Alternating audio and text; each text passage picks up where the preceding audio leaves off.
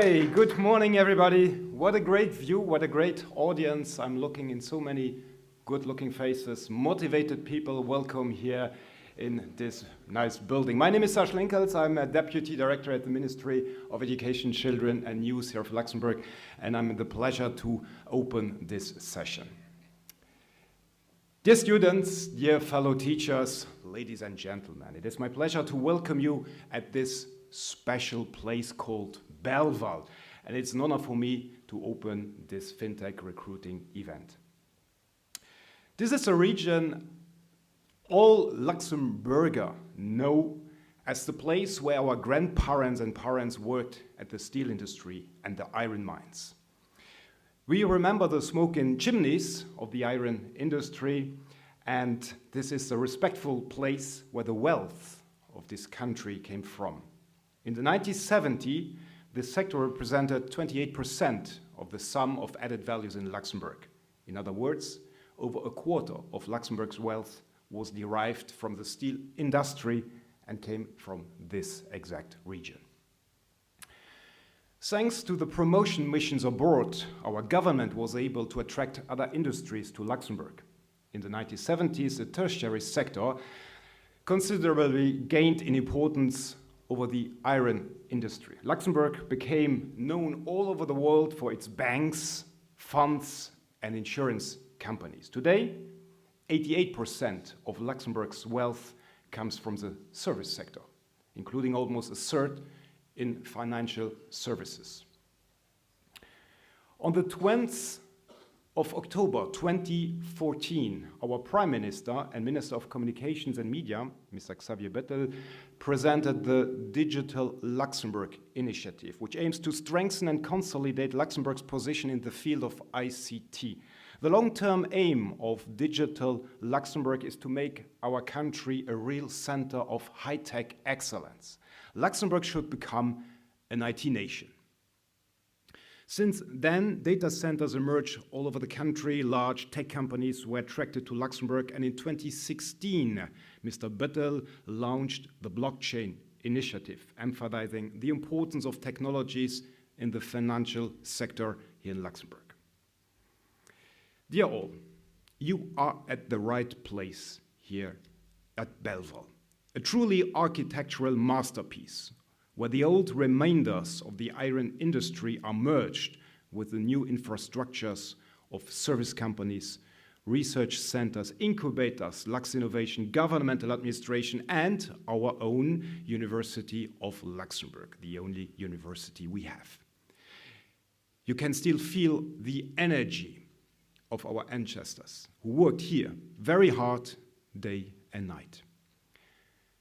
It is my privilege to be in charge of the Digital Learning Hub here in this very building, on this magical place, and train today's future experts in technologies and IT. My team and I offer 130 trainings in the areas of blockchain, fintech, cybersecurity, AI, data, cloud computing, coding, and design thinking. More on this topic, well, very soon, because I have the pleasure to be invited on the forthcoming panel discussions. Dear all, I wish you interesting talks and new connections all over the day, but please don't forget. This is a place full of energy. This is a place where students are. Here is also the students' life. Enjoy this place. Enjoy the food and the drinks we can offer you, and be welcome here at Belval. Have a great day. Thank you.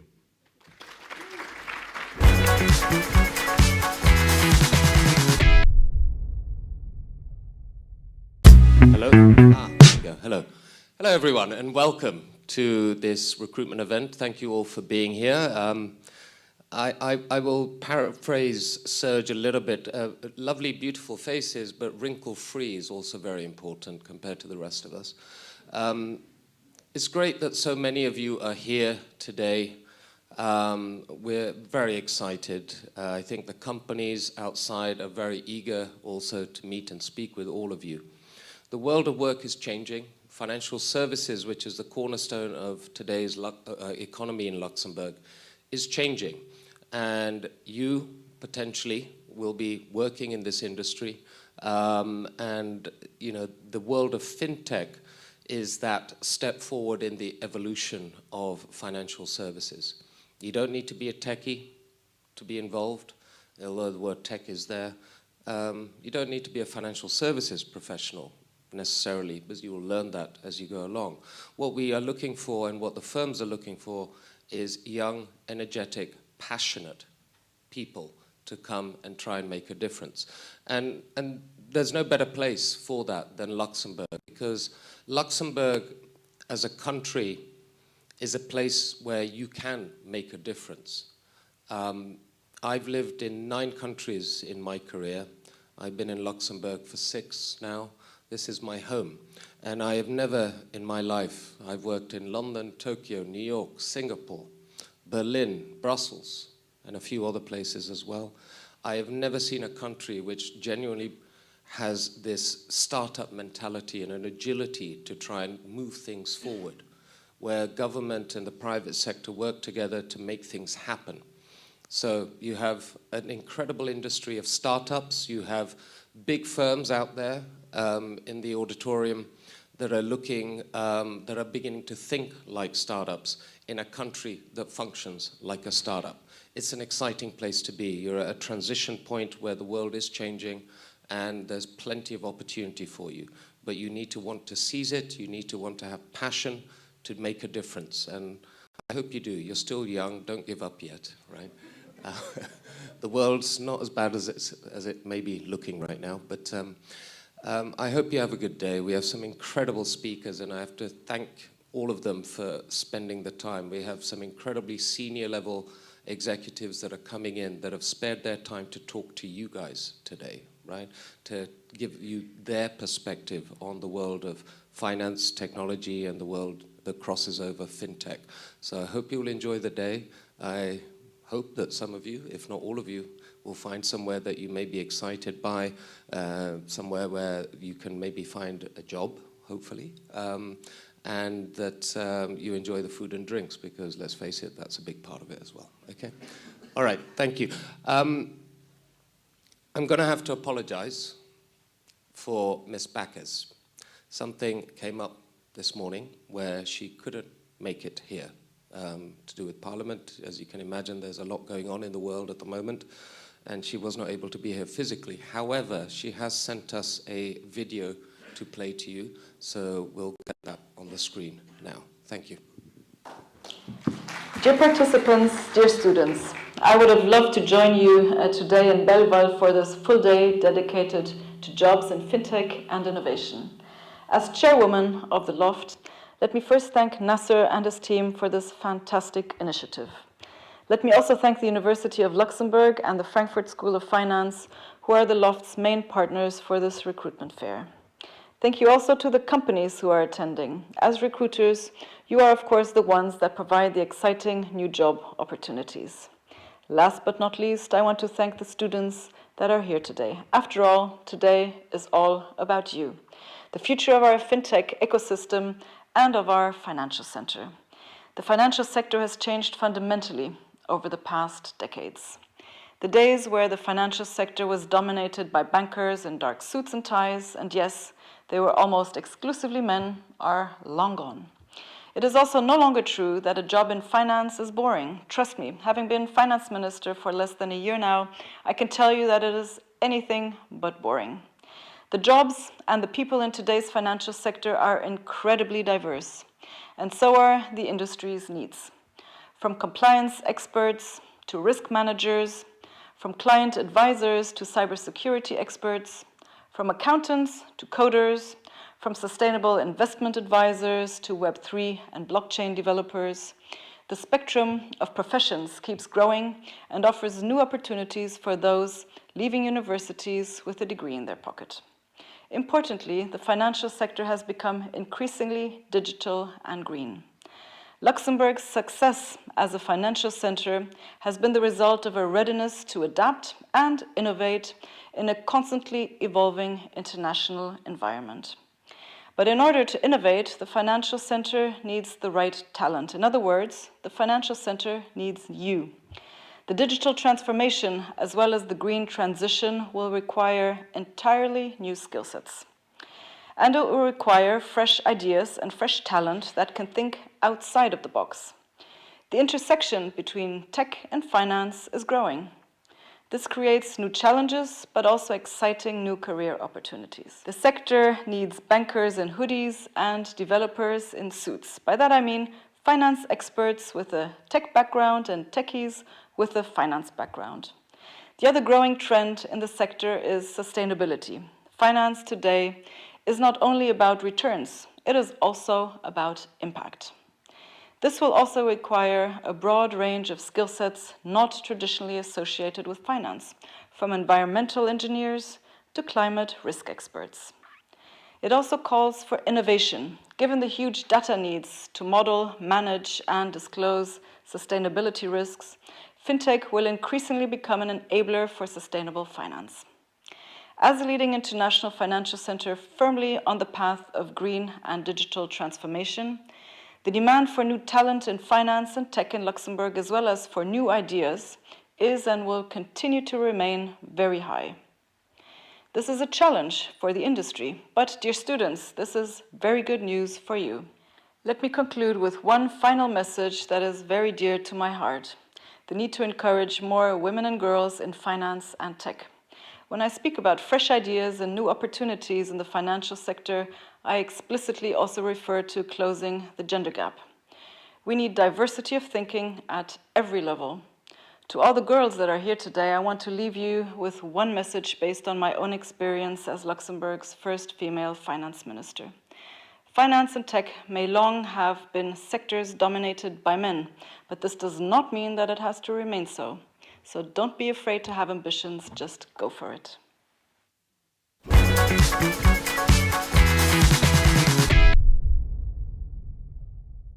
After this great first introductory keynote speech, I would like to call now a graduate from the University of Quebec. He used to be a serial entrepreneur. Today, he's the deputy CEO of the Luxembourg House of Fintech. Ladies and gentlemen, give a hand for Mr. Alex Panicon. Alex, thank you. Hello, everybody. How are you feeling? Good? Awesome. So, my name is Alex. I'm Deputy CEO of the LHoFT. And guys, I used to work in banking for a very short period of time. And you know what? I hated it. So, when this guy here, Nasir, reached out regarding the LHoFT, and I say, Nas, I work in banking. I really didn't like it. I don't want to work in the financial industry anymore. And then he reached out and he said, Alex, but you've been an entrepreneur. Why? And I say, I want to change the world. I want the world to be a better place, like every entrepreneur. This is the usual BS. And he asked me, but Alex, what better place to change the world than starting with the financial industry? It's the bedrock of our economy. It touches everything in the social life. So yes, if you want to change the world, finance is the best place to start with. So 5 years later, Antu, can you change the slide? Sorry, yeah, I should have taken it with me, the clicker. I just have one slide. So 5 years later, this is the fintech ecosystem in Luxembourg. So as you can see, we have 4 major segments. The first one is the payment industry. So all the big payment firms you might think of, they are based here in Luxembourg. And then our job was really to develop the ecosystem regarding RegTech and FunTech. So who knows what's a FunTech? FunTech? Come on, guys. Who knows? You know what's a FunTech? You seem smart. You should know. No? So every tech firm providing services in the fund industry. Okay? Why? Because maybe you mentioned it, Philipp, but Luxembourg is the second fund industry in the world, guys. It's not London, it's not Frankfurt, it's Luxembourg. So we are huge in the fund industry. So we have a lot of services and solution fintechs in the fund industry. Then we have RegTech, because RegTech is needed. Regulation, you will see. When you work in the banking sector, be it the fund sector or the insurance sector, it's quite heavy. And then blockchain. We are one of the leading countries in the blockchain. We were the first country to regulate crypto exchanges in Europe. Bitstamp and Bitflyer. Bitstamp, are they here, by the way? Bitstamp? Not today. tomorrow. So as you can see, we have a beautiful ecosystem of almost 300 fintechs in Luxembourg. But this is not the only thing that changed for the last 5 years. Also, the financial industry has changed. The banks have changed. As our finance minister said, it's not boring anymore. The bankers we are working with, they know everything about blockchain, they know about AI. We have Anne Pascal. I mean, you are at the forefront of the blockchain industry as a bank. So yes, you can have a huge impact in the world by working in the finance and the tech industry. And guys, if I was back in the Roman Empire, where do you want to live? Where would you want to live? Back in the under the Roman Empire. Which city you want to be? Are you wake? Come on, guys, wake up. I would like to live in Rome. I want it to be at the center of the world, right? Of course. So if you want to be at the center of the finance and the tech today, is Luxembourg. So my advice to you is, who doesn't have a LinkedIn profile yet? Everybody has a LinkedIn profile? Liars. So you all create your profile. You still have 1 hour before the coffee. You create your LinkedIn profile and you connect with as many people as you can. All the companies there, banks, fintechs. And yes, for my last words, I would like to thank all the participants, all the speakers. Thank you to the LHoFT team, my team. Thank you to Chris, to Romain. They set up the place amazingly well. And I want a huge applause, even a stand-up ovation for this guy, Anthony, because this thing here today, that was his idea a few months ago. And I say, you are crazy, and I'm happy that he's crazy. Anthony, well done, man. Thank you.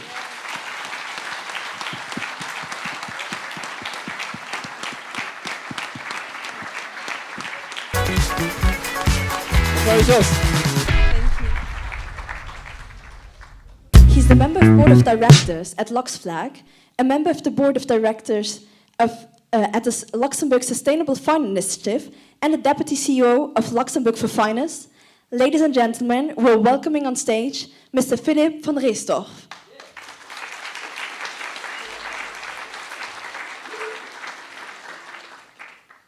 Good morning. I'm very happy to be here. It's not often that I can see students from Germany, France, Belgium, and the Netherlands and welcome them here. So kudos to the LHoFT. I'm Philipp van Restorff from Luxembourg for Finance. We are the agency for the development of the financial center, and we do many things to develop this financial center. And one thing that makes us very proud to have co-founded the LHoFT, because what these people are doing for developing the financial center is just incredible, and I wanted to thank them to have organized this event that enables us to present to you what the financial center is all about and where we are going. So I haven't witnessed the mines and the steel industry here because I'm one of so many which came to Luxembourg later. My parents took me to Luxembourg in 1978. So I'm one of those many people who since 78 have made the population of Luxembourg almost doubling. But what does the financial center have in common with the steel industry? Actually, the steel industry kicked off in the middle of the 19th century. And that was precisely the moment when we needed the financing to develop Luxembourg, its infrastructure, its commerce, and so on. So this is actually the starting point where the financial industry has really took off. So what happened since? A lot of things have happened. We have been going from commercial banking and trade finance after the signature of the Treaty of Rome in '57 into Eurobonds, into wealth management, into asset management, into insurance, into capital market activities, and more recently into financial technology, but also sustainable finance. So where do we stand today as a financial center? We have 124 international banks, more than 300 investment fund managers, more than 100 investment firms, more than 250 insurance companies. And we have a Luxembourg Stock Exchange, which is today the biggest green exchange in the world with more than 250 green, sustainable linked and social bonds. And all these actors are operating and doing finance and financing projects all over the world, thereby developing economies and creating jobs. Now, what is it? What makes us so successful? Well, I would guess it's our international dimension.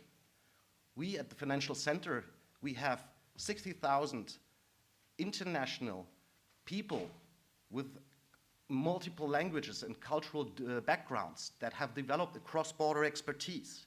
So we have become an EU hub for international financial players that want to deploy their services through Europe. And we are constantly developing. The LHoFT and Fintech and all the things that happen in the past years are demonstrating this. We are on the way to becoming an ESG compliant financial centers. And last but not least, we have communities which we are building through the LHoFT, through other public-private partnerships. The most recent one is the Luxembourg Sustainable Finance Initiatives, which brings NGOs, financial markets players, association, the civil societies to the same table in order to make sure that we develop a sustainable future. And all this is embedded into stability and predictability, which is basically the most important thing for international investors. We have economic stability, we have social stability, and political and fiscal stability. You're here for FinTech, I get that, and you're right to be here. You're not only at the best place, but you're in a good place. We see RegTech solution developing, blockchain solutions for the secure issuance, transfer, and management of tradable digital assets. We have financial services players who are bringing their data into the cloud. We have international payments and electronic money institutions, and many more who are boosting our financial center as a whole. So what is the strategy? What is our ambition as a financial center? Well, first of all, we want to continue to be this European founding partner with this mentality of developing cross-border finance and financing thereby a stronger European economy. We want to be complementary to other financial centers in the EU. And we want to continue to build on the EU regulatory framework. Sustainable finance will probably define the next 10 years in the development of international finance. So there we want to have a lead and continue to have a lead. We want, together with all the actors here, push on innovation. And last but not least, and this is why we are here, we want to nurture the human dimension by constantly improving the working environment, upgrading Luxembourg's infrastructure, and further improving quality of life. So I hope you will enjoy the whole day, because you will meet a lot of actors who are very relevant to this endeavor we want to go to. Unfortunately, I have only 7 minutes, and I think my time is up. Anthony, I guess that this is right. So if you want to have more information on what it is working and living in Luxembourg, and you want to hear from testimonials of your age, please go to movetoluxembourg.com, where you will find videos where these people are talking about their life and their work here in Luxembourg. I wish you a great day and a lot of success. Thank you very much.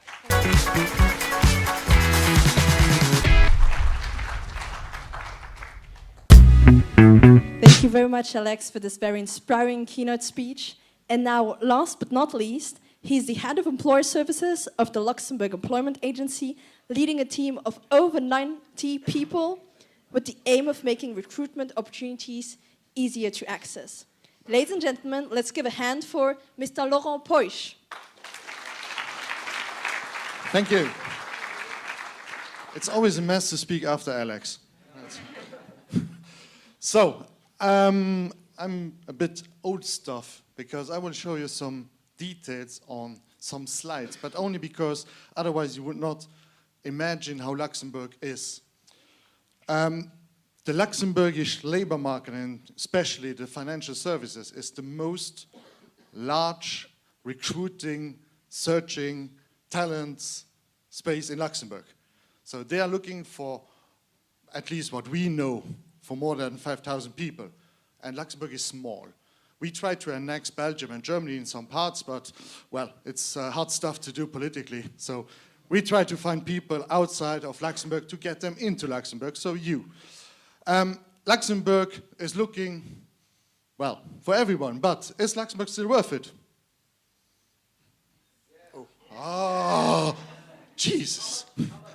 How much? 20K.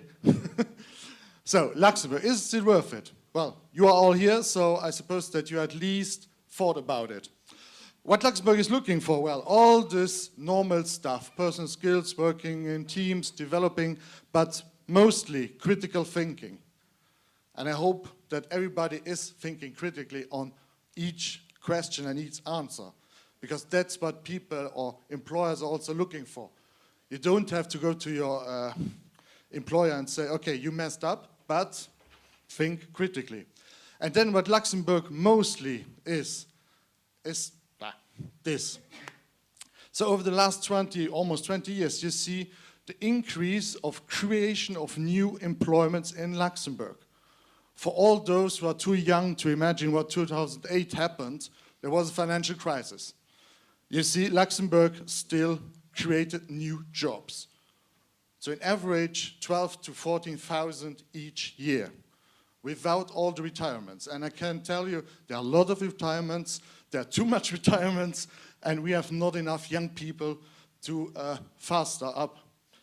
So and you see Europe, well, normally we also show France, Belgium, Germany, but today I said, okay, we only say European Union average. That's it, Luxembourg is better. And then for the financial sector, you see it's getting up every day. We have the most of the opportunities, the most vacancies at the employment agencies, so the public employment services, are in financial, insurance, fintech sector. So there are a lot of opportunities for you outside. And then again, is Luxembourg still worth it for you? After some figures. Yes, and now I really would like to have everybody taking out his mobile. For once that you are allowed. Really do it. So take it out, take a picture of this slide, go to workinluxembourg.lu, well, we changed it, was com before. There are more than 3,000 open positions on this website. You can apply immediately for these jobs here in Luxembourg, now, today, in a few minutes, in an hour. And afterwards, we're going to check out who has a LinkedIn account. Alex will do a little poll for it, and we're going to show it afterwards. So, thank you very much.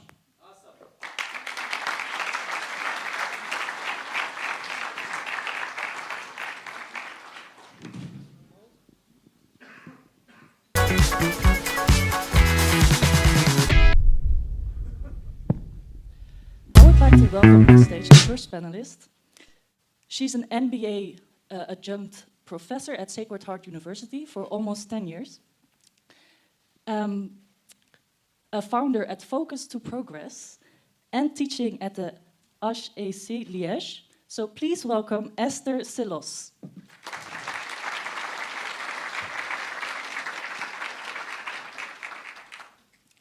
Our second panelist of today is a captain of the financial services industry. She's the head of regulatory compliance and strategy and the managing director at Clearstream. Yeah. Please welcome Anne-Pascale Malrouche-Frey. Our third panelist is devoted to fostering training and upscaling a generation of knowledgeable workers. He is a managing director and leader at the Digital Learning Hub. Please welcome Serge Linkels.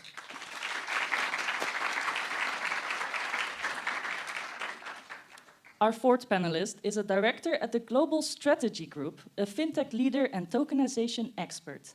Please welcome Vivek Yadav.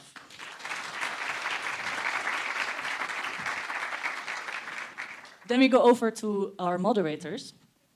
On the moderator side, we welcome the award-winning biotech entrepreneur and head of the Luxembourg University Incubator.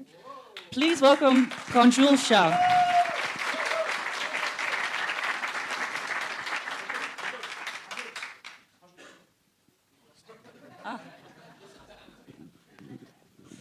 And last but not least, we want to give a warm welcome to the member of the High-Level Advisory Board on Finance and Technology at the IMF, the International Monetary Fund, a board member of advisory and expert panel of the EU Blockchain Observatory and Forum. Give a warm welcome to Nasir Zubairi.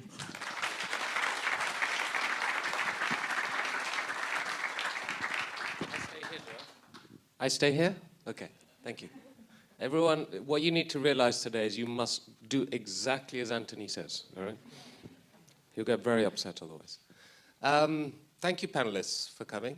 Thank you. This is amazing. So we're here to talk about future of talent. So if I may, I'm going to start off with you, Anne Pascal, if that's okay, to ask you a few questions. I mean, Clearstream is one of the largest employers, an incredible firm, the center of financial services, security services in Luxembourg here. Maybe, Anne Pascal, if you could give us a little overview of what are some of the opportunities. What does Clearstream do in terms of upskilling, talent recognition, talent management at Clearstream? Well, I hope Clearstream do a lot of things. As you said, we are a financial services. We have almost more than 50 years presence in Luxembourg now. We have developed historically in what we call security services. We have then had the engine of growth in fund services. I refer back to Alex mentioning and asking what is a Fintech. We do have Fintechs. We have created some. What we do in terms of recruiting talents, we are looking for young and not so young. We are actually open to everyone who has a, as Mrs. Backus said, diversity of thinking. I think this is the primary criteria that we are looking for. And we are based in the city center. We try to really attract multicultural people. We try to get rid of this perceived view, as I've heard already 3 times today, that banking is boring. We are trying to be not so male, not so white, and not so old. So I think I see many faces today, and I think these faces would be very welcome in our organization here and in many other banks in Luxembourg. Just to clarify, I mean, how much do you process on a daily basis? What does Clearstream settle on a daily basis? Just to give the scale of what these guys do. Well, we are settling more than almost 100 million transactions, and this is done through a in-house technology. So we are actually setting up. We have business lines, and we have a huge technology contingent of staff. So this is probably more than a third of our people. And what we do, and I think it has always been at the heart of what we do, and it has always been a success for us, is that, of course, we rely on external partners and external software, but we develop in-house most of our technologies. You talked a little bit about diversity as well, and how Clearstream is looking at a diverse talent pool. Mm-hmm. Does Clearstream have any special programs related to diversity?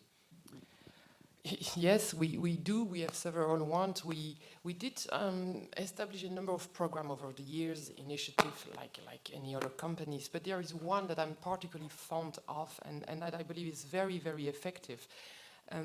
We have set up what we call conversation table. So let me explain briefly how that works.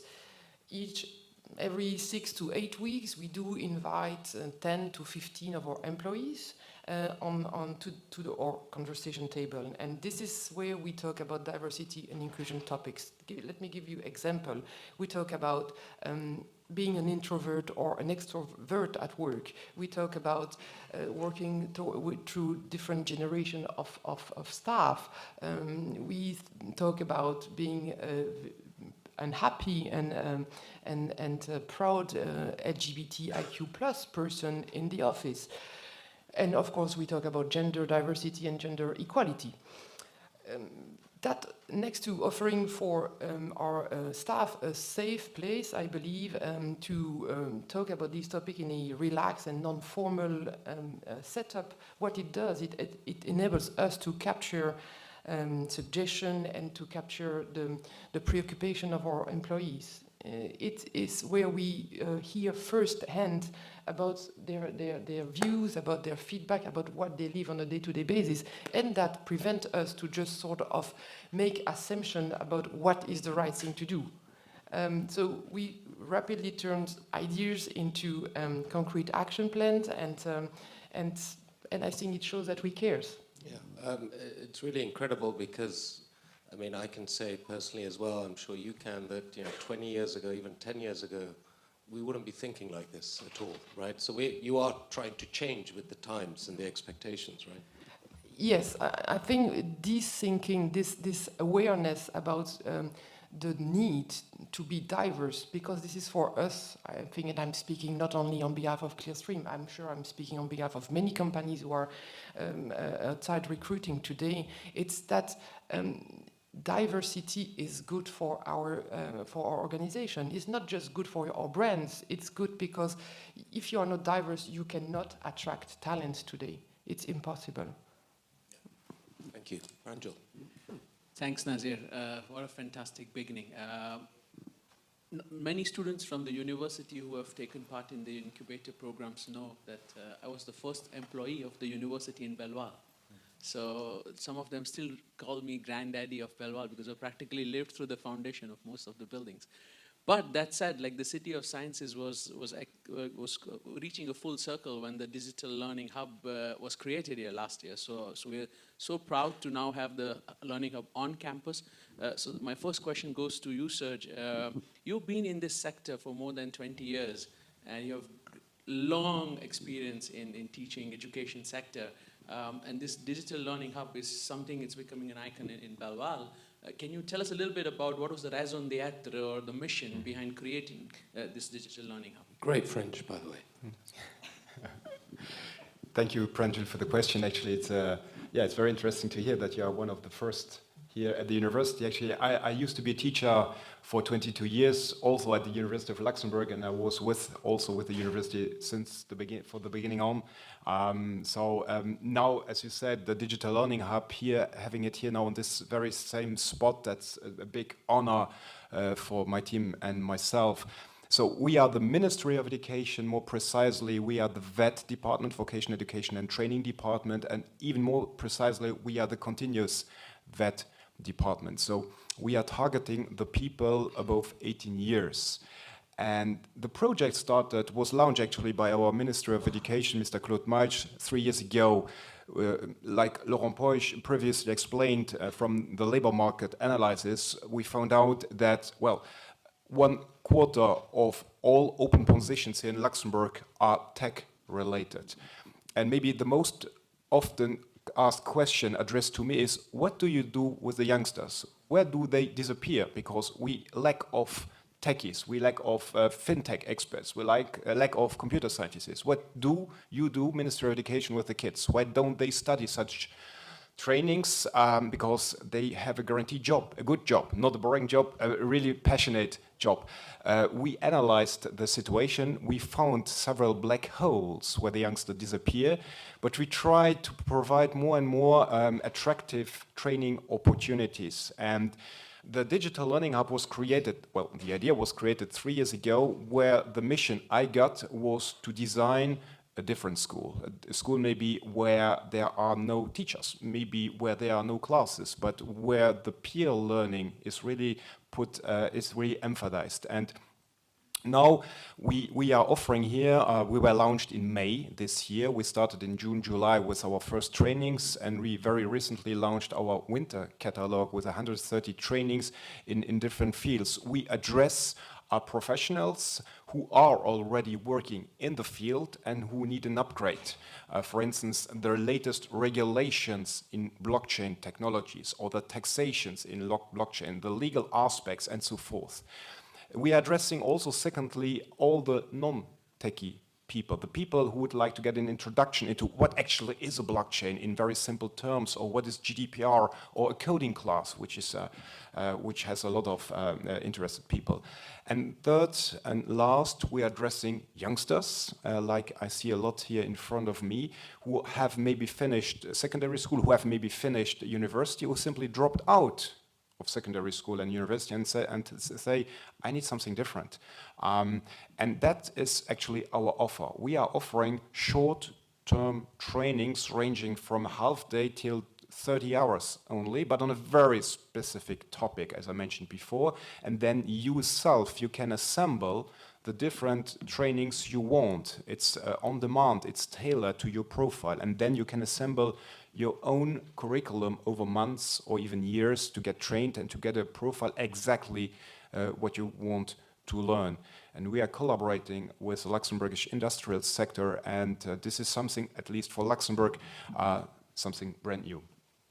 I think the arena of continuous learning is going to be more and more important for our students going forward. It's all about fast learning, and what you're offering in terms of courses from one day to whole curricula that they can self-design is really going towards future. You touched upon a very important topic, which actually even the universities are struggling to make happen, is peer-to-peer learning. Mm-hmm. Maybe can you give us a little bit of insights on how Learning Hub is actually trying to enhance this? Yeah, indeed, you're absolutely right that I think having been a teacher for a very long time, it's very often the old school setting where you have some savant in front of you, some kind of expert, and who is transmitting in a very unique directional way his knowledge to the students. And we know that the learning curve is very low. So after the session, people tend to forget it very, very soon. And so this is actually very ineffective learning. And between us, I don't understand why a lot of schools, universities still work in this old school setting, the transmission of knowledge. And very often teachers tend to say, when I haven't told them it at least once, they don't know it. And in my opinion, this is completely wrong, because learning happens between you, and maybe copying your homework in the school bus on the way to the school is maybe more effective than what you are listening to in class coming from a teacher. So peer learning is one better instrument. So what we try to implement is bringing experts together. So as I told you, we are talking about people above 18 years, they have a certain maturity, they have a professional background, or at least starting to get one. And we put them together in a class. We have, of course, a coach. We call it a coach, not a professor. A coach who animates the team and who ignites some fire in this class and asks some challenges. And there is a lot of hands-on project-based learning, exchange of experiences and so forth. And there we believe that learning actually happens and is promoted much more than just in a classical school setting. I don't know how many MOOCs you have finished. I finished two MOOCs. And I started dozens, if not hundreds of MOOCs. It's so difficult to wash a screen and to do homeworks and so forth. It's so boring. And when you're in the middle of a crowd, it's much more fun. And you're at the coffee machine with other classes. You exchange at the coffee machine. You talk about whatever life brings you. And this is fun. And this is, in my opinion, what a modern school should be like. Thank you, Serge. Over to you, Nasir. Sure. I'm a quick interlude. I need to take this opportunity. I've got to ask and maybe wake some of up. How many of you guys here, put your hands up, have bought, owned, traded cryptocurrencies? Hands up, please. That's interesting, right? Okay, thank you. Just wanted to wake you up, especially you down here. I've noticed you're fast asleep, which is fine. She hasn't. Right, okay. Vivek, KPMG. How long have you been in Luxembourg, Vivek? 6 years now. 6 years all with KPMG? I think we started together, sounds like. About the same time, so about the same time as me. What changes have you seen? I mean, KPMG, I think the latest batch, 300 graduate students you've recently hired. You've come in from abroad. What is it about KPMG in Luxembourg, particularly in terms of the way it looks at talent, the way it's changed its perspective at talent. You know, how is it developing? What are the opportunities that KPMG offers? Definitely, it's a very interesting question. Over the last 6 years, I've seen dramatic changes in how I was actually part of a competitor before, but in regards to how big four firms really hire talent and the skill set that are required now. To answer the later part of your question, in regards to what skill sets do we really see, is I think a lot of it has now come down to innovation and the new technology. And I'm very surprised that so many of you have really traded crypto or have some kind of exposure to the blockchain. I think that was something was completely unseen 6 years ago. We're very lucky to, as Alex pointed out in the beginning, that two of the largest regulated cryptocurrency exchanges are based out in Luxembourg, and we were very lucky along with LHoFT to work on those exchanges before. So you could see that when I started here 6 years ago, there was very little recognition in regards to the skill sets required for AI, or in regards to blockchain, or even in regards to sustainability. And I think we have seen a massive change in what we are seeing now and what we are recruiting for. Yeah. And oh, sorry, let me just have a look. What was I going to say? You know, sometimes, I'm going to be honest, I mean, I have had engagement with the Big Four in my life when they've tried to hire me, and sometimes I felt it's a little, let's say, rigid in terms of career progression. How has that changed? How's career development changed in KPMG since you've been there over the past 6 years? Definitely. You are spot on the first part that it used to be rigid, and I think it's the way that Big Fours were structured earlier. They historically were audit firms. They moved slowly and steadily into tax and consulting, and now they're into strategy consulting. Because when we speak of strategy, usually the names that come into our minds are BCG, McKinsey, Bain, and now the Big Fours are actually giving them a very hard competition. Earlier, the recruitment used to be very siloed, but I think now we recruit a lot for cross-functional. I mean, I cannot speak much of audit and tax, but especially in advisory, now we especially look for skill sets of an individual, young graduates like you who are actually multidimensional. So you could work on multitude of topics, let's say from helping out on strategy, as well as from ESG to doing a little bit in fintech kind of work, tokenization. And this was not the case before, because earlier if you were a specialist in AML KYC, you would actually be focused on that particular aspect. And that has been a massive change I've seen in regards to how the Big Fours operate now. If I may ask, Philipp, what has been your personal journey? What did you study at university, and how did you come to be working at KPMG doing what you're doing? Yeah. So I had a very international background, just like you, Nasir. I was very lucky. My undergraduate was in finance and information systems. So I think it leads me to, I think 10 years later, into actual world of fintech. I studied in the States. And after that, I did my earlier gig at Wall Street, working for Dow Jones Indexes in New York. From that, I moved to, again, India, to Asia, China, Dubai, and somehow financial services really attracted me, and especially the strategy part. And when we saw the video and when we saw the last speeches in regards to the ecosystem that Luxembourg has, and from financial service perspective, something that's what really attracted me here.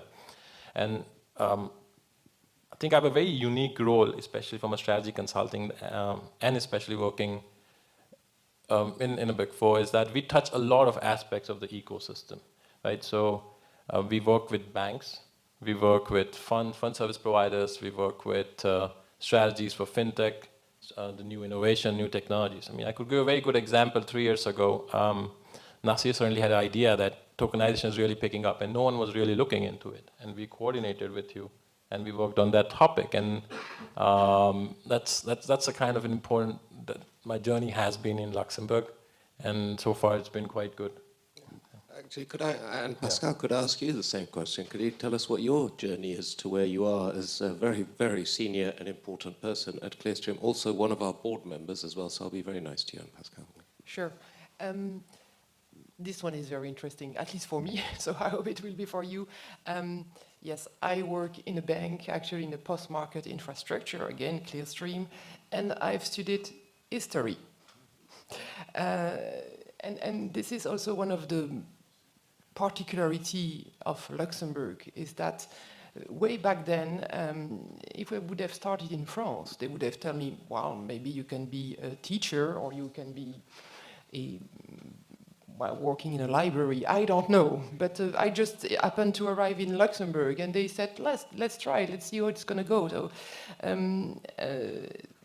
a bit fast forward, I had the chance to, I started in operations, so I was really on the back office side of Clearstream. They don't directly put you on the top job when you do history, by the way. So you had to prove yourself a bit. I had maybe two things may have contributed to where I am today. I constantly change jobs within the firm. So every 3 years, max 2 to 3 years, I had the chance to do something else.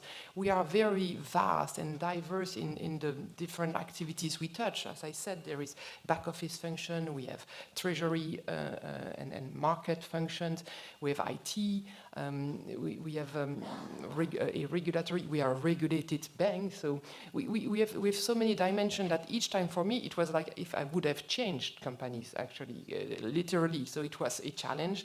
I put myself out of my comfort zone, believe me, and also had the chance to travel. So I worked in London, I worked in Singapore, I worked in Frankfurt, in Czech Republic, in Prague, and certainly here in Luxembourg. So the two things combined sort of give you more confidence. It gives you the chance to also to be visible to your employer, and this is how it goes. Well, at least for me. Thank you, Pascal. Pranjul. So what Vivek didn't mention very well is that before becoming a banker and financier, he was actually aspiring to be a tennis player, professionally playing as well. So the journey is also quite interesting. And he actually happens to be, which is very rare in Luxembourg, from the same city where I'm originating from in India. So you can say it's almost by chance. I want to bring your experience into play here, Esther. You have a long-standing experience and career in training, academia, and coaching as well, and you are seeing from firsthand how this is changing as a whole, and lifelong education is becoming the norm here. So, what are your interests in this, and how are you actually, taking this forward? That was your phone, not mine, by the way. Technology always tells, right? Yeah. That's true. It's been a while already that I'm in teaching and education and academia, and I've had the privilege for the past 7-8 years to be part of the faculty for MBA and executive MBA students. The thing is, it says professor. I'm acting like a professor. I am teaching and coaching, by the way. It's not just sitting there and having this group of people listening to me passively. But I'm so-called a practitioner in the academic world, meaning that I'm not a researcher, I'm not publishing, but I teach out of my own experience over the past, okay, there he goes, 30 years.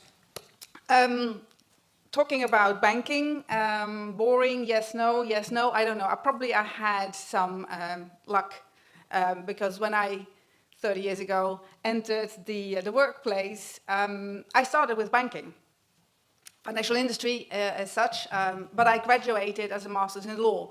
So when I met my peers around the table, often I was the one with a non-finance educated brain. I'm not saying that was good or bad, it was just very different. So one of the things, and going back to education and all of that, was definitely making sure that you stay on top. So continuous education has been my friend from day one. It brought me through the organization. I stayed actually 22 years.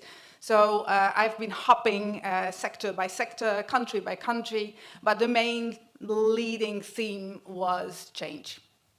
So innovation, change, okay, it sounds like at the time it was boring and very stable. Also at the time, it's certainly till 2008, it was very dynamic, international expansions, digitalization, of course a different level than today, but the impact of it was the same. And it meant that we needed to have constant cognitive diversity around the table. So we needed to be constantly looking for diversity in the talent around the table to make sure that we had every type of perspective possible that could add to change, to innovation, to driving also the processes, which is then, of course, the second phase. So the first 22 years were really within that ecosystem of the financial industry. Then I took it out and I started to be more on the leadership skills that are needed to drive these kind of innovations and change. And that's also how the teaching and coaching and mentoring started to come in. The question about continuous education, oh guys, please, never stop learning. I mean, it is such an interesting world we're in. There is so much to know. There is so much opportunity also to learn. You've already heard so many different ways of doing that. It doesn't have to be years and years. It can be a day, it can be half a day, it can be the person sitting next to you. So definitely constantly be out on, your way of trying to get more of information and knowledge. I think I'm going to ask a question maybe that for all the panelists, maybe starting, I'll start with you, Esther, since you're closest to me. What do you think is sort of going to be the critical, I guess, from your perspective, for the firms and the industry as a whole, but obviously critically for the students themselves as well? What is the future of talent? I mean, what do we need to be thinking about? What are the companies thinking about? What do students, young people need to think about? Because it is a bit of a merge that needs to occur, right? It's not just, one or the other. And there's still, it's a little bit like a square peg into a round hole at the moment, I think, sometimes. Yeah, it does feel like that. Certainly if you're trying to find where you want to go next. So you've seen that list that Laurent showed you on those skills, and the skills of today and the skills of the future in different industries. Yes, no. They might drive you in your decisions how to look at your own talent and how to see how you can use your talents going forward for your own career. So hard skills, always there by definition. So if you can skill up and keep brushing up your hard skills, keep doing that, because of course the evolution in technology and stuff is going to go on. It's hard enough to keep up. But look definitely always at developing your power skills first, because the way you behave, the way you think, the way you interact is going to divide you from being successful and being less successful.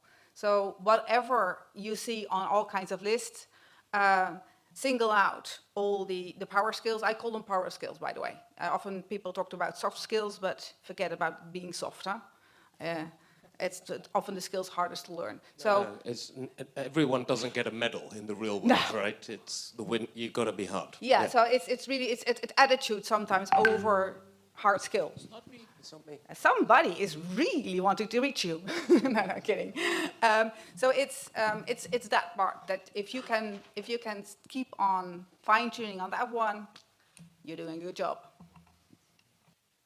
Well, same to you and Pascal. What do you think are critical things that you, Clearstream, are doing to adapt, and what are you looking for from the talent pool itself?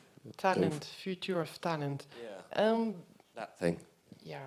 Well, really, the future of talent is brilliant, and it's particularly brilliant here in Luxembourg, and in an organization like mine, Clearstream, but in many other employers on the market. I think it's brilliant because most of us here in Luxembourg, we are fully tech-based. All our business process rely on technology. And we are more and more leveraging on cloud, on DLT and what have you.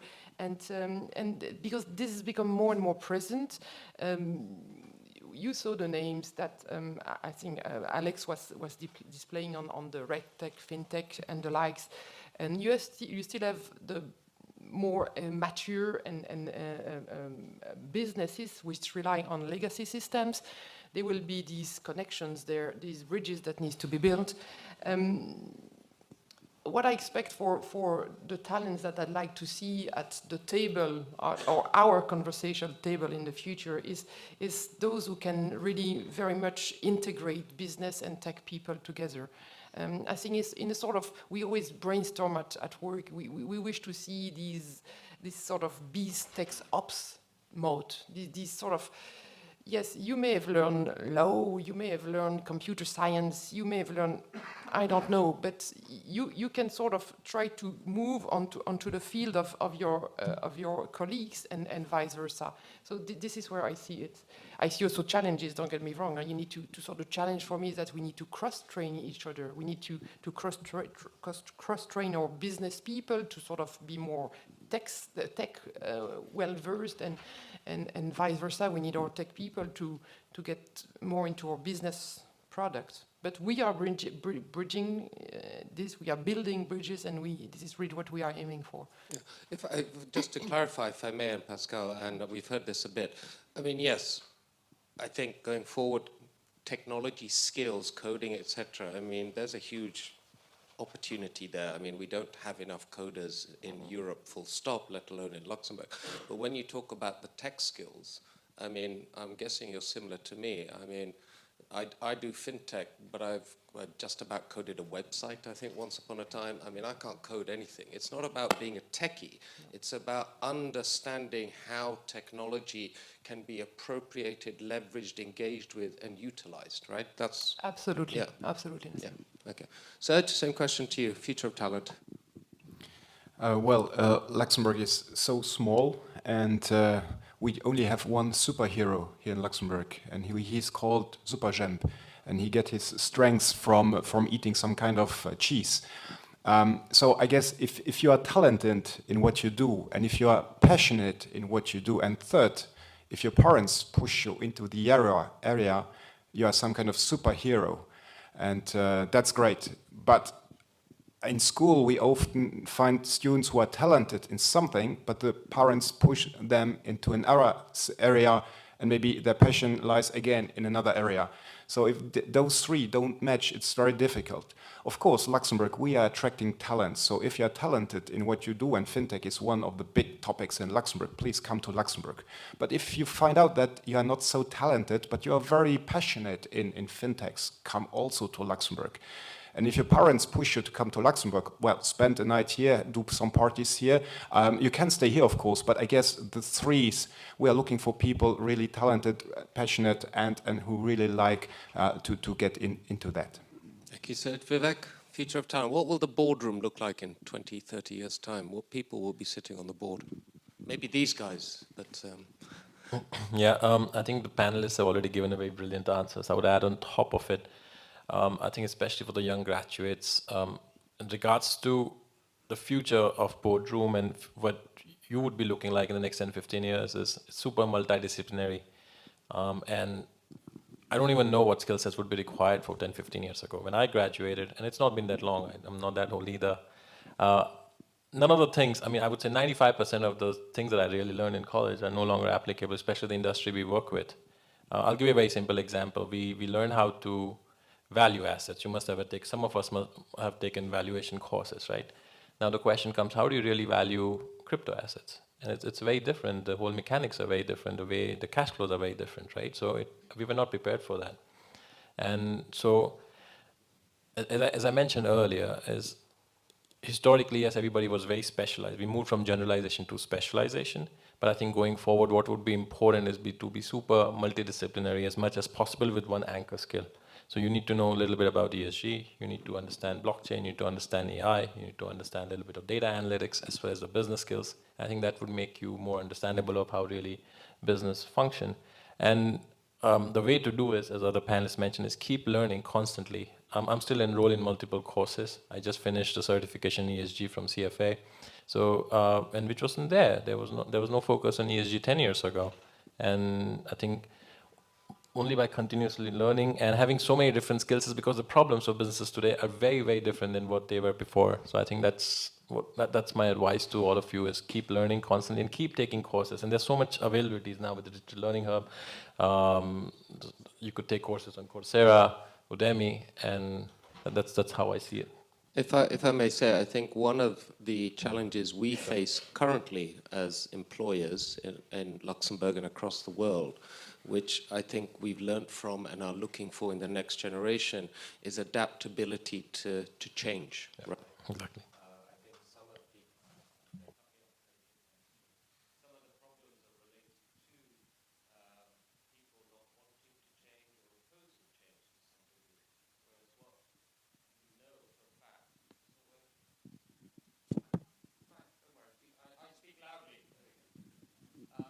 Hello?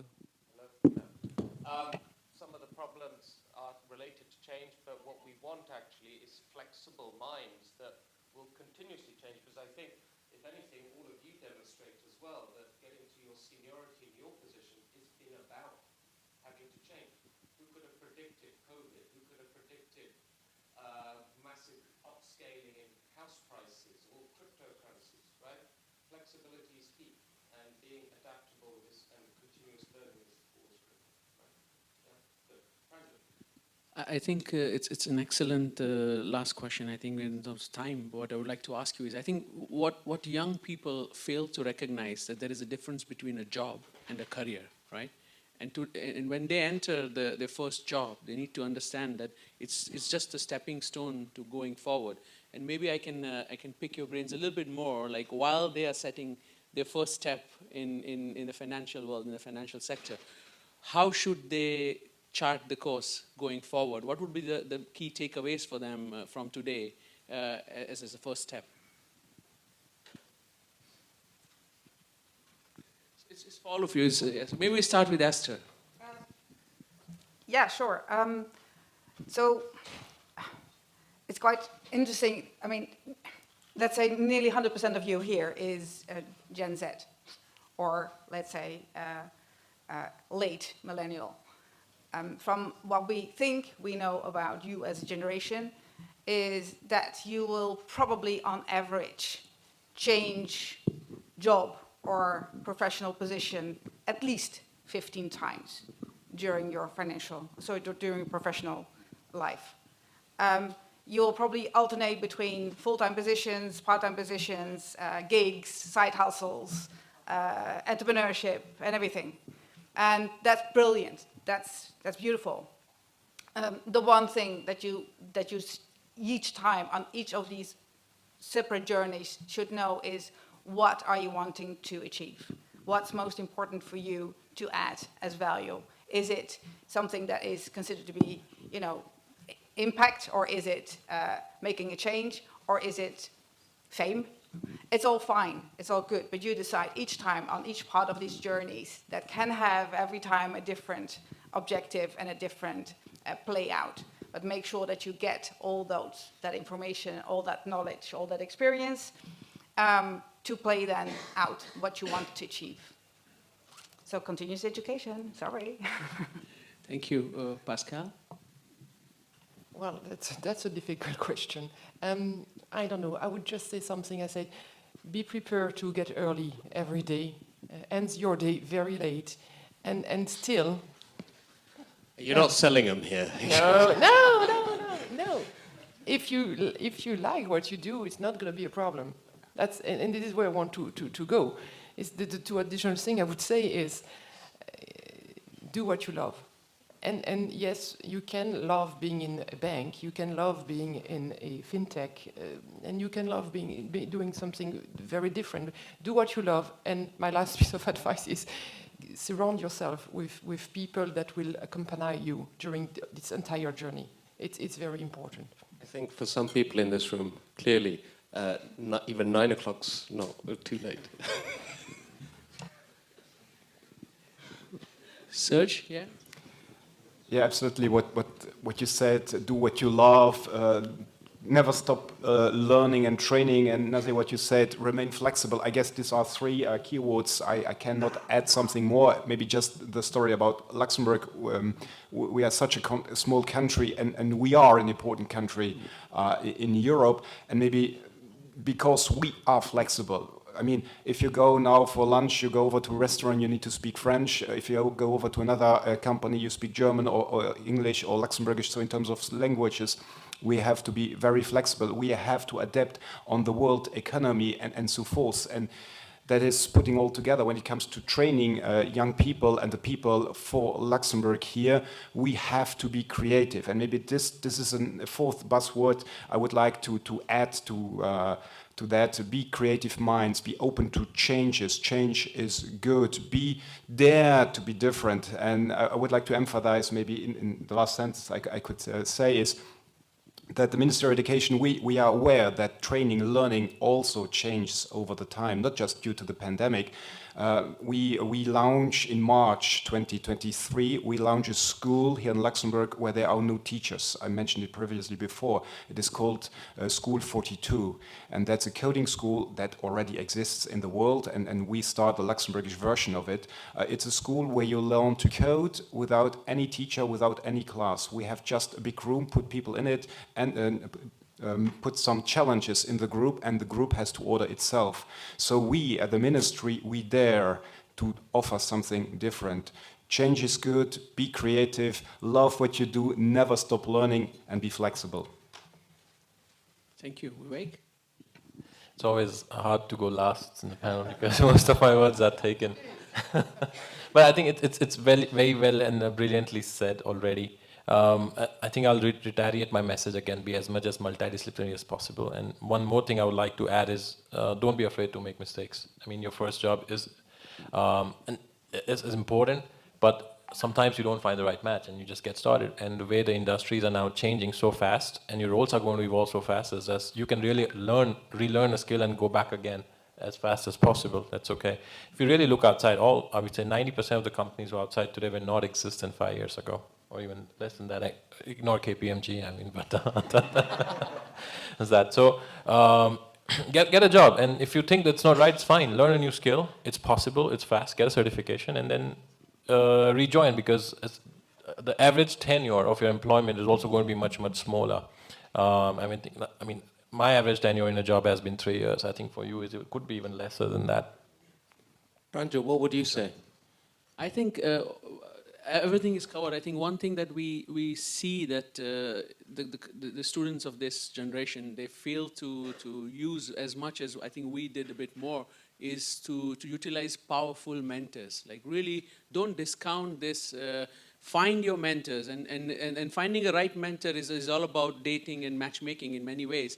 Is because you'll meet a lot of people, but when you find that somebody who gives you the right advice and you connect with well, please make sure you set up regular appointments, meetings with them, and find that 15-20 minutes even, but talk to them, because they could have a huge difference. They can make a whole world of difference to your career track, how you will progress and where you will go. And sometimes there might be decisions where you might be struggling, and they'll really help you. So I would add that, because this is something that it's all about listening and taking in this kind of giving somebody else the opportunity to help you in their career. But it sometimes takes an effort from your side. But don't miss out on this opportunity. I think Anne-Pascale, you wanted to say something. Yeah, Vivek, you said something very important. Don't be afraid to make mistakes, and please, pretty please, don't be afraid to ask for help when you do mistake. Asking for help is not a sign of weakness. Asking for help is a sign of intelligence. I'm looking for people. I want to hire people who do mistakes, but then once they do it, they just come back to the team, and we try together to get over it. That would be my closing remark. No, I mean, mistakes are the biggest learning we get in life. We don't learn from doing things right. That's easy. If I may just add one point, I mean, the likelihood that people in this room live to 120, maybe even 150 years old is absolutely significant. That means very, very long careers. Guess what? Pensions are fucked. You're not retiring at 65, I'm telling you that, right? You're not. You're going to have very long jobs. You might all think you're going to be these next Elon Musks. You're not. That's 1 in a billion people, right? You're going to have a very long career. Think forward. Because my sense is that a lot of young people think about today only rather than thinking forward. You're going to work for a long time. I've worked 30 years now. That's longer than I studied, right? Yeah, And I've loved every minute of it. But I did go back and study when I was 32, so continuous learning. It's going to be very interesting if people do live these long lives, which is highly, highly likely soon, is that they'll probably have to go back and restudy and retrain all the time to adapt, because the world is constantly changing. You guys all remember when the iPhone came out, right? 14 years ago. It's amazing. All right, I think that's the end of it. Esther and Pascal, Serge, Vivek, thank you so much. Big round of applause, please, for all these people. Thank you, guys.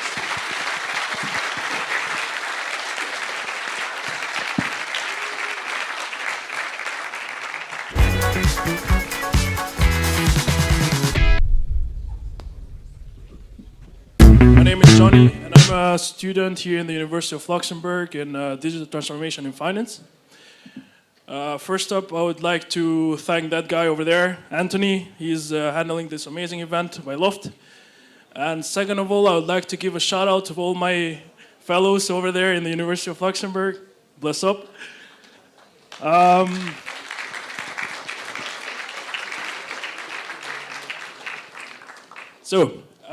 After that exploring future of talent, we dive in the world of crypto, blockchain, and all those amazing stuff. He's a web entrepreneur, co-founder and investor in several companies, including Tokeny, Isberg Marketplace, Morizy, and he's passionate about blockchain and fintech. We bring you the CEO of Tokeny, Mr. Luc Falempin.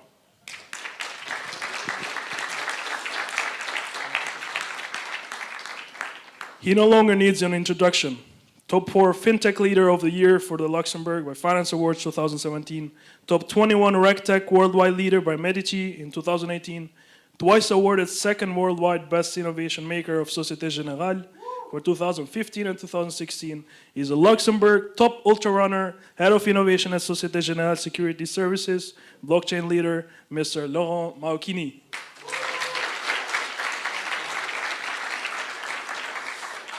He's a former spy turned award-winning serial entrepreneur and simply passionate about the blockchain space building communities.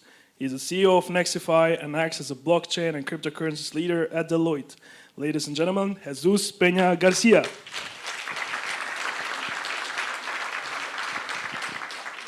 Last but not least, a graduate with an MBA from EAC Paris. She's the co-head and chief operating officer of Bitflyer, one of the first regulated cryptocurrencies exchanges in Europe. Ladies and gentlemen, Ms. Amy Nagata.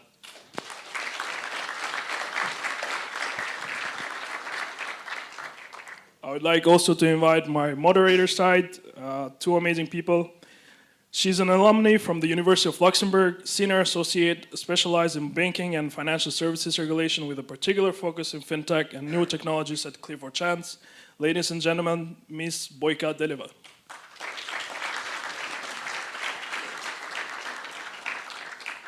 He is living and breathing Web3, a gamer, a game producer, passionate educator, and former head of publishing at Sandbox. Thanks to his generous contributions, we get to run this event today, and a big applause, please, for Managing Director at Let's Play, Mr. Julian Gratz.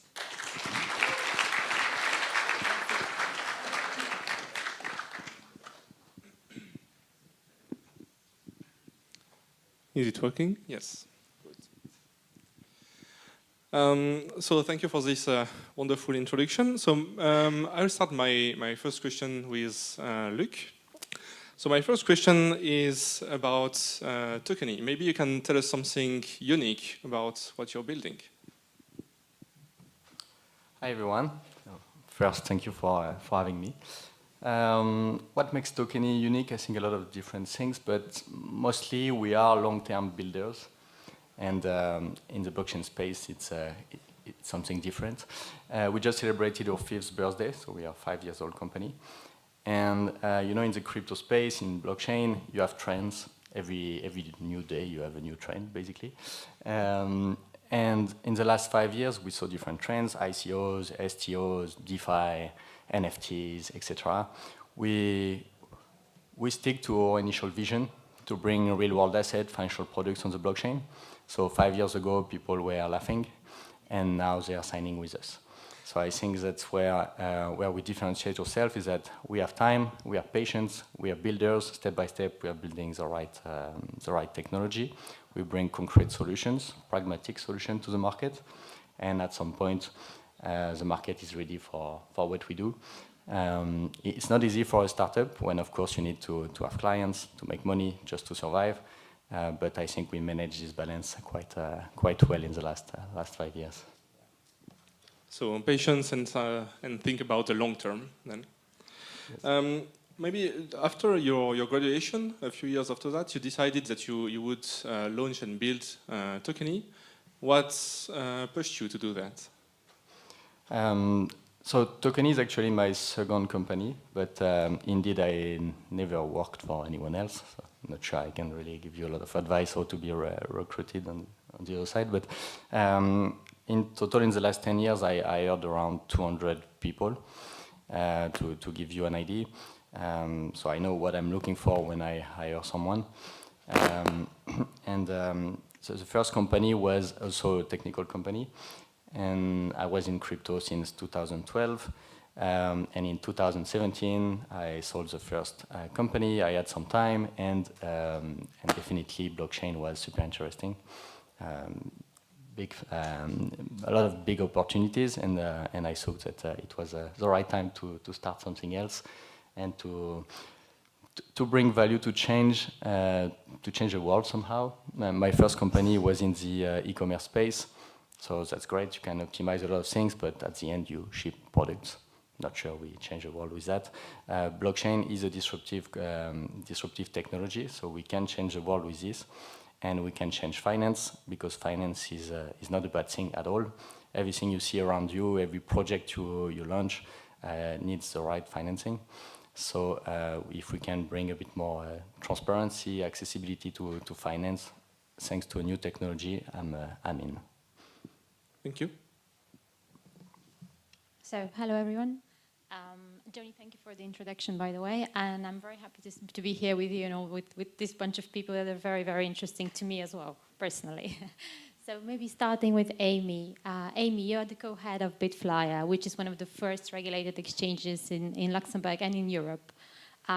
Could you please maybe briefly introduce yourself so we can know you better, and maybe also Bitflyer, and then elaborate a bit more on what is actually that inspired you to be the co-head of Bitflyer together to Jinkia? And as we know that Bitflyer is one of the model children of crypto exchanges here in Luxembourg. Hi everyone, thank you very much, thank you. So, Bitflyer, it's a Japanese company, and I think I did too. So the company was built in 2014 as a crypto exchange in Japan, and we're one of the biggest exchange in Japan. We have, obviously, our main office is in Japan. We have our office or entity in Luxembourg, and also in the United States. We're regulated at those 3 geographic areas. And so that's Bitflyer. So we have a crypto exchange, and we have 2 products mainly. One is for the retail investors to simply buy and sell the crypto. Another one is more for institutional or professional investors who want to do a bit more fancy stuff. So that's us. Talking about myself, I'm Japanese, in case it was not obvious from my name. However, I've been in Luxembourg since 2012. I grew up in Japan, a bit in the US, in Japan. I did management consulting, and then went into finance since 2007. I've traveled around the world, worked in Japan, London, Paris a bit, Lyon, in Luxembourg. So yeah. And the reason why I joined Bitflyer was, before that I was really into the traditional finance space. I was working in the fund business, nothing to do with crypto. I had friends who were into crypto, and initially I was quite skeptical, I have to say. I was like, I don't know, is it really going to work? But then the more I looked into it, I thought that would indeed change the finance world, and that is something that I need to be in, because I wanted to be part of that change. So that motivated me to be with Bitflyer, and I guess that answers your question. Thank you. So my next question is for Jesus. So I was wondering what was your turning point when you decided to enter the blockchain space and to work at LHoFT? Well, hello everyone. First of all, just to say that life is like a journey, no? You noticed by my accent and my name, I'm from Spain. I was working there in the intelligence service, and I was doing satellite communication, satellite security. Then I moved to Luxembourg, for one reason to another reason. So I was part of the first Fit for a Start, that is now a very famous program. So at that time, in 2015, I was one of the team was one of the first speaking about digital asset. And we're starting to speak with banks, what does it mean a digital asset, what does it mean the cryptocurrency, and the new thing that they will come, no? And at that time, so we realized that there is an opportunity in Luxembourg, well, in other countries, to specialize in this aspect, the blockchain and crypto. And then the transition to the Deloitte or to work for the Big Four is because everyone at one point in time need to work in the Big Four. So sooner or later you need to pass for working for the Big Four. And then, just to say that working for the Big Four, they give the possibilities to work with the biggest player, like for example with Tokeny or with Big Flyer. And you will not have this opportunity when you are an entrepreneur or you are running your startup. So I think that with the Big Four, working for them is a good opportunity to learn, to build your capabilities, and also it's like a very fun to report to all your boss that you have. So I think that many of you should take a look of the opportunities in the Big Four because, for example, if you are interested in the blockchain, so you can take from many angles. So you can be expert in blockchain, but from the low legal point of view, from the technical point of view, from the compliance technical point of view, and I think that is a domain very, very interesting. Thank you. Maybe another question, because now that you're settled at LHoFT, maybe I want to ask you a bit more about how does your work inside blockchain and cryptocurrencies. What is your role there? Yeah, I mean, we need to say that the blockchain and crypto is not like established service in consulting right now. So many of our daily jobs is go to market. So how to prepare a strategy to go to the market, to speak with banks, to speak with the fintech, and how we can support them from the different angles. So I would say that the mainly job is just to build these strategies inside Deloitte to go out. Also, we are working a lot in internal trainings, internal knowledge, because as a firm, we need to be ready, state of the art, about the new regulation, about the new trends that they are in the market. Like, for example, with the metaverse. So Deloitte was one of the first running the metaverse event or supporting the metaverse event in Luxembourg. So this means that we need to catch up every time with the trend that is in the market. So I think that it's a pretty good job. So again, a lot of creativity and also be aware of the market and learn. Yeah, let's say that for blockchain or crypto, we don't have like a structured services, big demand from clients. So I think that the role of Deloitte or the Big Four should be just to make this awareness and to invite the companies or startup, fintech or more established, just to work together and to find this collaboration. Yeah. Thank you. Maybe let's start with Laurent now. I think even after the introduction, I can still say that you're one of the most recognized voices in financial services in Luxembourg. You work in a bank. I guess that's also normal. So I think the first question, which would be interesting to ask you, is what is that actually makes you excited in your day-to-day work at Société Générale as a blockchain group leader? I think it's very important to know it's the day-to-day. What is the day-to-day that brings you at 9 a.m. or maybe 8, I don't know, to work? So good morning to all of you. So I will represent the voice of the banking industry, I think, in the panel. So yes, we can be excited in the financial industry and especially in the world of blockchain, Web3, innovation.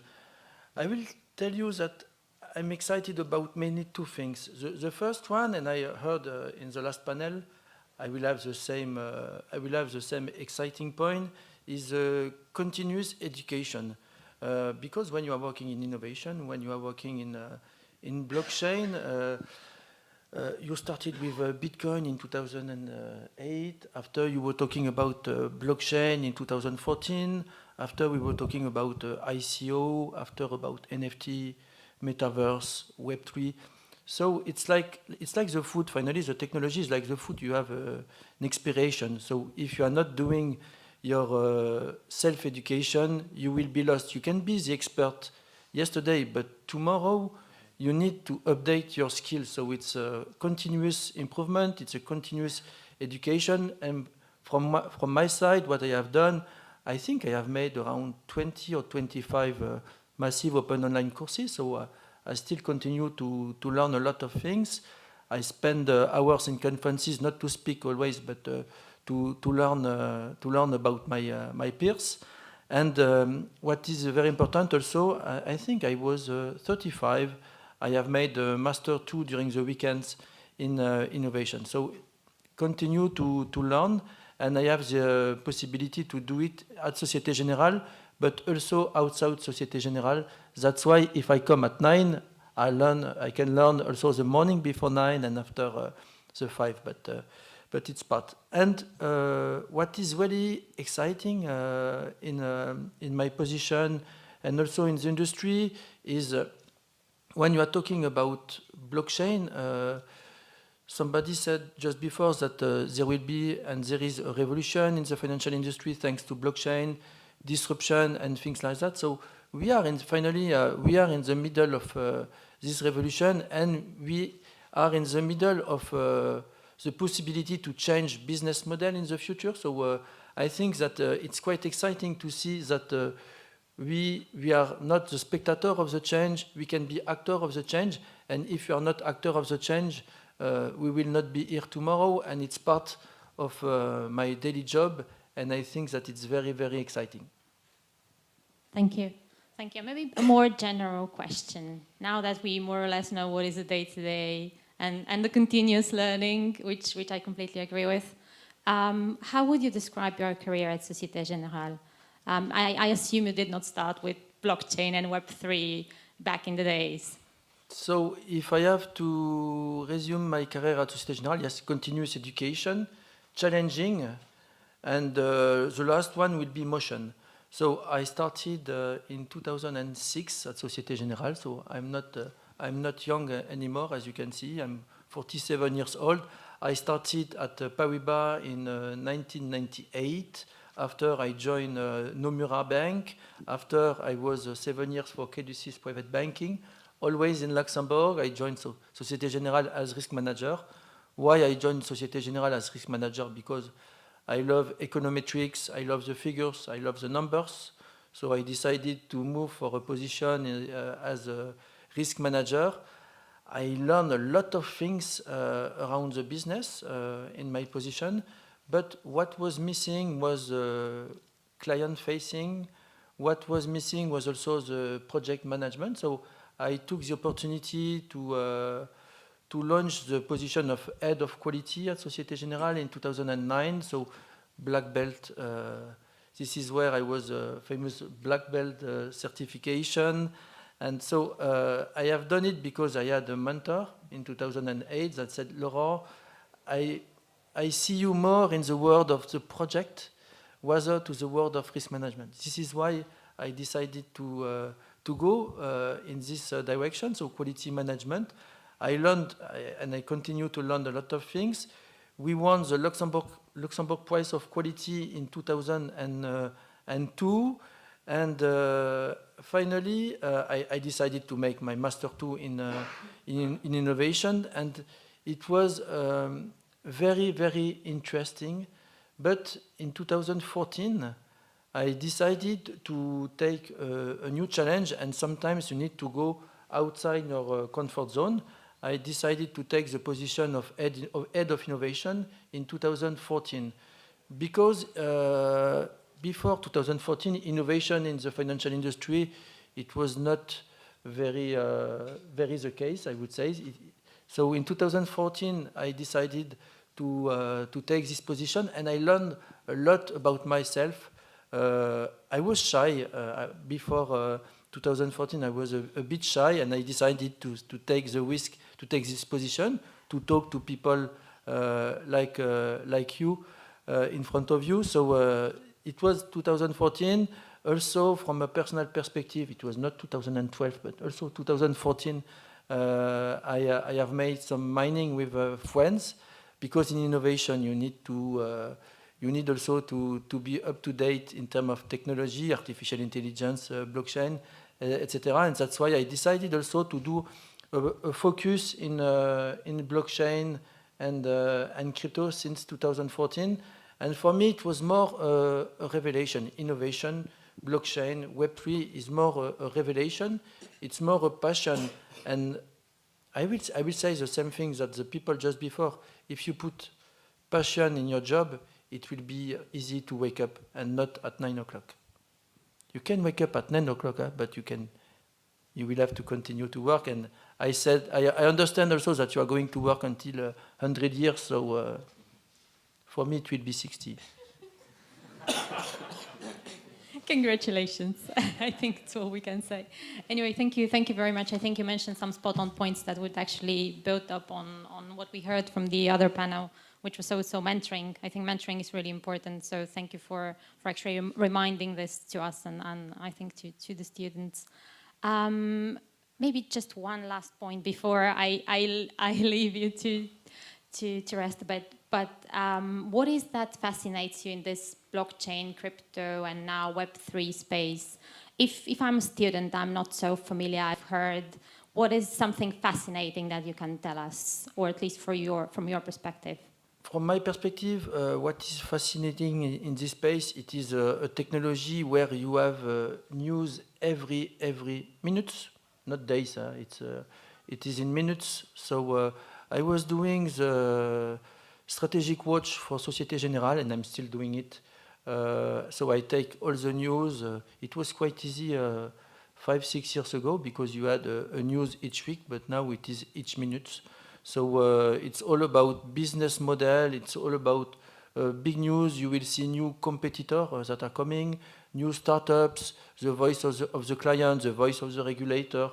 We speak to a dozen of startups, so we are in the middle of this change. But what is really fascinating for me is each time I meet a company, a startup, it is a human behind the idea, and I'm quite fascinated, because I can see that we can, at the human space, we can do a big change. We can have a strong impact, like you have with your company that you have funded. You have a strong impact. And again, this morning, just before this panel, I have done the mentoring of a Catapult. I have met some companies. You can have a strong impact, but the difference is you, and it can be the other, but you can have a big impact in the world, and you can change the world. And this is what I really like. Perfect, thank you. Thank you. So my next question is for Luc. So you came from having an office here in Luxembourg at the House of Financial Technologies, and you grew up with Tokeny up to have several offices in Europe and be probably the next European unicorn. So I'm wondering, because also you mentioned that you hired 200, 300 people. Can you tell us maybe something that you could share about your takes on hiring, training your team? What is your secret sauce? Yes, so my first company was based in Paris and very focused on the French market. With Tokeny, we have done the opposite. We started in Luxembourg, and as you know, it's a small country. So directly we targeted the whole world, and we got clients in 5 continents. So we built the team as a first focus to build this team was to take an international team. Today we are 34 people, so still small and manageable team. But we have 17 nationalities, which is quite impressive. I don't think it will be possible to do that in Paris. So very international, very important for us that people can communicate and in several languages and in different ways, via Slack, via emails, via WhatsApp, via Zoom.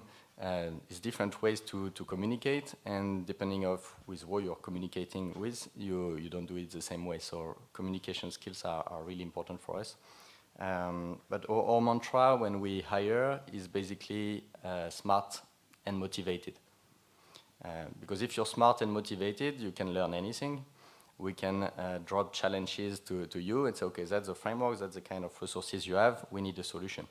And you will find a solution. When we hire senior people who think they know everything, usually it doesn't work. So it's totally fine to be a student, to be new on the market, because you will be able to learn faster than other people, and you should not be complex with that. I also think that it's very important to be passionate about something. If you're passionate in, I don't know, in Web3, why not, or in fashion or football or whatever, just choose a job in this industry, because that's how you will grow. You're not passionate about becoming, I don't know, an account manager or a marketing lead or something like this. It's not true. So choose an industry that you like, where you can grow, and anyway your role will change in this industry. First, I was really passionate about this whole new internet wave 10 years ago. It was the beginning of Facebook and everything, so the social networks and stuff, that was really, really interesting. So I got in marketing, in digital marketing, and then it draws me to blockchain. And I'm raising blockchain every day, even when I don't work. I play with blockchain every day. And that's why I don't feel like I'm working anyway. But if you are in the wrong industry, it's tough. Actually, my first company, the first 6 months, we were in the fashion industry. We are 3 guys in the fashion industry. We are doing some tech product for personalization of product, but we didn't care at all about the fashion industry, so we were quite bad.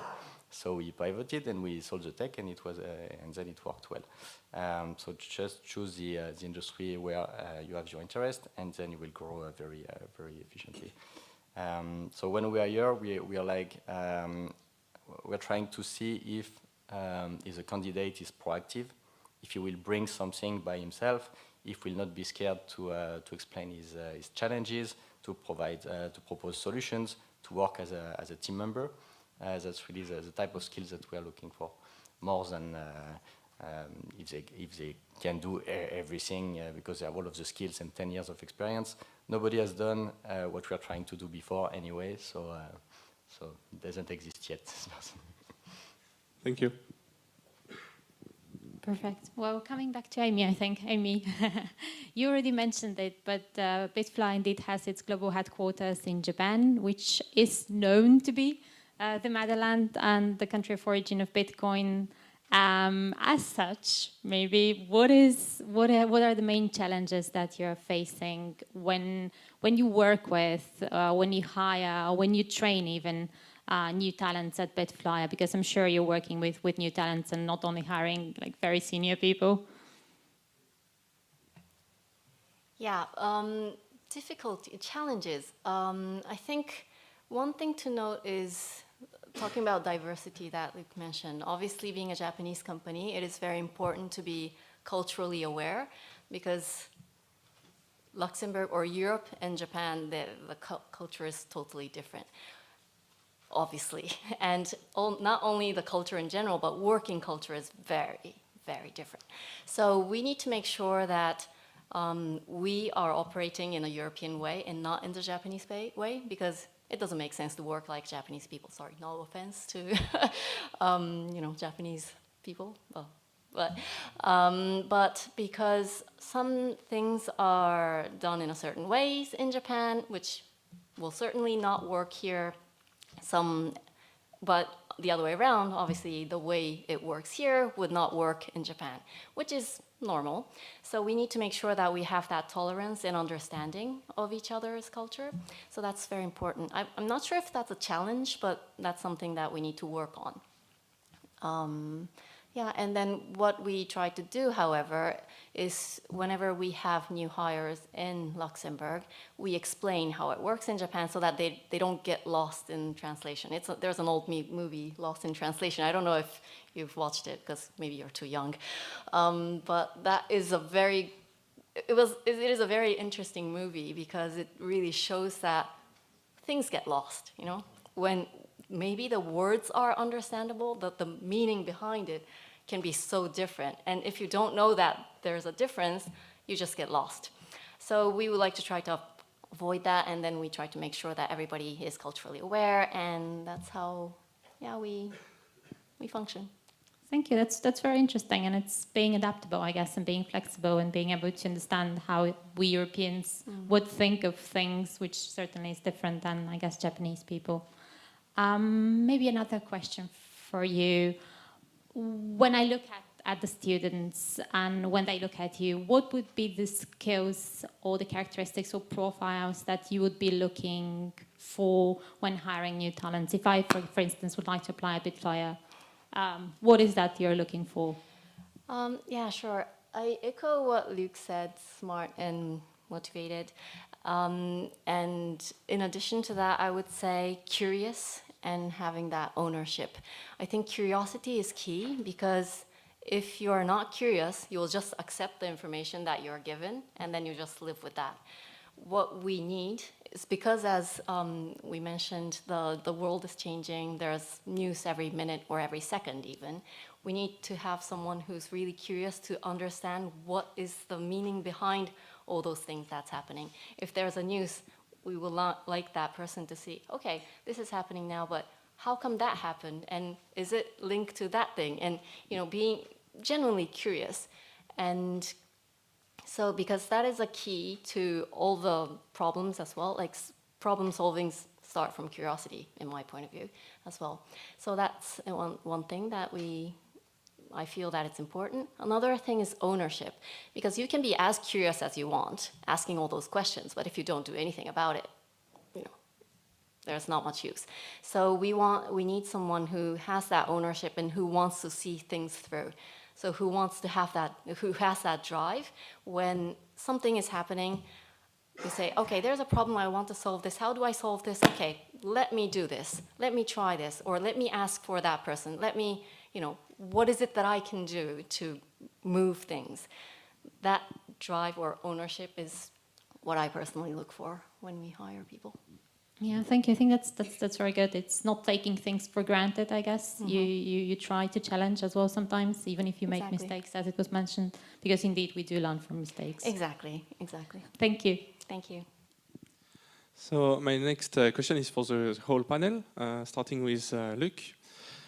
The question is, how does, in your opinion, formal education compete with self-teaching and the knowledge that you can acquire by experience by yourself? So I studied in France. I went in class préparatoire for 1 year, and then I escaped in Canada for my business school for 3 years. So I'm not sure I'm the good example. But yeah, I think you are all the internet generation, so maybe you spent a lot of time at school, but I think you're all aware that you can learn a lot of things, even on YouTube, if you know where to find the information. So it's good to have a diploma. It shows that you have a brain and that you can learn things and you have some ideas about some industries and some type of jobs. But for my opinion, it's really important for you to find the right company where you will be able to grow, because indeed you will learn your whole life, and at some point, if you don't learn anything in your company, just change, and potentially you will get a raise at the same time. But it's very important to grow. I work with a lot of developers, and it's their first criteria. The day they start to get bored and they don't learn new technologies or new things, they leave. And I think it should be the case for every role, every position, because the world is changing, the tech is changing.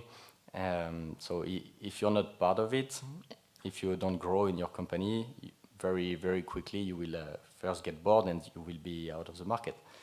So learn at your job and learn outside your job if you're passionate again about this industry, the industry you choose. It should be quite easy. So so from my opinion, diplomas are a nice check. It makes you eligible for nice jobs, but it was just the first step. Sorry to be a bit. Thank you, Laurent. Maybe.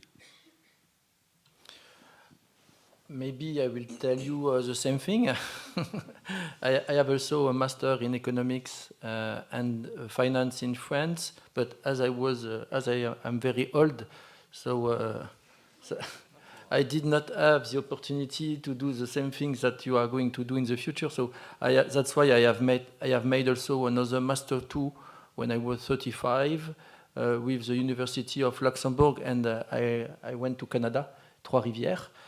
Diploma is a very good thing, but yeah, you have to do things outside, also outside your diploma, outside your company. You need to meet people, you need to have mentors, you need to open doors everywhere, because I know that during your cursus, sometimes you have the possibility to do trainings, you have the possibility also to open startups when you are in a different school. So just take this opportunity to see what you have inside of you, what is really your passion, and just do the job that you love, and continue to do the education. It's a long journey, as you have to work until 100 years. So it's now. Thank you. Jesus? Yeah, I will go even further. I think that we are speaking about crypto, blockchain. You don't need a diploma at all, depending your domain. If it's legal, yes, of course. But if you are a developer or you are in marketing, you can go to Discord or Telegram, and you can learn more things that you can learn in the university for all. And then one thing that maybe is not missing but complementary is like how many times have you been work in a project related to blockchain? So this is very important. So if you are used to work in a blockchain project, you are learning everything from A to Z. And for me, when we are looking for profile, this is the turning point. What did you do in the past? Because this can be helpful for your new project. Yeah, diploma is like a check, must have, maybe. But for me, it's not mandatory speaking in crypto blockchain. I know people doing a smart contract audit without no diploma, and they are invoicing 40K, 50K per day. So it's just like a crazy. Go to the university. Thank you. Amy? Yeah, well, coming last, I don't have much left to say, but yeah, I agree with all three of you. Well, maybe I still think you do need a diploma, so finish your studies. But I think it's very important to obviously learn aside from your university job. And as Luc said, that there are free information everywhere on the internet, on YouTube. You know, you can find everything. However, you need to make sure that what you're listening to is a legit, or how do you say, they are legit.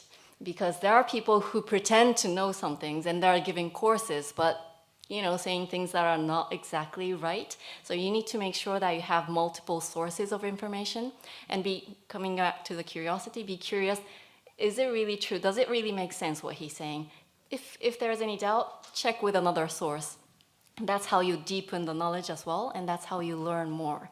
So I would think that, you know, diploma is one thing, you get over with it, and then you go ahead, read a book. I don't know if you guys read books nowadays, but read books, go on internet, watch videos, or do whatever that you do, talk to people, and don't hesitate to ask stupid questions, because obviously, as we say, there's no such things as stupid questions.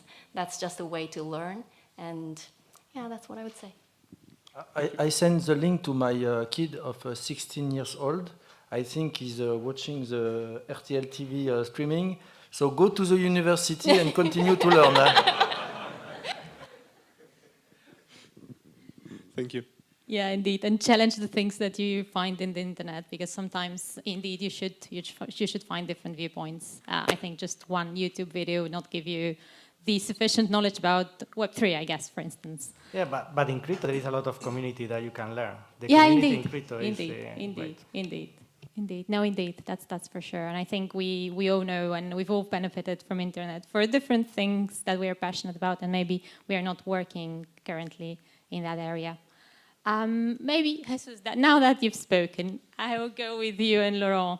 I think both of you, we've heard, you have had very accomplished and successful careers.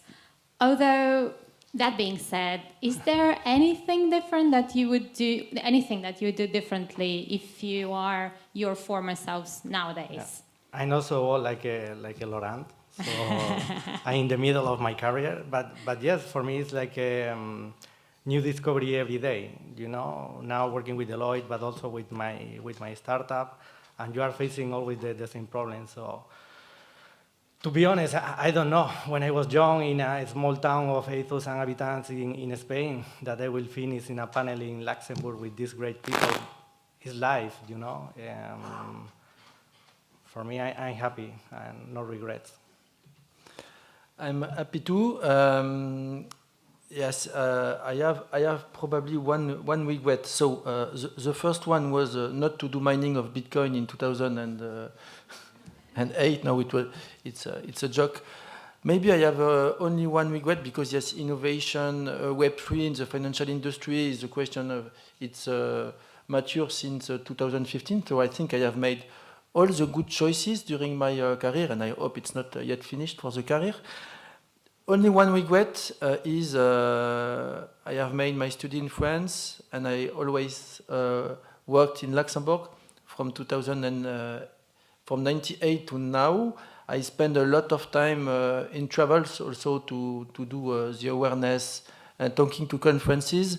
By the way, if you have also the opportunity in your career after your diploma to spend 1-2 years, like you have done in Japan, in New York, in Paris, please do it. And I think that after my diploma, 10 days after my diploma in finance, I came in Luxembourg. I stayed in Luxembourg, but yes, if you have the possibility just to spend 1-2 years in US, in Asia, do it, but come back in Luxembourg with your learning.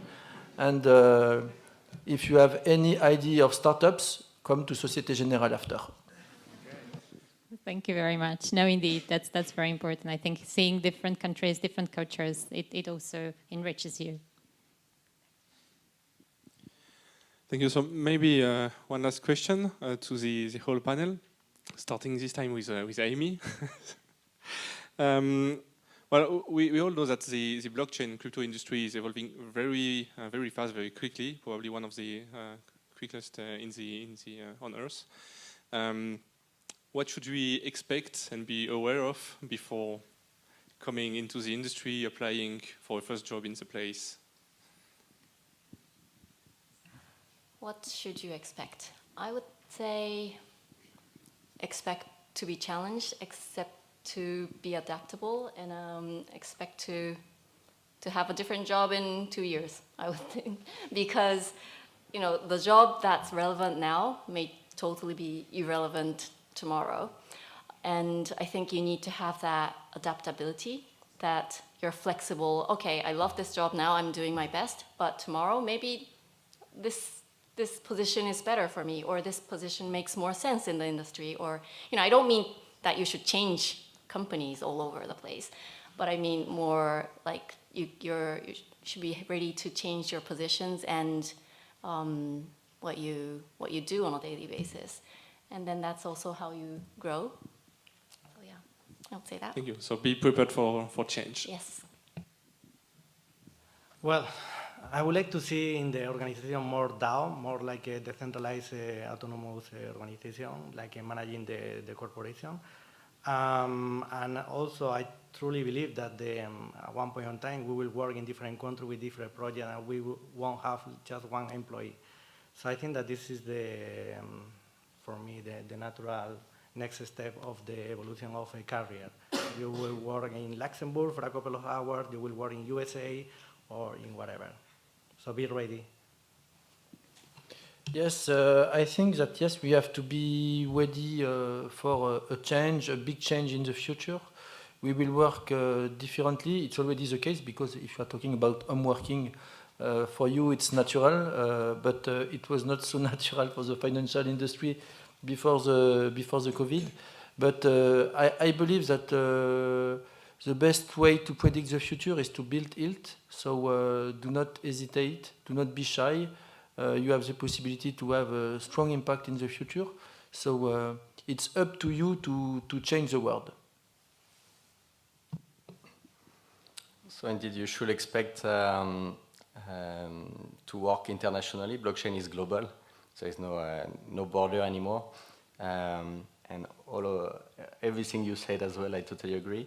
And I will add as well that you should expect that your boss will not understand half of what he's asking you. Because usually they don't know exactly what is blockchain, and you can know better than them and propose better solution.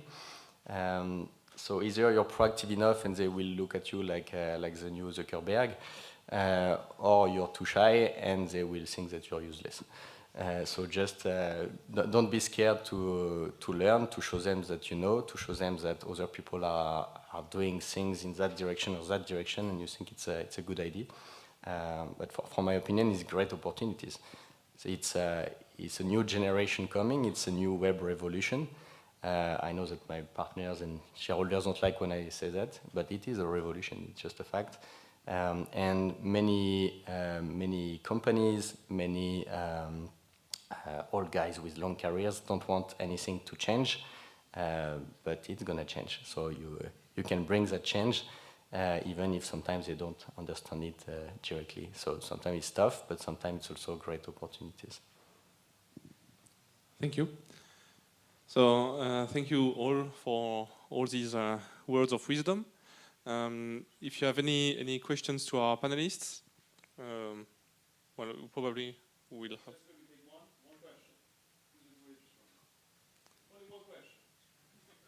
We said we talked about daring and stepping forward. Standing up. 3, 2. We have 1 Bitcoin, eh? Please, over there. Yeah, let's go. Come on, Butien. Really? Bitcoin? No, but make a question.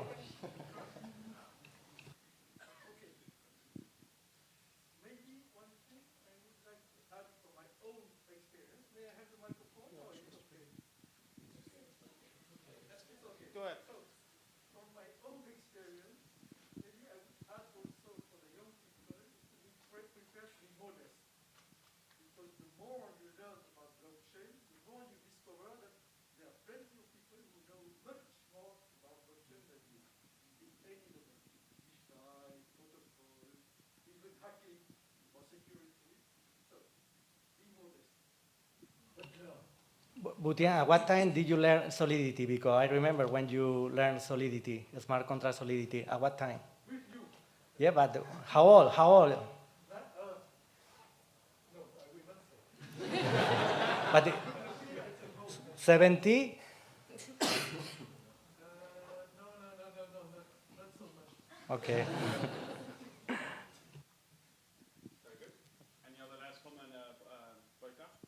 No, thank you very much. Thank you for very insightful views. And I hope you found something interesting, because I think we all did. So thank you, and a big applause to all of our panelists.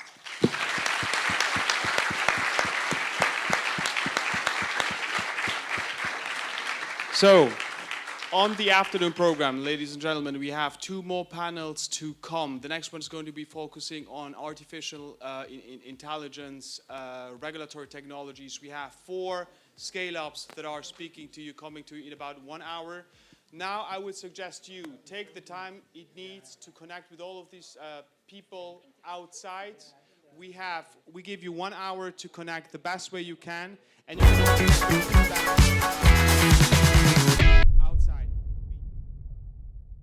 Rachel, let's go. Hello. Oh, it's working. Perfect. So, hello, everybody. My name is Rachel Dumont. I'm a graduated student from the International School of Management in Frankfurt. So, for the very first afternoon Insight panel, we are going to explore talent in fintech, AI with our superheroes in finance. So, please, first I will introduce you the speakers for this panel. So the first one is, he's a super senior executive who recently gave up his life in the Caribbean to join the government.com team as the COO. So please welcome Ian Atkinson.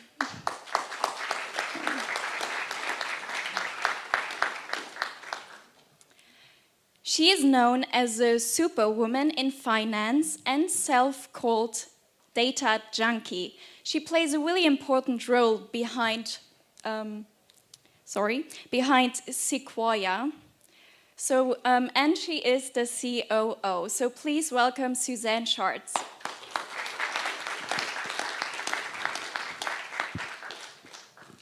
A fast-growing and already success story. When they are far away from being a naive tech optimist. So when they look at the fintech space, they see the embodiment of the future, the opportunities, and the process. So please welcome CTO and co-founder of NextGate Tech, Semin Ibisevic.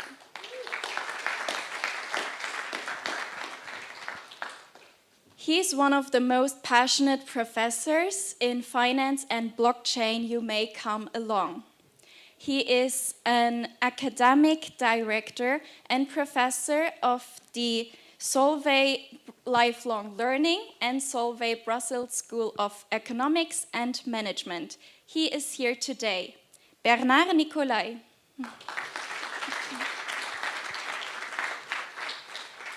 Let me introduce you now to the moderators of this panel. She is a bright mind and recent graduate from the University of Luxembourg in digital transformation. She is the winner of the 2022 edition of Pascal's VC Scholar Program. So please welcome Clemence Jerome.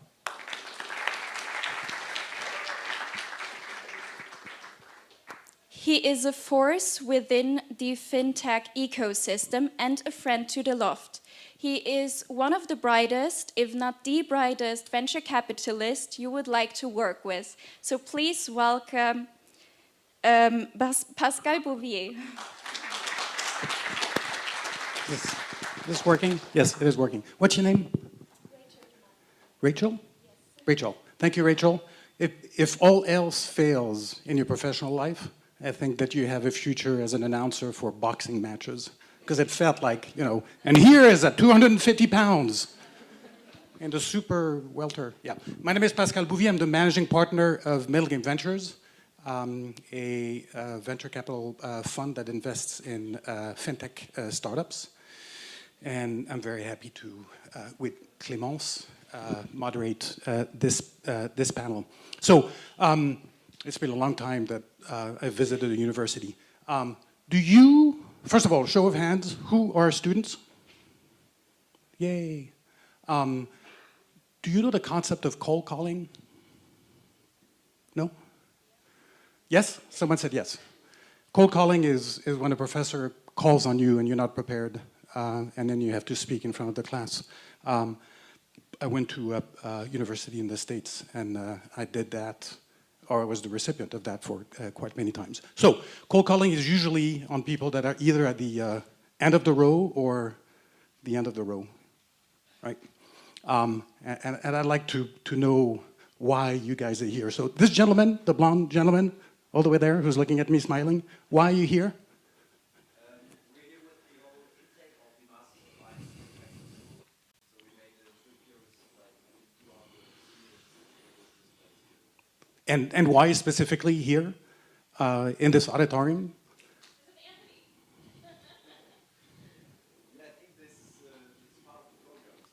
Oh, so you're forced to.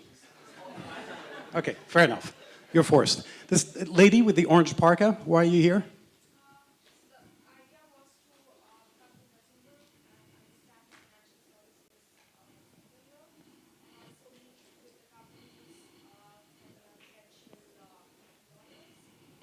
You're in luck, because these people are going to tell you all about fintech and financial services. And the four of you, why do you think you're here?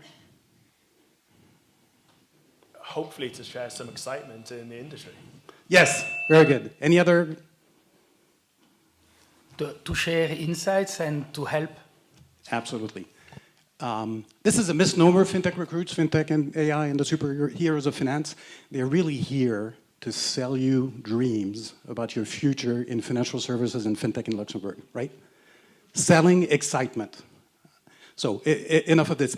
Clemence, could you maybe present yourself very quickly to the audience? So Rachel did already a lot about me, but I'm passionate about fintech and entrepreneurship since a few years now. So being part of this kind of events is completely normal for me. I really love this space, and I really would love to work and begin my career in this space. Perfect. I think we have around 40 minutes. Let's hope that we'll have 5-6 minutes in the end for a Q&A from all of you, which means that we won't have put you to sleep. But I'd like from nearest to me till farthest to me, I'd like everyone to introduce themselves very quickly. Again, name, company, and then we'll launch into our dialogue. Yeah, thank you, Pascal. So yeah, my name is Ian Atkinson. I'm the COO of Governance.com. We provide technology solutions for regulatory problems in the financial services sector. I'm passionate about transformation in people, and that's essentially why I'm here. Hi, I'm Suzanne Schatz. I'm the COO of Sequoia. I'm here to really spread the word about Luxembourg. I think it's an excellent opportunity to come here to learn and to start a career, and maybe even to build a career here. And hi, I'm Seven Ibisevic, and I'm the CTO and co-founder of NextK Tech. I'm here to present to you a very innovative startup that's at the forefront of technology and finance. Hello, my name is Bernard Nicolai. I'm passionate about education and finance, and I do not know exactly in which order. It depends on the stages of my career.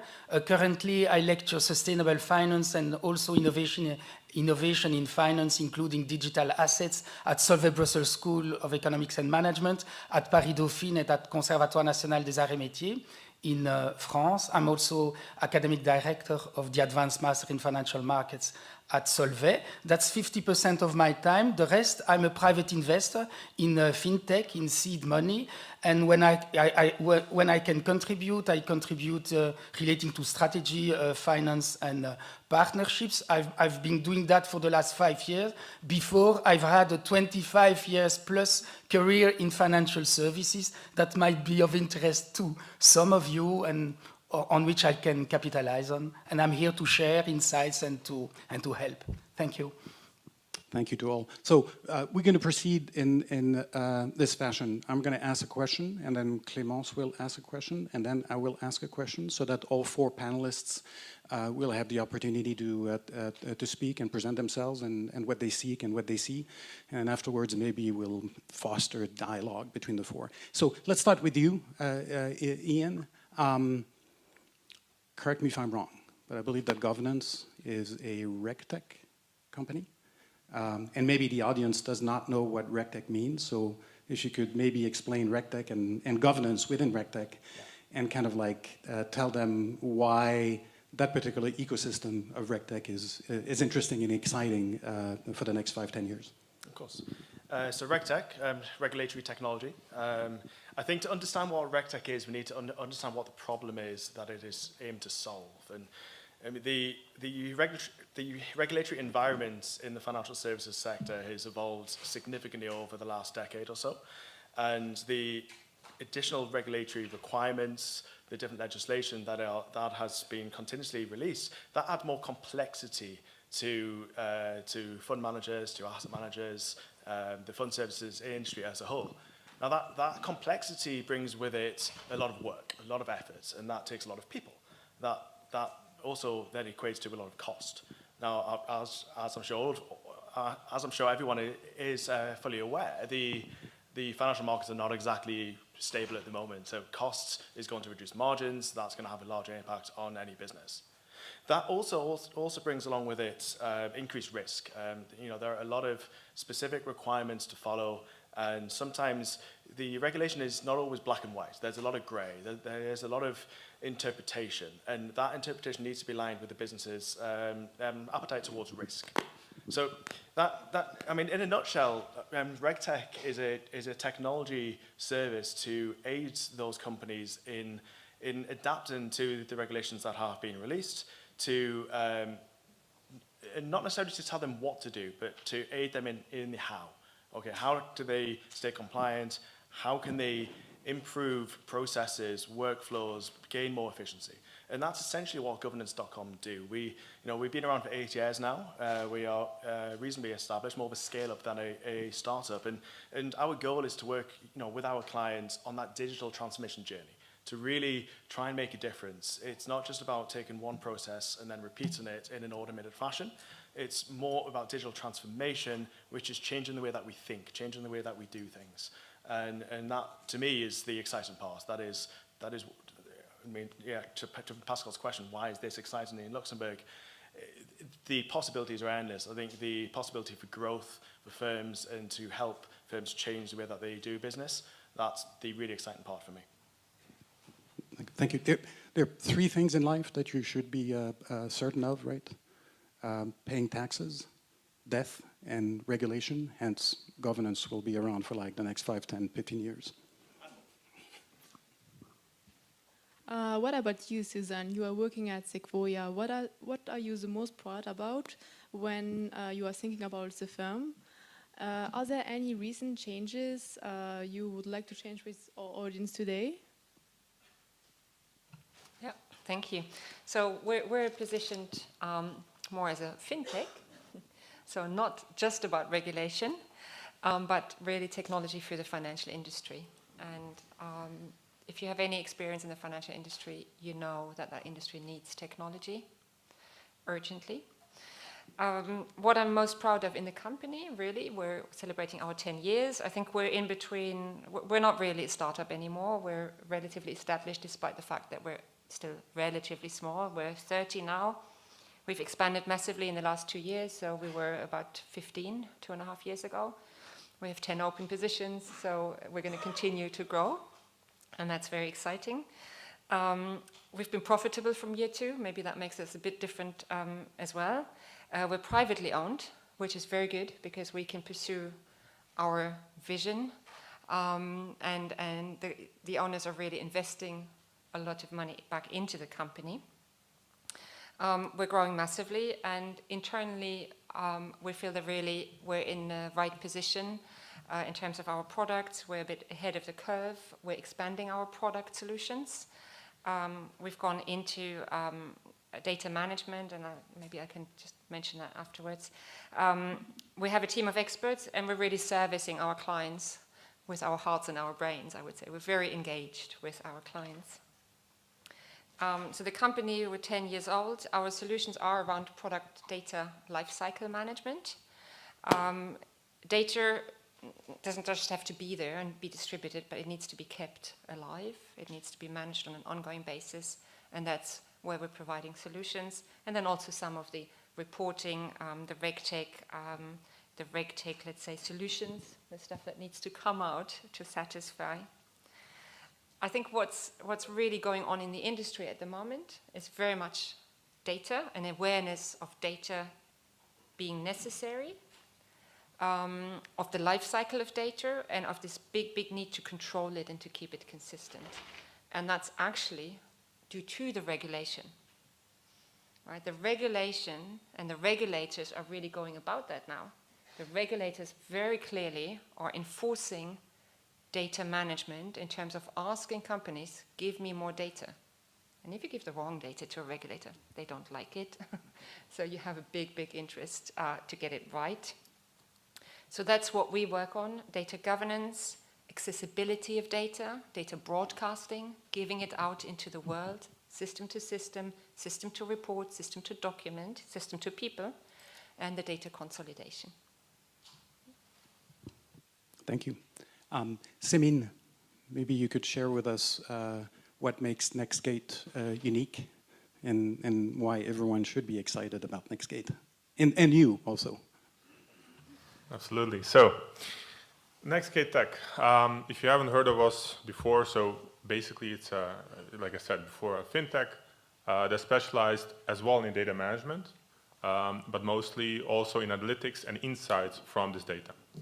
So we have basically, if you look at the people that work for us, it's a broad range of skills that we are mixing together to deliver quite an amazing product, I would say.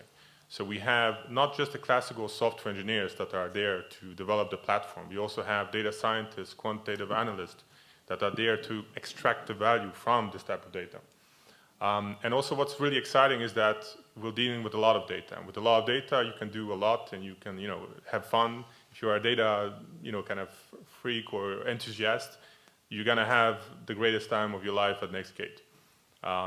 So yeah, and there are, other reasons why you should be excited about Nextgate. It's also, of course, we are as well in a very fast-growing market. There's a lot of new opportunities that are arising that I think we can discuss later as well for the perspective. But overall, it's basically a mix of a lot of interesting topics that are consolidated into amazing product. Staying on the same subject, Bernard, you were one of the first investors along Pascal in Nextgate Tech. What were for you the most key defining factors for, as an academic and also as an investor for making this decision? Thank you for the question, and I see that you are very well informed, indeed. It's true with some of my friends, business angels based in Brussels, from B Angels, we were indeed among the first investors with the company. So just because the co-founders, Semin and Davide, they came to pitch in order to accelerate their business. It was very early stage, and I would say that for us, there were three defining factors. The first one is the team, the second is the team, and the third one is the team. So basically, they seem to be in love with the problem, basically to increase efficiency in asset management and also to decrease risks based on cloud technology and also the usage of artificial intelligence, which seemed attractive to us at the time. It was already 3 years ago in 2019. They were highly motivated, but of course, they also did their homework. They came with a pitch with a very clear problem, with a potential solution, with a scalable solution, with a big market. And the result is that they've done already 4 rounds at this stage, and all the historic shareholders, they have decided to reinvest. So that's really clearly an example of what matters. And I think it's interesting for you students because it's the same. You are going to join a company, possibly a fintech. Why? Huh? Well, look at the team, if I may. if I may, who are the people, in addition to what's the scope of the work, and of course the benefits. But look at the team, talk with them. That's very important for me. Does it answer your question? Sure. I have a question for all 4 of you, actually. So whoever wants to answer first, jump in, and you can augment the first answer as you see fit. So for the audience, could you flesh out and explain why they should contemplate a future in financial services in Luxembourg or in fintech, whether it's a fintech scale-up, a more mature startup, or a earlier stage startup, right? Why instead of another country or another city? So for me, there's two reasons. Is it the city that you're asking about, or the place, or more the industry? The Luxembourg financial services ecosystem. Okay, financial services, money makes the world go round. It's just like this. It's an important sector, right? Finance is what drives, and you can find many other drivers, but they're important together. It drives economy, it drives loads of things. Number two, technology, it's here to stay, and if you don't get it, you don't get it, but you're going to be left behind. And the third thing, Luxembourg, it's the most international place in everyday life. Luxembourg is more international than France, than Paris, than Paris, or than London on a day-to-day life. Right? Because every day you speak with people from at least 5, 6, 10 different countries. And you don't have that normally when you work in a large company in London or in Paris. It's much more uniform. If I may touch on the topic, why fintech? Why a startup? Now, I've had a very diverse career. I left school at 16. I started my professional career quite young, which is why I've got no hair. And I think I've worked for large firms and small firms. I think the opportunity that you get at a startup, at a smaller firm, it's like, why you're now 30 people, we are the same, 32 people. The type of work that you get to do and the broad spectrum that you will cover, I think that brings with it a lot of experience, a lot of opportunity, and essentially, you can define your own future. There's some new hires that we've brought in only 3-4 months ago who might have started in a particular job, but they've already changed roles because there's opportunity to flex, to move. If you go to a larger organization, it's obviously 200-300 people per team, and you can be very, very segmented, very focused on a particular topic. And I think the opportunity is just so much greater at a startup.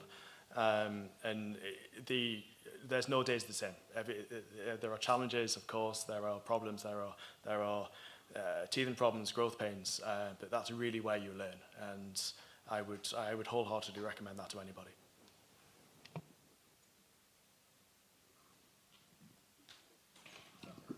If I may just add on that, so everything what Ian said, why you would maybe join a company like Nextgate Tech in addition. So everything that was said before, totally agree.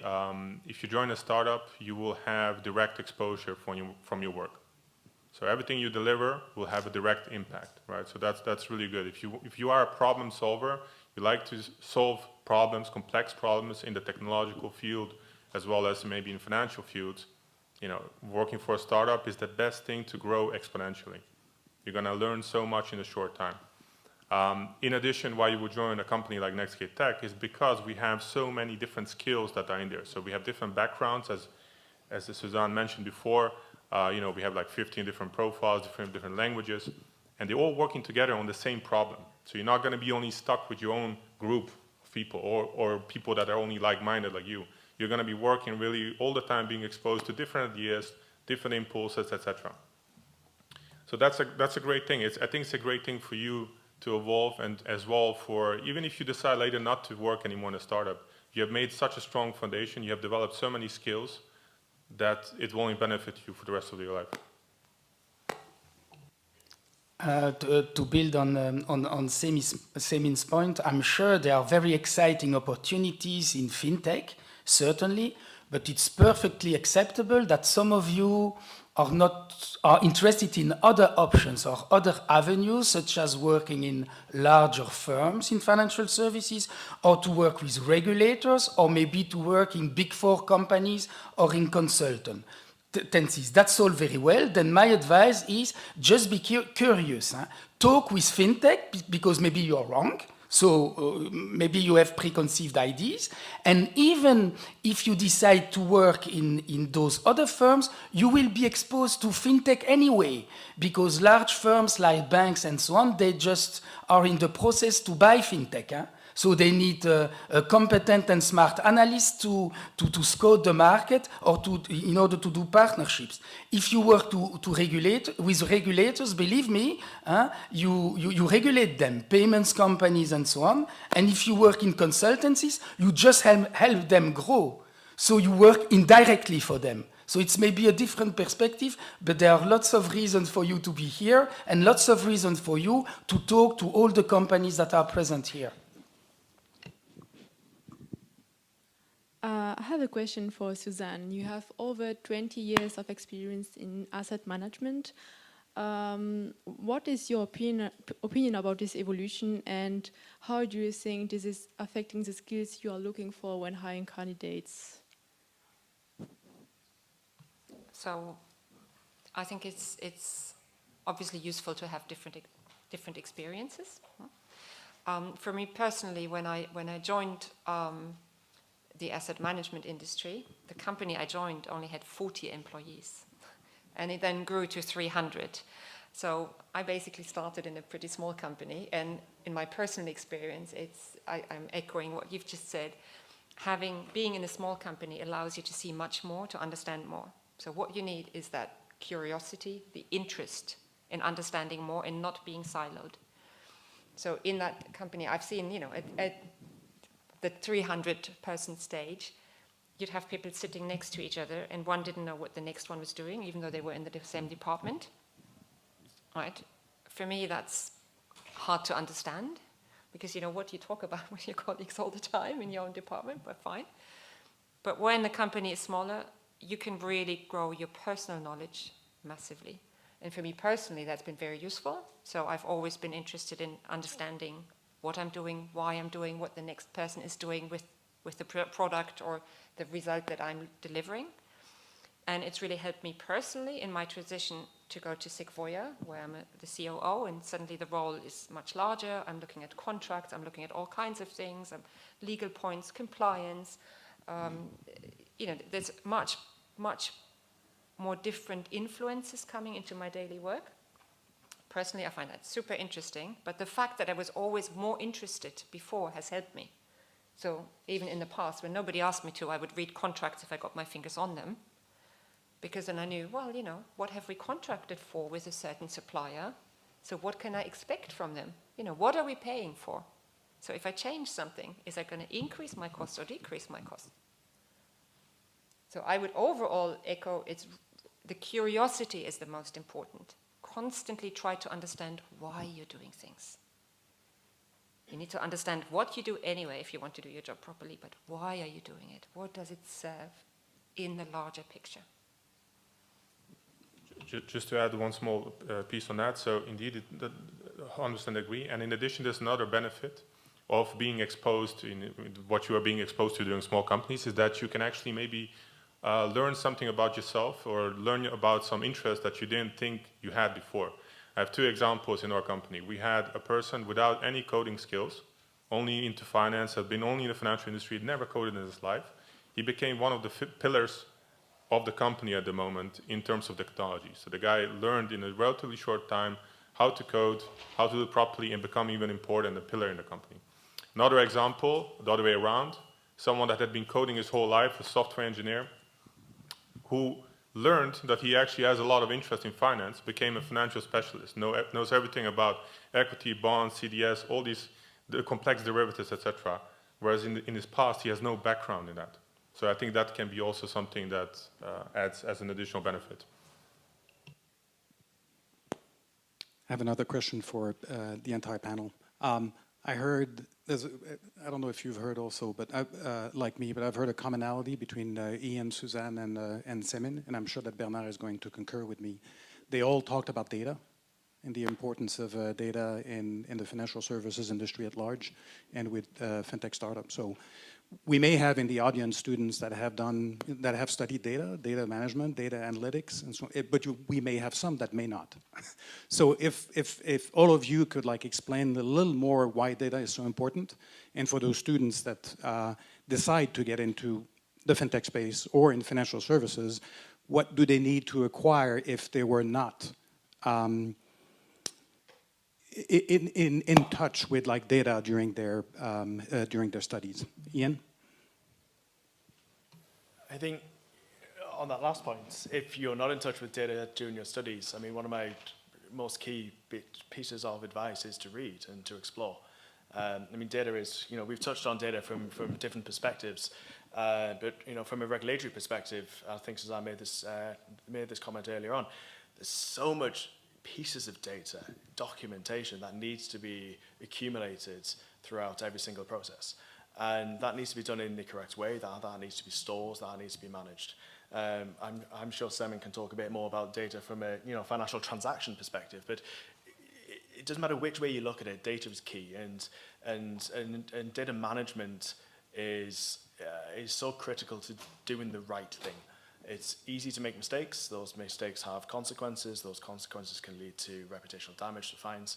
But if you don't have a background in this, go and read. There's thousands and thousands of really, really interested and informative documents and forums and seminars to attend. I think to learn is critical to work out. One is data something that you're interested in following further, or two, just to understand it, because to understand data means that you effectively understand business.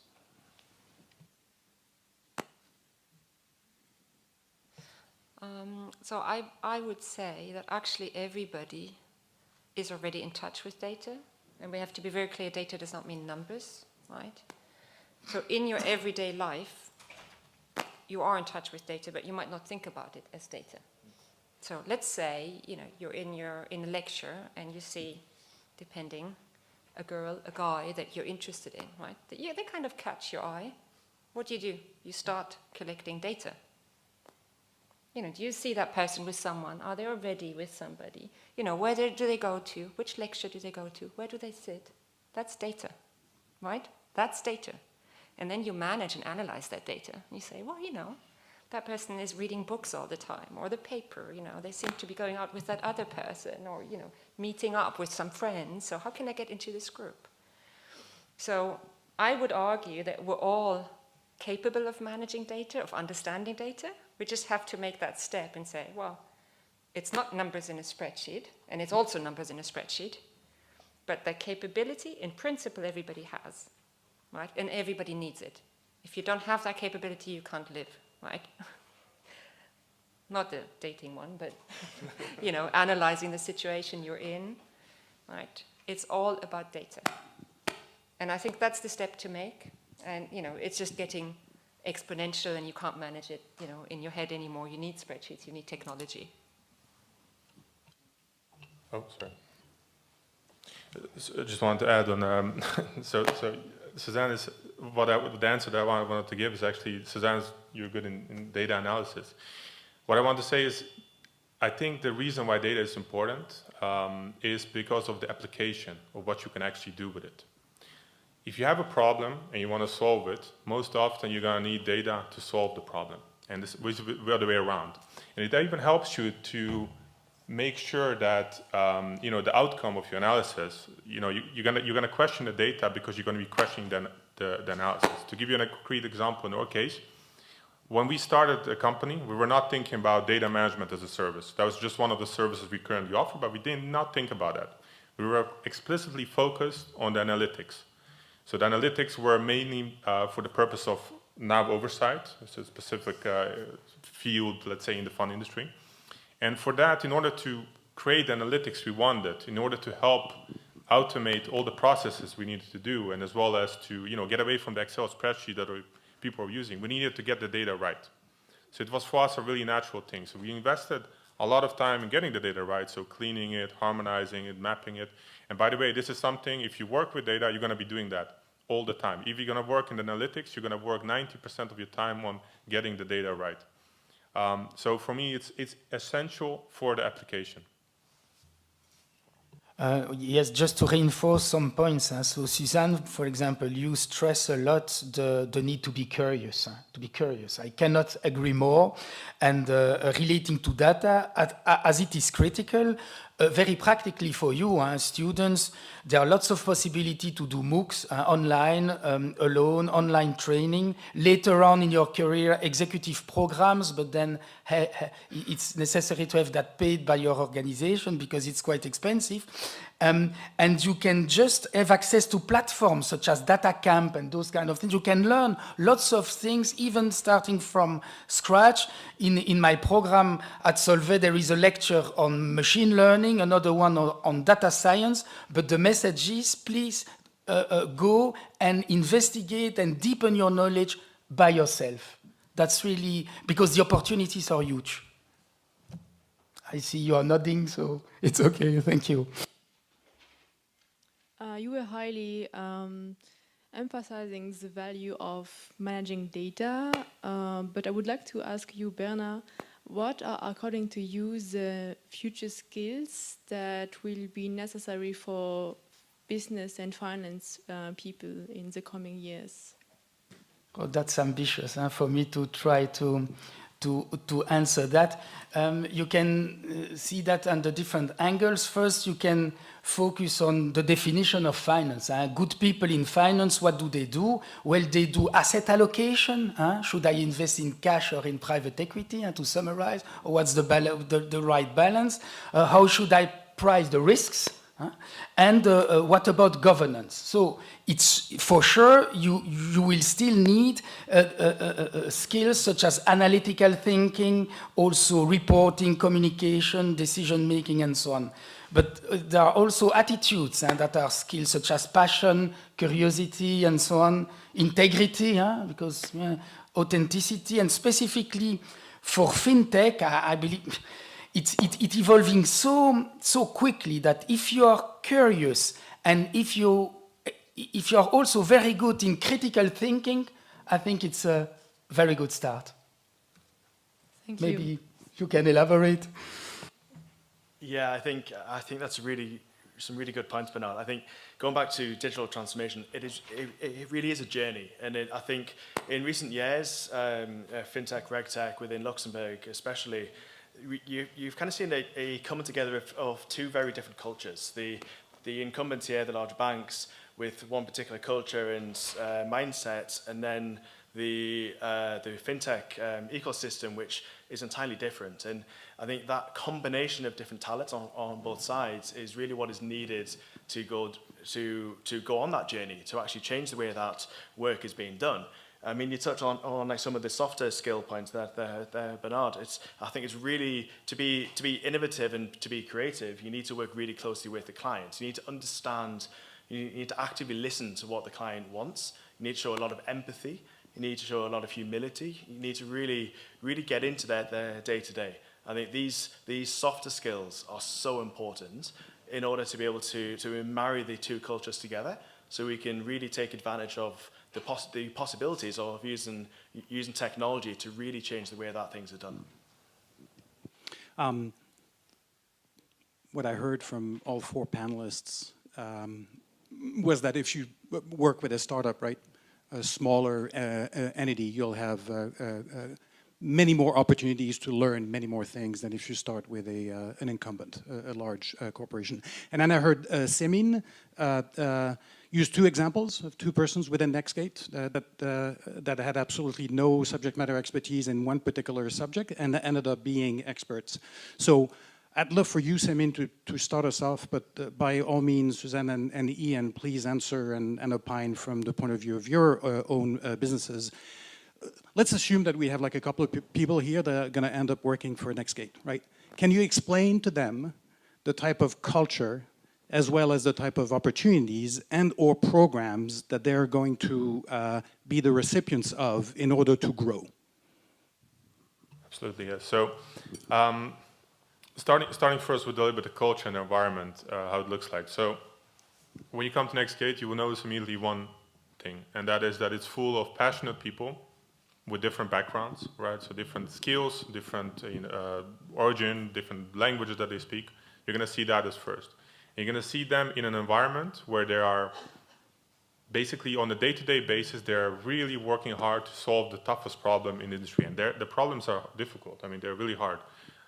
So you see them day in, day out, motivated, really working hard, creating this kind of ambience in the room of, you know, something is happening. We're working towards a goal. We're trying to become the best.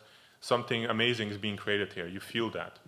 And it's reflected in a lot of ways. It's also reflected in the people, how they behave, but it's also in the work environment. So we have these kind of 3 values that we really stress all the time, which is entrepreneurialism, synergy, and innovation. And it's really something that is reflected on a day-to-day work. Anything that is being created can be challenged on those. So for instance, on the first one, we give a lot of freedom to the people to decide on how they want to solve the problems.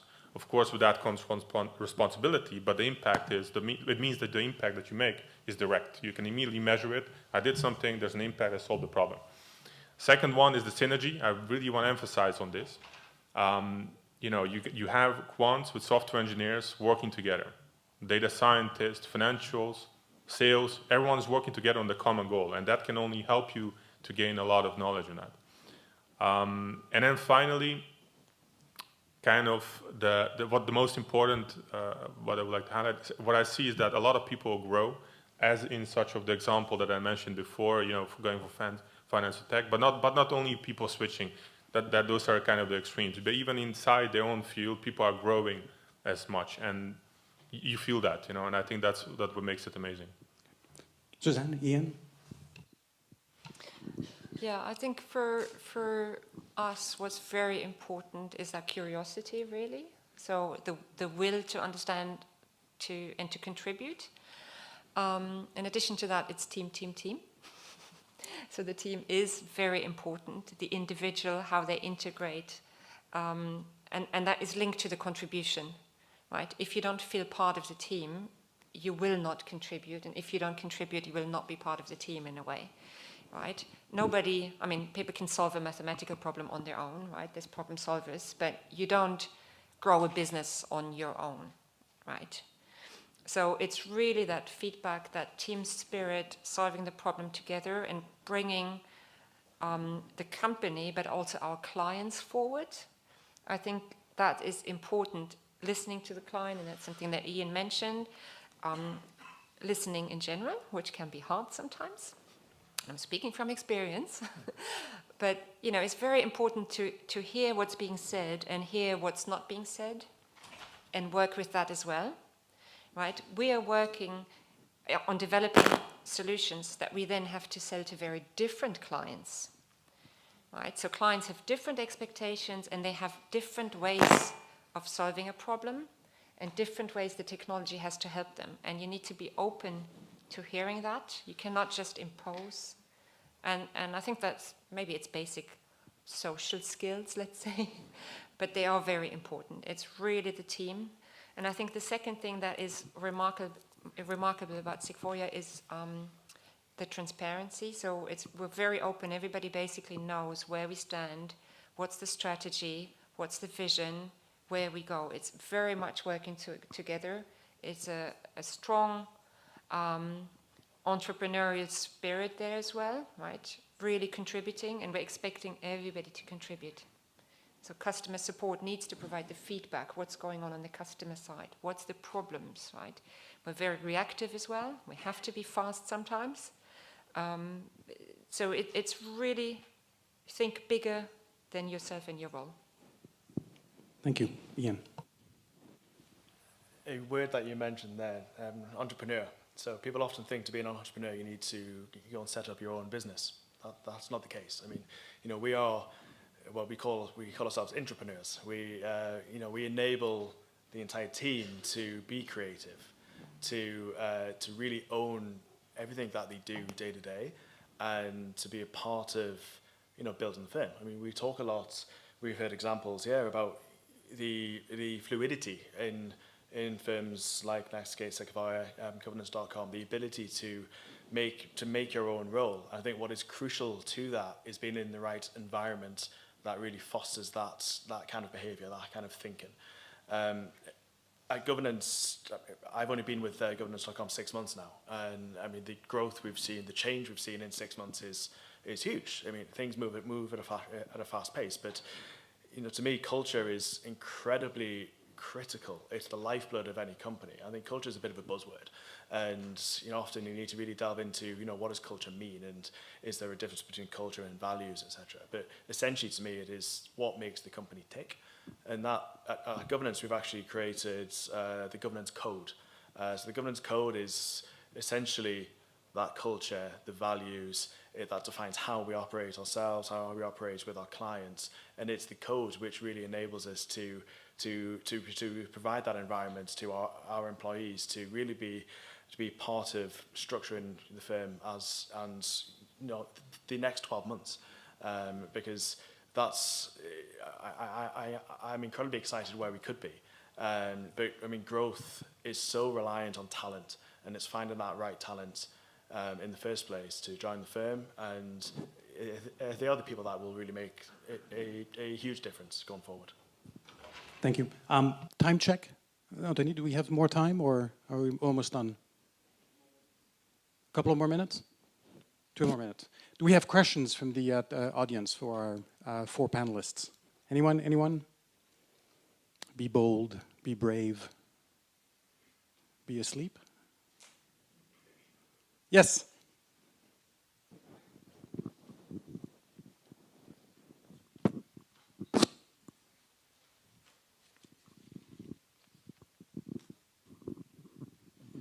I have a personal experience.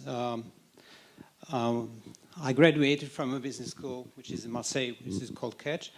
Graduated in 1985, and there was some classmates that were spending most of their time in rooms. We had rooms with computers then, and they were coding the whole evening. And I was thinking, man, they're idiots. Seriously, the idiot was me, of course.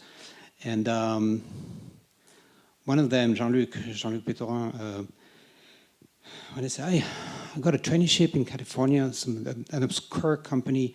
They like my coding and everything. And they were, we said, if you want to go there, you know. And he went there. And one day I met him by chance in Paris. He was in the senior management at Microsoft France. The obscure company he was working for in the beginning in California was not named Microsoft, it was another name. He didn't know, no one knows that's going to be Microsoft, you know? And my question is, do you think coding is important? Like, do you think that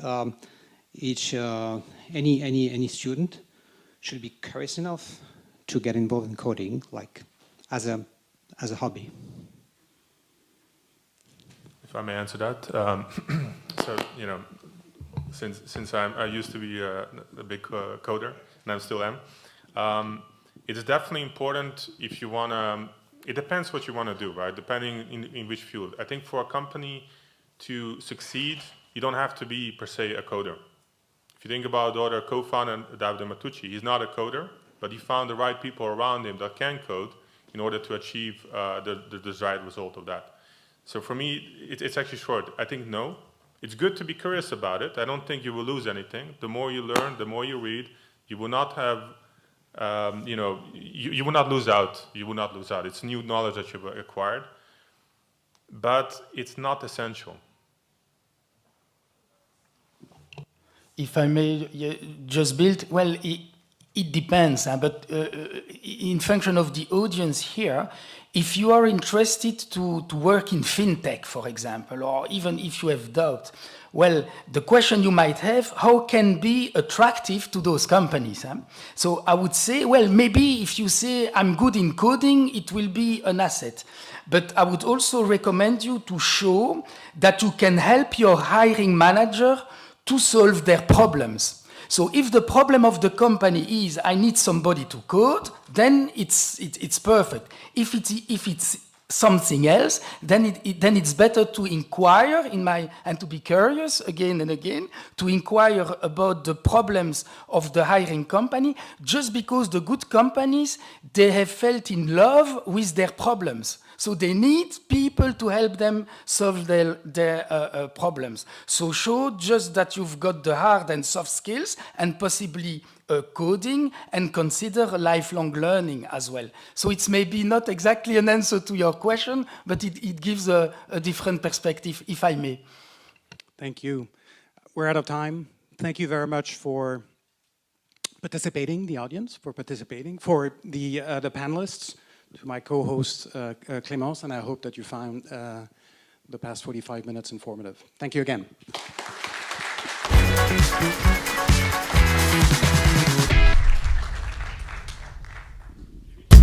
My name is Jimmy, and I'm a master's student in finance at the University of Luxembourg. And I'm honored to be here today. And for that matter, I would also like to thank Anthony, my man, for organizing this event. And so for the next and last panel insight of the day, we will bring you 3 individuals and firms that are shaping the payment and the banking industry. So for the first, we have a seasoned finance director from one of the leading global payment companies in the world, and with its headquarters in Europe. So, ladies and gentlemen, let me invite Steve Oster to the stage, please.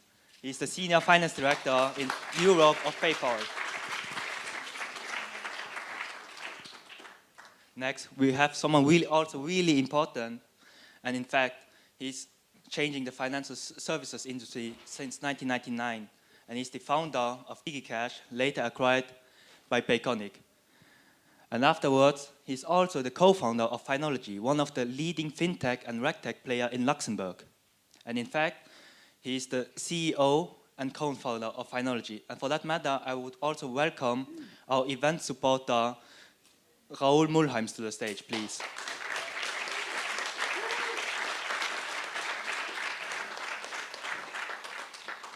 And now for our third panelist, it's one of the second fintech unicorn from Italy. And in fact, they have more than 300 bright, innovative, and smart professionals from more than 15 different countries. And in fact, he is the Chief Financial Officer and the co-founder of the fintech unicorn, Satispay. Please, come to the stage, Samuele Pinto.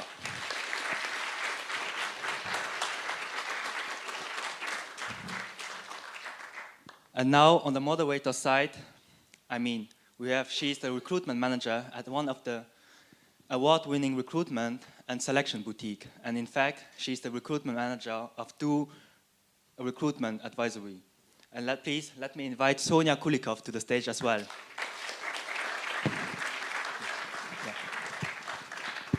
And for our second moderator, in fact, we have the team leader in IT innovation and architecture at Spurcase. And in fact, he's the first Luxembourger to be crowned Microsoft MVP. Please, ladies and gentlemen, let me invite Steve Mellon to the stage.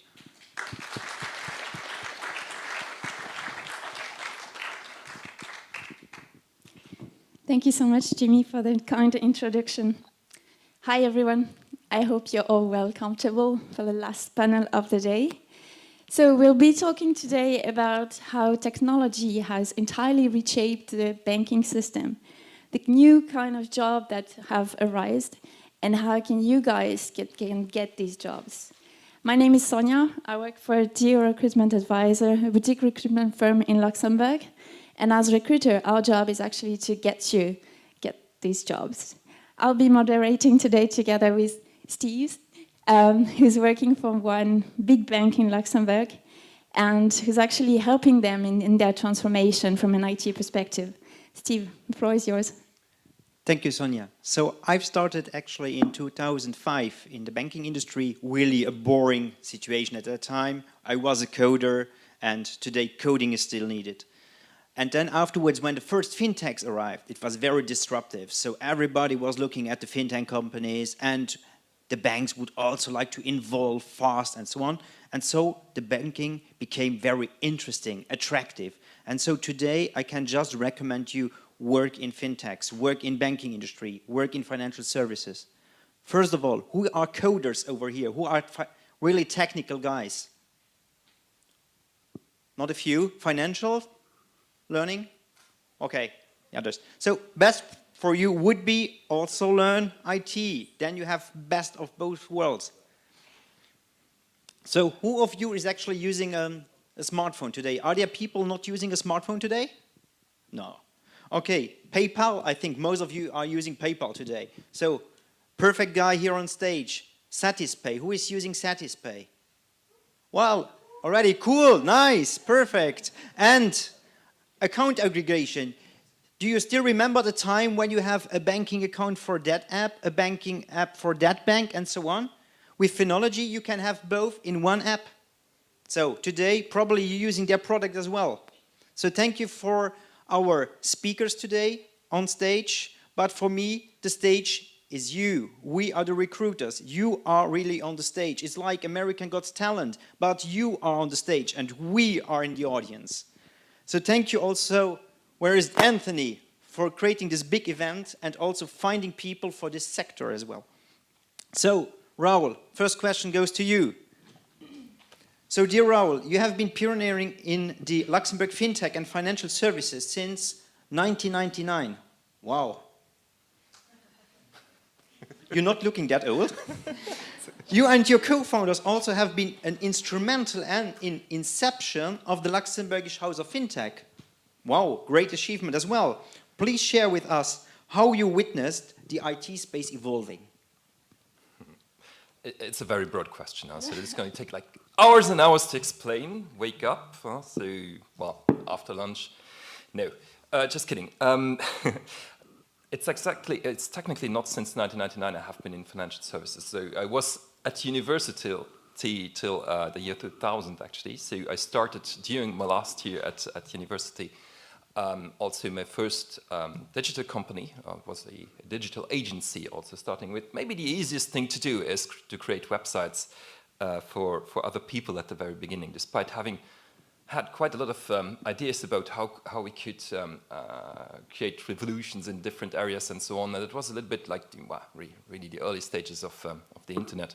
So there were quite a few opportunities, and then in the year 2001, 2002, there was the first internet bubble actually that exploded. So that made things a little bit harder.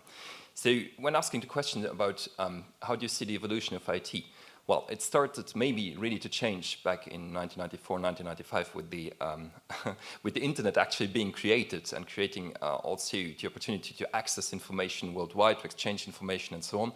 And as a student, I was also part of a project that you would call today a social network. So at the time, we called it a chat platform with chat rooms and so on. And that grew into something that was pretty good success in Luxembourg also, with almost 60,000, 70,000 users in the year 2000, 2001. And we thought, as the founders of this platform, okay, let's maybe use this as a springboard, leverage this knowledge, leverage also how we work together, and the joint initiative that we created, and built a company out of this. And this was really the starting point. And then over the years, it grew into different businesses, and I was a little bit lucky on the side also, to be with the right team always. So I'm not a coder actually. I got a law degree, so it's completely different in this sense. So we built the different platforms where we're still running some of these today. So SMS routing, clearing, and payments, and then later on the DigiCash, today Payconic platform on, and then in 2017 Phonology. So the two changes I could speak of that happened there would really be 1995, the starting point of the internet. So that changed quite a lot of things in IT, and then potentially, and of course I'm pleading my own cause here, starting in the year 2012, 13, 14, when we started to talk about fintech. So since this is the overarching topic that we're having for this conference today, I'd say also that's really the beginning of an adventure that we're still not at the end today. So those could be two milestones to stress out, among many others.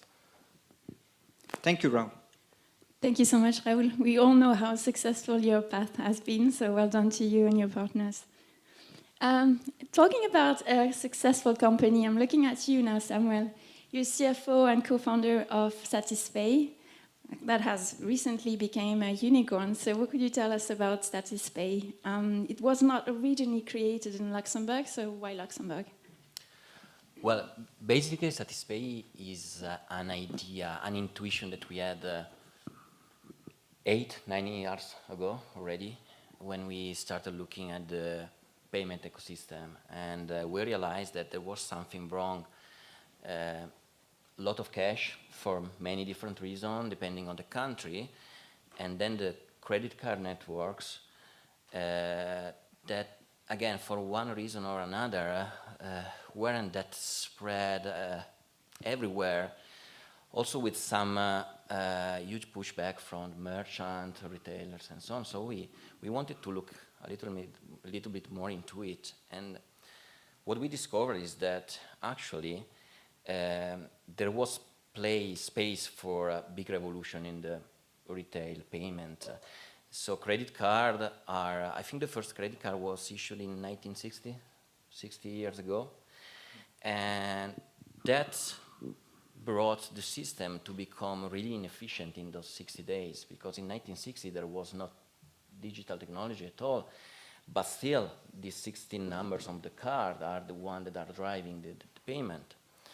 And if you spend some time looking at how credit card works, you quickly understand why there's something is not working, why those payments are so expensive, because actually everything is built on top of something which is not digital. And I think you, with DigiCash, you had similar thoughts. And 2013-14, huge innovation in the payment, huge innovation in the digital sector, people behavior changing and so on, and also regulators starting giving something more to provide innovation with new directive and so on, because the regulators know all this kind of stuff and they want to create competition in order for the financial ecosystem to grow. And so we had this intuition and we said, okay, let's try to build something from scratch, as if we need to turn from cash to something digital, white paper. So this was the initial idea, and now we are a unicorn, and the idea is still the same. So we are providing a payment service which is not based on the typical and inefficient networks, but it's based on more modern and harmonized way of exchanging money. You need to think about the fact that exchanging money is like exchanging a WhatsApp message, an email. It's just an exchange of bits and bytes. There are some other things on the top because there are the anti-money laundering checks, all this kind of stuff, but it's just an exchange of bits and bytes, so should be efficient. So this was the idea. This is what brought us to be the company that we are right now.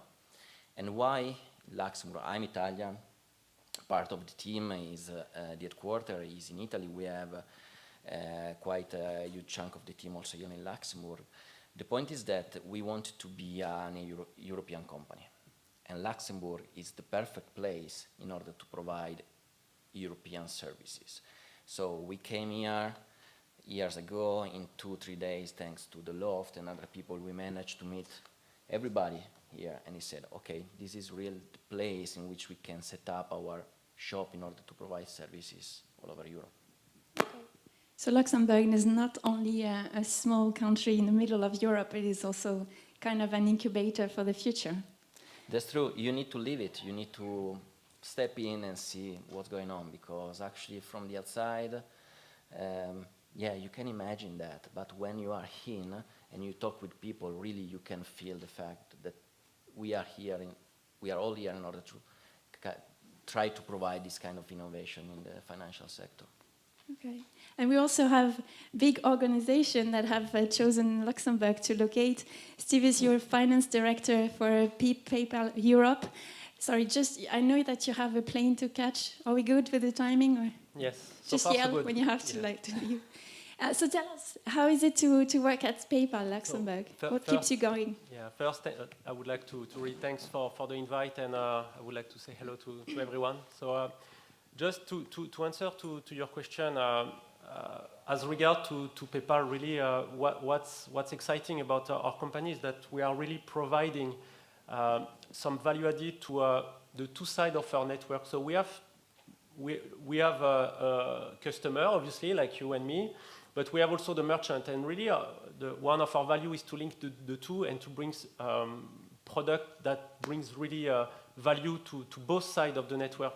And over the last couple of years, we have developed all those products, having that in mind, how we satisfy our customer, but also our merchant. And we have really almost two different functions where we will focus on the product for our merchant, where we can give, for example, working capital capabilities, risk risk analytics, marketing analytics. So really focusing on what value they will extrapolate from our service. And on the other side is really the customer, like, as I said, you and me. You will be, I guess, familiar with the PayPal button when you pay on a website, but we offer across Europe a variety of products such as crypto. So today you can buy in the UK, for example, cryptocurrency, buy, hold, and eventually sell them. We have also a buy now, pay later functionality across different geography in Europe. And I guess what I want to bring this back to Luxembourg, it's very important because at the end of the day, we're able to do that with the banking license we have. So today, believe it or not, but PayPal is a bank. We are a credit institution in Luxembourg since 2007, I believe. And in the previous panel, we heard a lot about regulation, how important it is. And for us, it's very important also that we are a bank because at the end of the day, we deliver regulated services, regulated product. And that's very important to consider that when you launch a financial services or financial product.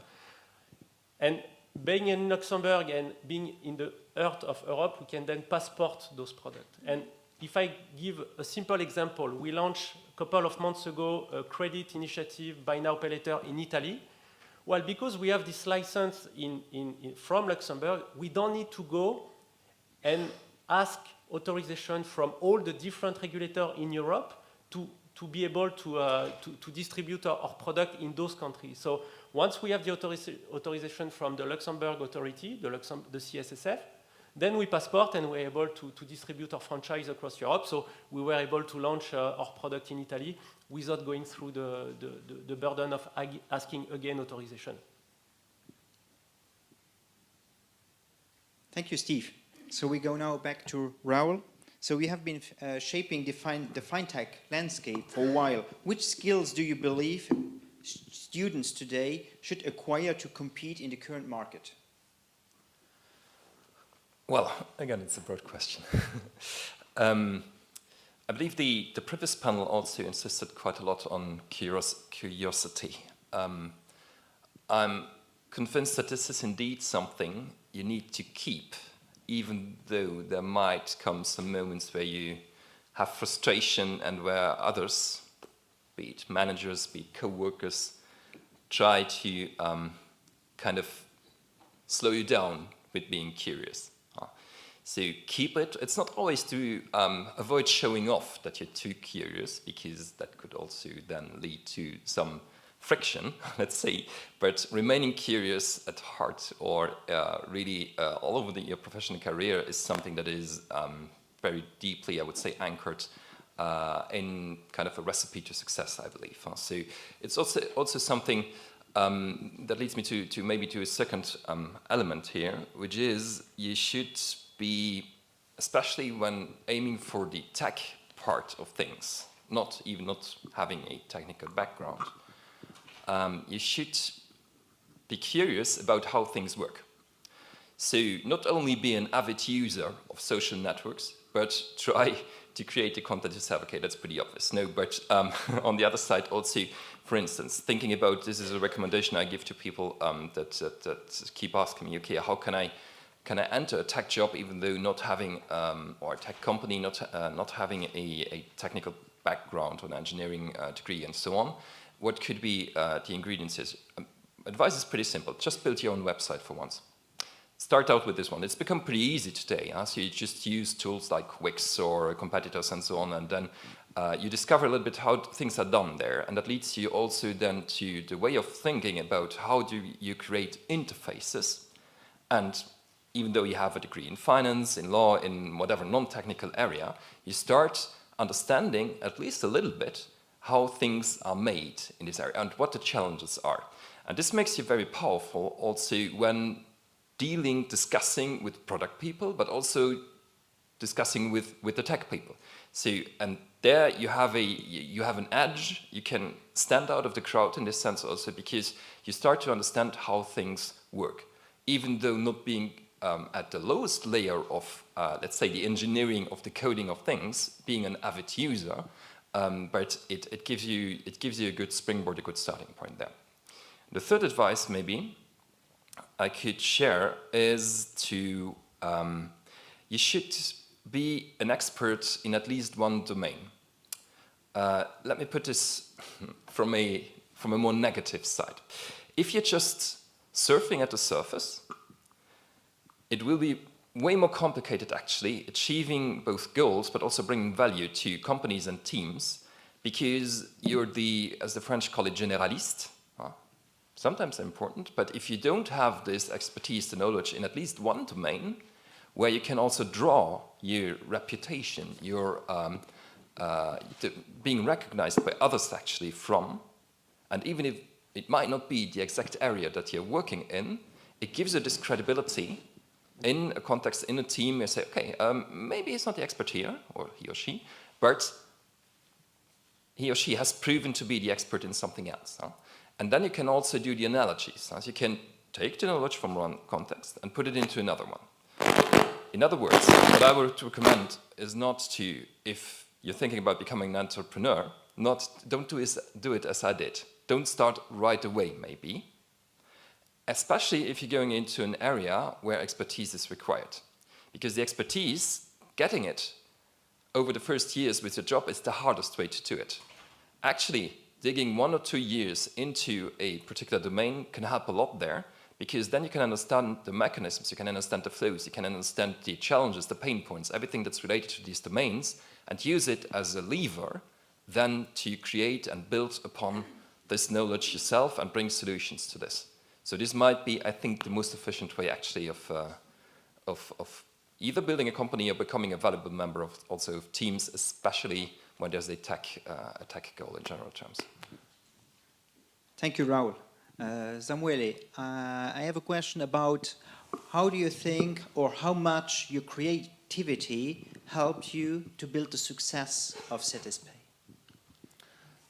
Well, people maybe tend to see creativity as, your brand identity, all this kind of stuff. And it's important, and actually in Cetispay, I think we made a huge work in terms of creating our own brand, but I would like to talk about creativity in more wider sense. I think creativity is something that should be, especially for us in the fintech sector, at every stage of the product development. There's a lot, we are innovator, and there's a lot to innovate, and as said before, we are right now in the right moment to make this kind of innovation thanks to technology, new regulation, and so on. But we need to think different. So the creative thinking, the lateral thinking, in designing a new process or the way the product is going to be offered to the market. With traditional finance, usually things are done because they always been done in that way. So we as a fintech, the must-have is to find another way to offer the service in order to be closer to the needs of the consumer. And it all starts from the creativity that, again, is something that is key in every department of the company. Thank you. Thank you so much. So guys, it's all about thinking differently, reinventing yourself, staying curious, speak tech, get a lot of, how would I say, expertise. So all of that. Thank you so much for this insight. Steve, it's back to you. We are still good on the playing side? Good. We have a lot of potential recruits in the audience. What kind of talents are you looking for at PayPal Luxembourg? Sure. So, as I mentioned earlier, we are a bank, and from that perspective, obviously, we are recruiting in all those key functions that you will find in a traditional bank, such as compliance, finance. Obviously, it's also very close to my heart. But if you think about treasury, FP&A, controllership, so we recruit in those fields, legal, Being also a kind of a fintech, we also have a information and security department that recruits significantly. So the way I would say is we recruit, or the profile we are looking at, either more traditional banker or what profile that you will find in the traditional environment, but on top of that we have the layer of the fintech. What's very important for us is really the diversity. So we try to have a diverse employee coming from diverse background. And just to give you a flavor, we have approximately 35 different nationalities just in the Lux office. So that's, I can tell you that when we have a lunch in the office, there's always a different team coming from different countries. And you have like hundreds of employees. We are 150. Yeah. In terms of seniority, I think we are looking for really, we go from internship to senior leader role. So really the door is open. We love to have intern with us because I think, we have all been intern at some point in our life. It's very important because they bring also a different perspective.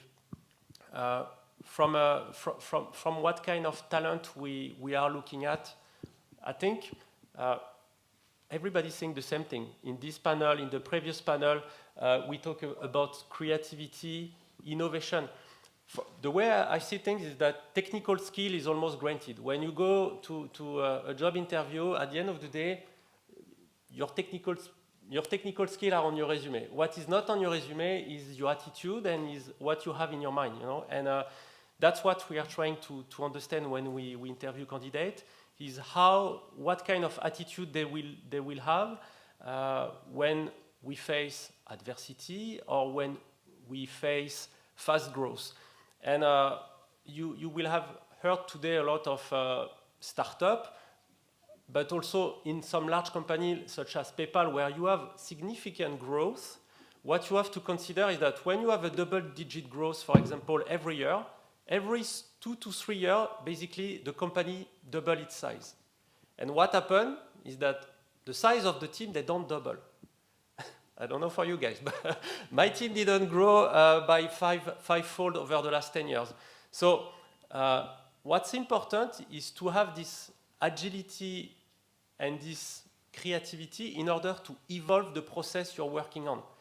And we are talking about product development, but you can apply that to accounting process, down to earth, you know.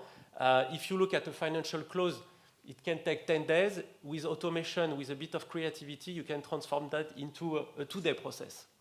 And that's very important, that's key, and that's what we are looking at, because if you want to stay relevant in your job as a company, when you're growing very fast, it's very important to evolve and to be innovative and to be curious. It has been said, but I really stress that because for us, it's very, very important. Raoul, now another question. So if you have the chance to take a time machine and to go back to your past when you have been young and at school, what do you have done differently? Or is there nothing that you would have done differently? Well, yes. This is let's say, a pretty tough question. It's not broad for once. I said the previous question were too broad.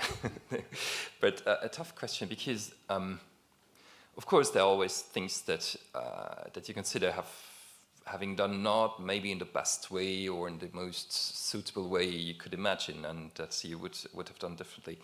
But well, it's there's maybe one thing that I really, well, as I said before, I co-created my first company when I was in the last year at university, and that also then. Yeah, moving back and forth between Paris and Luxembourg was a pretty tough time and so on. So, and I quoted it. I said also before that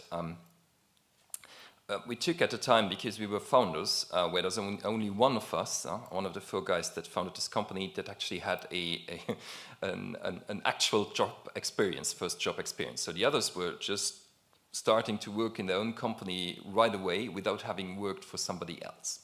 So this is maybe something today I would tell myself at the time, so my former self, a very long time ago, to have done differently, maybe get a first job first. But then again, and this makes it so hard, I would have missed quite a few opportunities on the other side. So you can't always say it's really this way you should have done it, because you don't, well, you can assume, you can anticipate maybe a little bit the consequences that it would have had. But it's a little bit with the butterfly, like a million years ago, if it flew in a different direction, would the world have evolved differently? Not assuming that my little career had anything to do with that, no. But so in this sense, I wouldn't have changed a substantial thing there. So maybe things also, well, a challenge is always from the entrepreneur's side, who you do the business together, who are your co-founders, who are the key people that you actually hire. And of course, you know more at a later stage. You discover also that maybe you should have done a different choice because you knew it from the start. Maybe, oh no, most of the times you didn't. Or you didn't set the rules also. This is something that is pretty important as an entrepreneur. It's a little bit, when you get married, actually, you should define also what happens over time, and then maybe, get a prenup, as they call it in English, also to make sure that if ever it didn't turn out well, then you have a framework that you can actually also then move to a next step. But this is the same in business also, to define the rules, how you get along together, and how you separate also if ever it happened in the end. So this is something that maybe with some of the over time that I would have done differently in this sense. Yeah, definitely. One additional question: have you started in a garage, your company?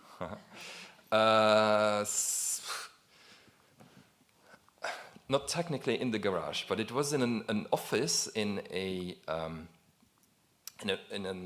the roof of the companies of one of my co-founders, actually, where we started meeting first every Sunday to do the business plan, and then and then also we had some cellar rooms, but not a garage technically. But it's the way I think you first building and trying also to find out how you can work together if you're co-founders. This is something that is very important, and if you're aligned about at least the essential parts, the essential strategy that you would apply, then obviously it will turn out differently than you thought before, but nevertheless, having gone through this process kind of glues you together. It brings you together, and you can more easily anticipate also how the others are going to react if there's any, let's say, trouble coming up, or if there's any hardship happening, and so on. So, the garage, the proverbial garage stage, I suppose it's a very important one indeed. Okay, thank you so much, Raoul, for this advice. So, stay super and expert in your field, but also stay human, creative. Steve, I know that we're still good on the. I'll stop asking the question. What are your biggest lessons as a finance director at PayPal Europe? Oh, there are a lot, but I'll try to pick up only one, two, right? So, and the first one is that's one that I realized not so long ago, but at PayPal, for example, we are a value-driven company. And you start to hear that more and more, the company sharing their value. And that's a piece of advice for really the audience, is that when you're looking for a job, what's important is to first understand what are the value of the company and the mission. Because when you wake up in the morning and you're in sync with the value of the company and you completely understand what the company is trying to achieve, well, your motivation is exponential, because I wake up every morning and I'm happy to go to work, because I know at least I'm in sync with the meaning of what the company is trying to achieve. And that's, we have all different expectations, but it's very personal at the end of the day, but it's very, to make sure that you understand it correctly. And when you're and if you have the choice, obviously, because sometimes you don't have the choice and you need to find a job. But that's for me a luxury to be in that position today, because I love my job and I love my company. So as simple And as that. you've been in the company for quite some time already. Yeah, for more than 10 years. So that's the first advice. And the second one is around the people. Because at the end of the day, you can love your job, but you need also to, maybe love is a strong word, but at least have a certain you need to have a strong link with your colleague. And when I say colleague is your peers, is your boss. And for that, my piece of advice is try to look for organizations that are quite flat from an organization perspective. Because when you start your career, what's important is to be exposed as much as possible to senior leader, because that's where you learn. You learn by doing your job every day, but you learn also by people having a lot of experience, because they'll share their experience, they'll share their problem.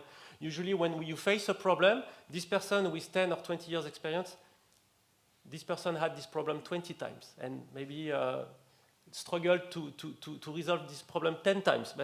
So you're saving a lot of your time, and you're gaining your growth as a professional will be much faster. And that's what I like about the startup mode, you know, because usually all those structures are very flat. And if some large company, you have also this structure. Some large companies try to keep this flat organization. It's not easy, huh? Because the more you grow, the more you go into complex process. And we talk a lot about agility, putting agile process in place. So that's really something that, for me, at least, is close to my heart, and that's something I'm looking at because I've been exposed to that for the last 10 years, and that's also how I try to push my team, you know, to not talk only to me, but to talk to our N+2, N+3, and we have this opportunity. So we are blessed for that. So that's really my piece of advice for the day. Thank you so much, Steve. Samuel, maybe a piece of advice also for future entrepreneurs in the audience? Well, we already talk about many of the characteristics that are needed, and we are looking for the fintech environment, and for sure these are also the characteristics of an entrepreneur and a founder. And being an entrepreneur might be tough. There's high and low and so on, but I think one of the most important things is to have the right people around you since the beginning, because the company is made of the people that is with you, and the soon you learn that this is key for your growth, because we are all here because we dreamed big at the beginning, and we were thinking about creating something big, and something big requires people, and you also need to learn from the people that you are bringing on board and so on. And also the people that you bring on board, they are gonna be on the same path with you, so they are also gonna feel high and low, and you need to create a situation for which they really feel to be part of your journey. And I think one of the most interesting things that we have done, and we decided to do since the beginning, was to create an environment in which people that are working with us are really with us, not only because we are sharing the same ambition, same mission and so on, but also because we are part of the same company. So we have put in place a stock option plan since the beginning. And I think this was really one of the key, especially when you are in an early stage and you don't have too much money to pay people. And so you have the stock option. And for people that understand the value of the stock option,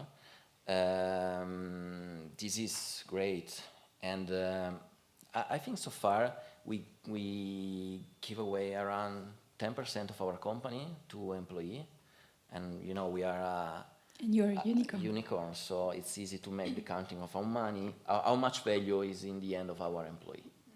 So we share everything, and we want to share everything. If we want all to aim in that direction.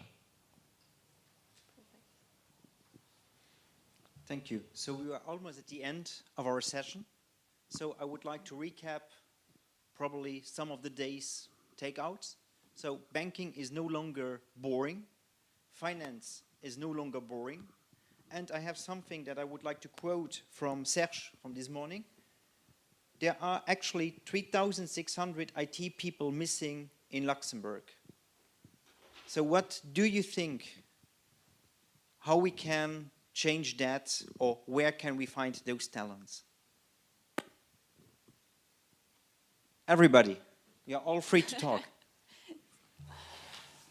Well, as said before, I think Luxembourg is great. There's a lot of energy, and I'm enjoying this conversation here. And it's incredible because we didn't talk each other before this call, but it seems that we are all aligned and we were all prepared to say the same things, but we just met here on the stage. Because actually it's the environment here, and from outside Luxembourg sometimes it's a little bit difficult to understand what actually is Luxembourg. So I think that for us as entrepreneurs, spend our time in order to explain what is Luxembourg is very important.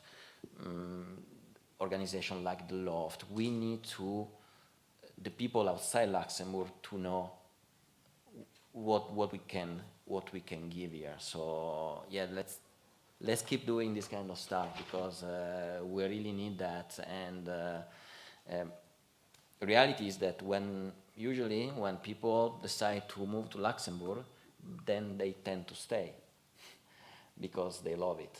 It's just like we need to trigger that in the mind of the people in order to bring them here. And Luxembourg people are very open. So we speak a lot of languages, very multicultural, and you never know who you will meet, you just go around the corner and you meet someone. But it's always an interesting conversation. Exactly. Always. Yeah. Raoul?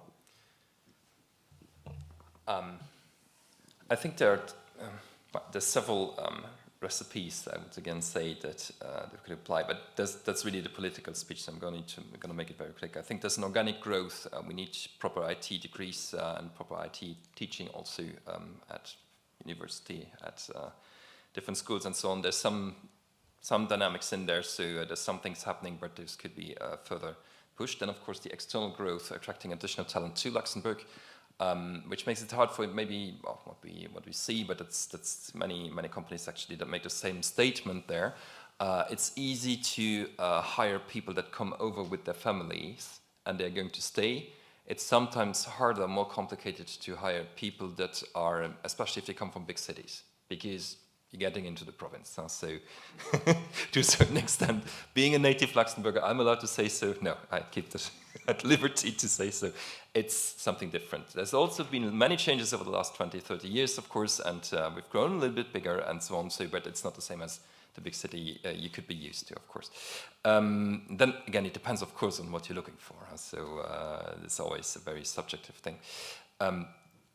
Then I think we also have to think about, and then again, it's political, about other ways of maybe not having people physically over here in Luxembourg and encouraging more, let's say, more flexible setups also. Today there's a huge challenge with remote working, especially if people stay abroad, and if you want to have the people on your payroll, so actually pay them as a company, also not having a contractor or an employee of another company in another country, that works pretty well and easily. But if you want to hire the people and have them on your own payroll, it's really complicated if they don't stay in or near Luxembourg. So, of course, that's a huge challenge also for the government, because other countries are not very eager to go into that direction. So convincing France, Germany, Belgium also to be more flexible there is more complicated, of course. But I'm sure that we will find people. So I think a mix between these three elements and making the right decision, and really not only talking about it, but also put this into practice and with concrete actions and so on. So both by public authorities, but also with the companies that we are from different backgrounds, then we can come to to solutions that actually meet the requirements, adapt to the expectations there. Thank you, Ron. So, Anthony, your last speech. Thank you for the event. Thank you for organizing. And last word is yours. Yes, so it's not the very last part of the event. We are going to host 4 more presentations from 3:10 until 4:30, where Samuel is going to give an inside look about how they became a fintech unicorn. But I want to thank I want to thank first of all Steve Oster for making it, and a big applause for Steve, please.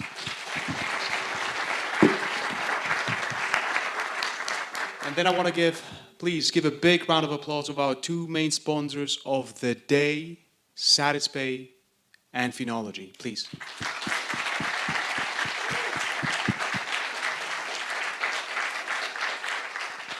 Thank you, gentlemen. Please take the opportunity to discuss with their teams for the next 30 minutes, and then I invite you to come back to have a chat with Ms. Severin Moka, who's the Managing Director, HR Managing Director of PwC. Thank you very much.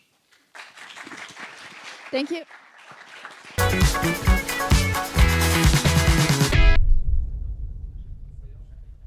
Hello, everybody watching online or the live stream by RTL today. We want to thank you very much for tuning in for the afternoon. We have a very special person among us today, right now. She's the Deputy Head of HR at PwC, a phenomenal lady who's been in the game for a long time. She's a captain of industry. I'm welcoming on stage for a beautiful presentation, Ms. Severin Moka.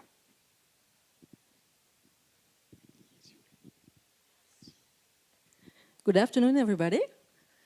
So my name is Severin Moka, Deputy of HR in PwC. So PwC baby, I started 20 years ago in the tax field, and then I made the complete switch to the HR field 1.5 years ago.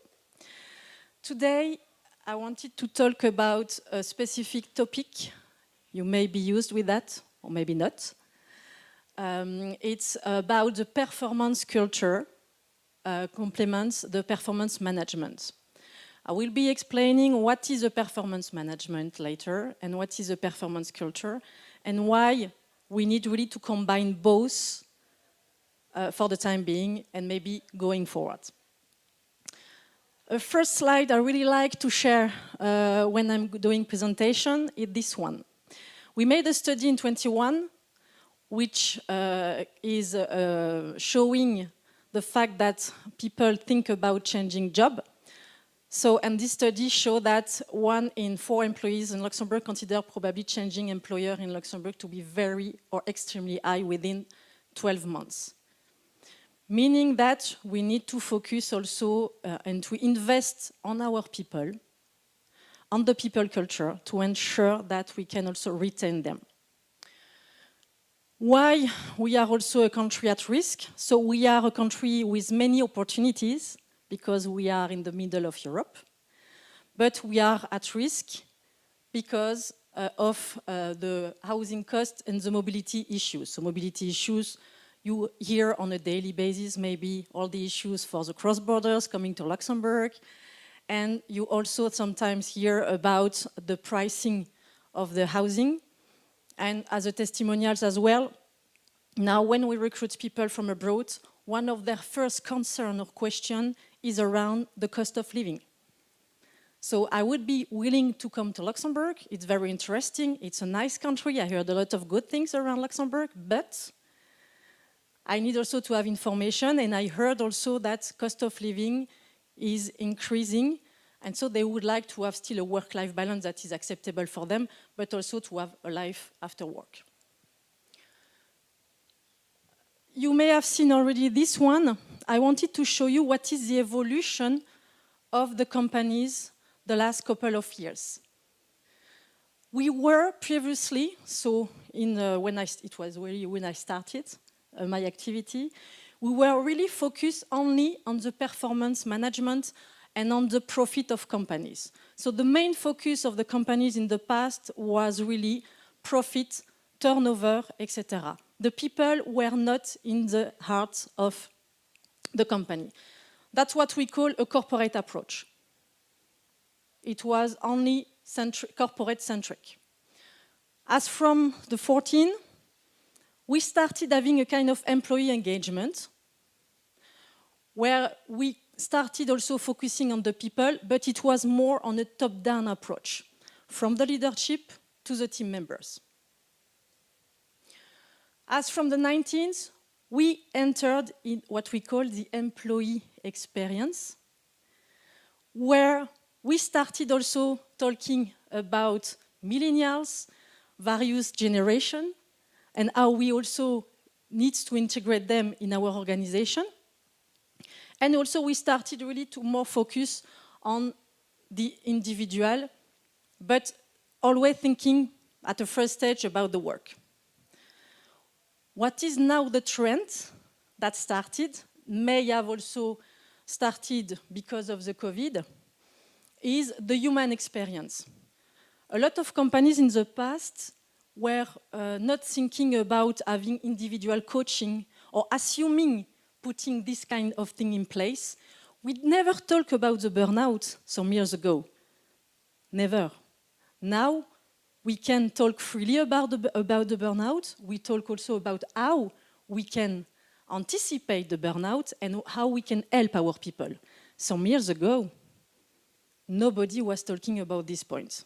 So you can see here the evolution where we started from a corporate approach to a more human approach.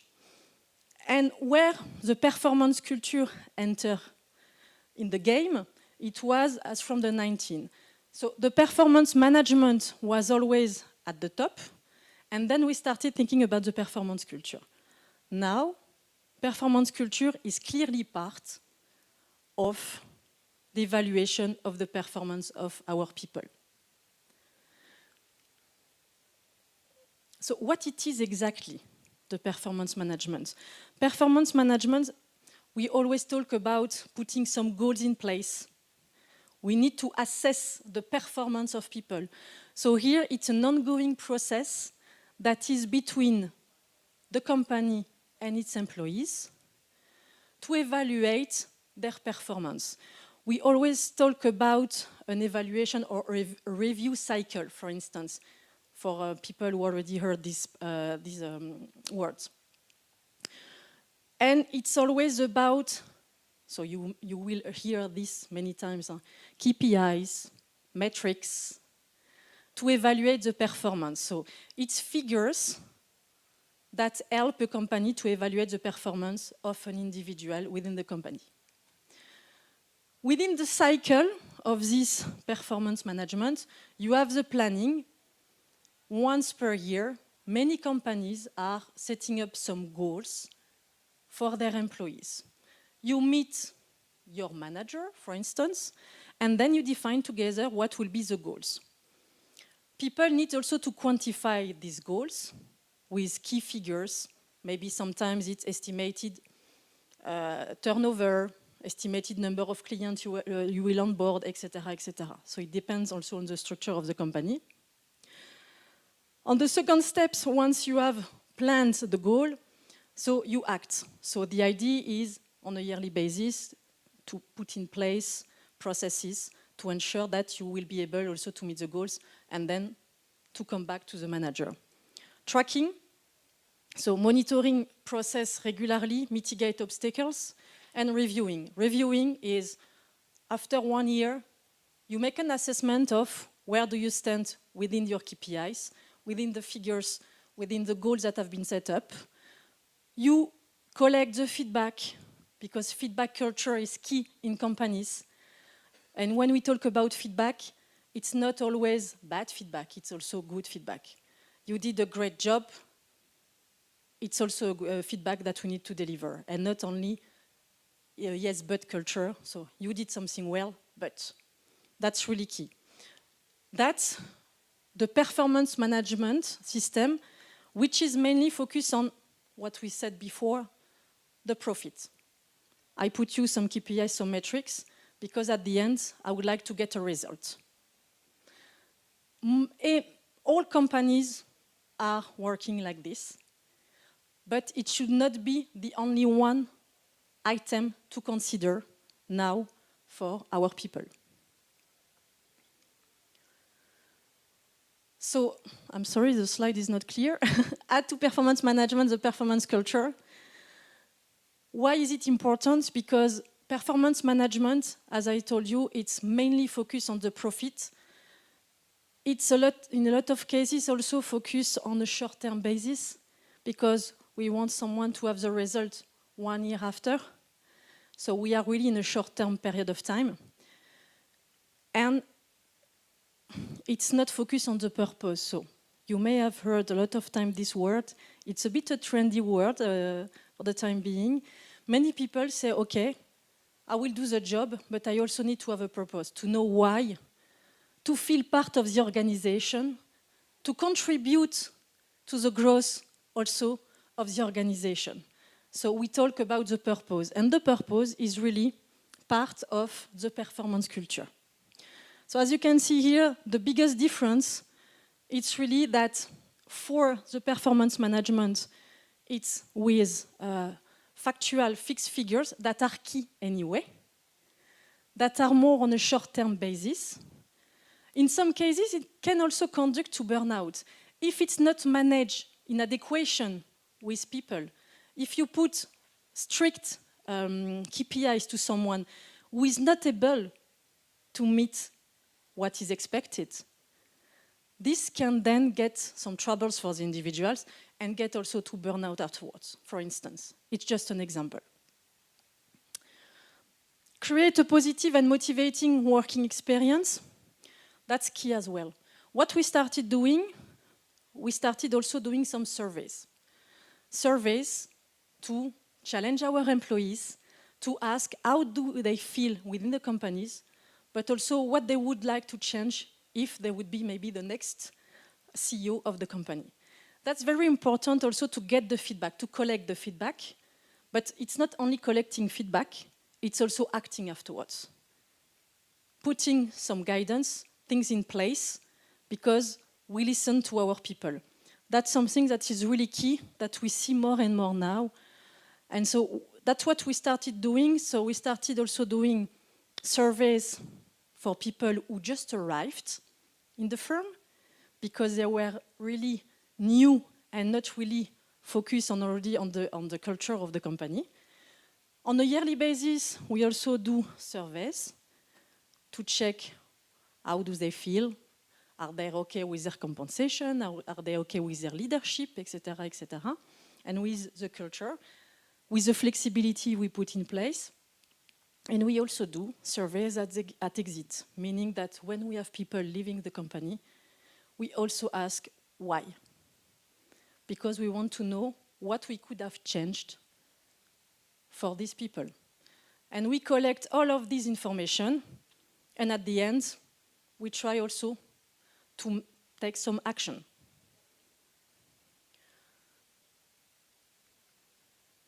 So add to performance management the performance culture. As you can see here, it's really so I was talking about the purpose already.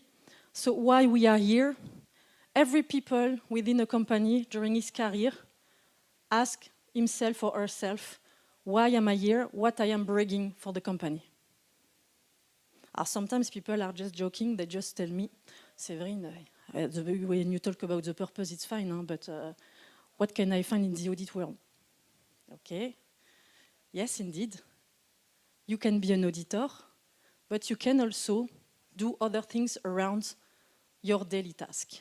Coaching some peoples, having some peers, discussing, doing some challenges, because we launch also challenges. There are a lot of things around it, and also trying to digitalize our services, for instance. So we have a big part also of our people who are part of specific projects to digitalize all the processes that are put in place. So we still do a lot of things internally with our own people. So meaning that if we identify, for instance, that something is not working well, to administrative burden, yes, okay, fine. Can we work together to find a solution with digitalization, our IT people, and then some of our people can combine some daily tasks like audit, tax advisory, for instance, together with working on this kind of job. I can test my testimonials myself. When I was in the tax field, I was expert in personal taxation, so the nice thing where we have to prepare tax return on a yearly basis. And I was also then participated to the automation of our processes, so when I was young, of our processes to put in place a system that is more digitalized to prepare the tax return of the employees. I was not an expert in IT. I was working with our IT guys. I was explaining what were our constraints, etc. And that was one of the projects I was handling when I was in the tax field. Within the HR field, what I'm doing now, looking at all the questions we receive on a daily basis from our employees, and thinking maybe about what about maybe implementing a chatbot together with our team members. So that's where now we tend to go within companies. So it's not only doing daily tasks, but also participating to the growth of the company or to other projects where we find something that is important for us. It could be also around sustainability. There are a lot for the time being around this. If we have people who want to participate to association, to help people, etc., then we have an ID lab. They suggest their ideas, and then we determine whether or not it makes sense to go there for them and to participate to some events. That's part of the company culture. That's something that was not in place and never managed by companies in the past. Because at the beginning, we were focused again on the performance management system, so KPIs, the figures, the turnover, the profit, the short term. Tell me if I'm not clear, or if you have any question, don't hesitate, or comments. Why performance management is not a performance culture?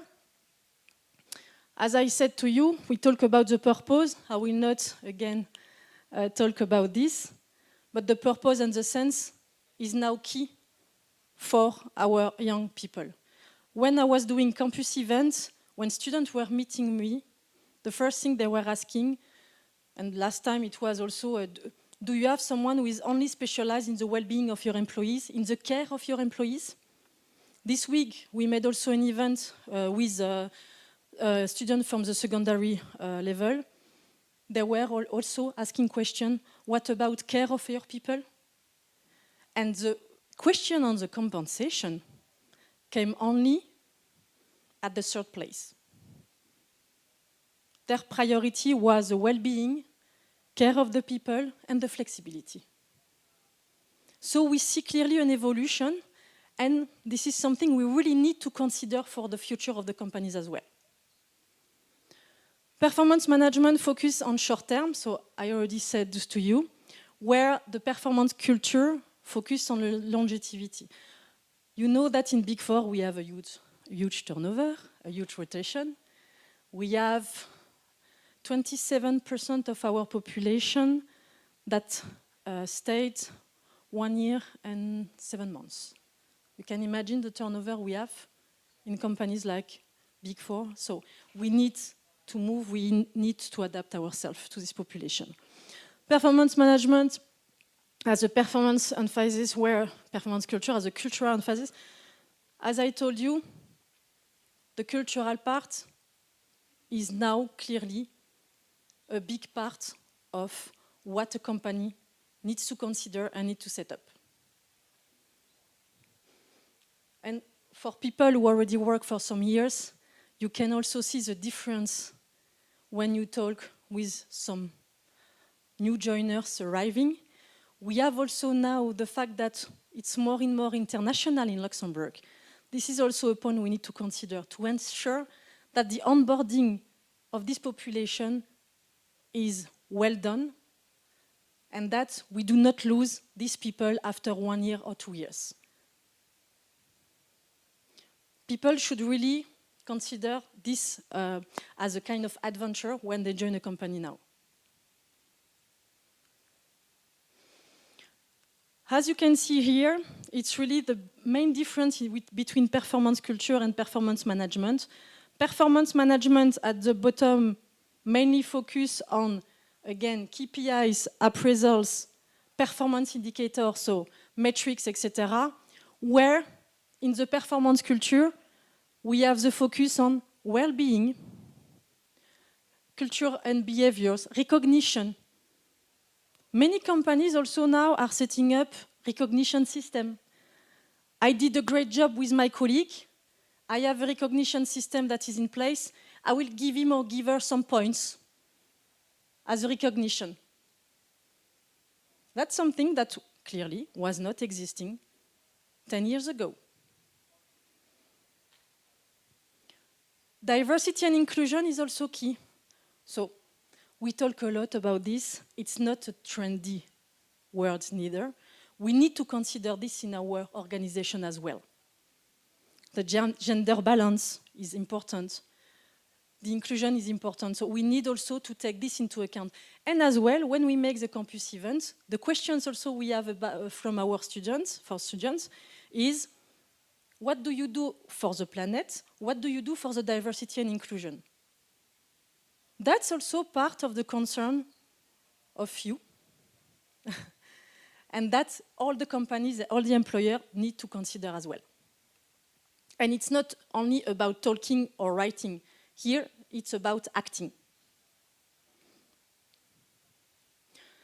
Employee engagement. You can also, on a yearly basis, make some studies to determine what is the level of the percentage of the employee engagement. That's where the tools are very important within firms to be able to quantify this. Leadership performance, so very key as well. I saw in the press that 77% of individuals think about the culture of a company when applying, where only 31% of the leaders consider the culture of being part of the success of a company. So it's clear we need to change. Oops. What did we put in place? So at PwC, I will be talking about a bit about PwC as well. We also launched challenges for our people. I told you before, so we need to give purpose to our people. We know that some of the jobs in our firm are not really very interesting. And so we also launched some challenges for our people to participate to these challenges. So we have the digital challenge. It was held 2 days ago. So we had some lycéens, some people from the secondary school in Luxembourg. They were coming for 1 day to our firm, and we asked them to work on a specific project. So they were with us during the full day. We were showing the company, etc. But they were also working on a project during the day. That was really interesting also to share experience with them and also between us. And they always said that for them, such big companies, it's really like you are enormous, and we never thought about coming to a company like yours. Experience Center. We also go a lot with now virtual reality. So we make a lot of events with some virtual reality. We will maybe soon organize also campus events to show our building, but with the virtual reality. And we also organize a lot of events for our people, for our clients, in this area. It's a specific area where you can really discover things, where you can make a lot of workshops on specific projects, either, again, internally for our own needs, or also for some clients. Dragon's Den, a very strong success. We launch a contest to our people. Please think about something you can maybe develop, an idea you will have to ease your life at PwC, to change a lot of things, etc. So we had some people that were really part of this. They applied for, so it's only for people who are interested. Afterwards, so they made a demo to some of our partners, who just afterwards decided who or which ID will be the ID on which PwC will invest money to participate to the development of this. That's also a point that is important because we also want our people to be entrepreneurs. So that's also a good point for them to develop their entrepreneurship. The Solver Challenge, a global challenge, participated as a reviewer of this challenge. It was also a challenge where some of our people were able to submit some ideas, innovative ideas, again to ease their daily life, to have less administrative burdens, to put specific processes in place. So they were applying. We are reviewing all of these ideas. Afterwards, the best ideas will come through the network. And to the same, the best ideas from the network will come to us. We will review them. And again, the idea behind is the best solution. We decide to invest afterwards, to invest some money to develop these ideas. That is really something that is all around some challenges. So as you can see, we have challenges for students. We have challenges also for our people. And we have also challenges within the network. So it's a kind of competition when we are in the network because in Luxembourg, we want to be the first. So that's something that is also great because it's a good competition with good behaviors. And then afterwards, we can be seen also within the network of having good ideas that could be developed also in other territories. So we can then afterwards have tools that can be also developed globally. So that's how we focus also on the performance culture, but not only. In terms of culture, we also set up a lot of various things around the flexibility, the environment of our people. We have now also some dedicated team around diversity and inclusion. People who are interested can also go there. We have the sustainable team, where it's a team that is only dedicated to any project around sustainability. So any people that is interested then can go there. The idea, again, is for people to be a bit out of their daily task and to, I think it's over. I speak a lot, sorry. And, but I will conclude, I'm sorry. So I think you have understood the main principle here between the performance management and the performance culture, and that both needs now to be combined together to ensure that we can keep our people for a long period and that our people can also have a great experience in companies. Thank you very much.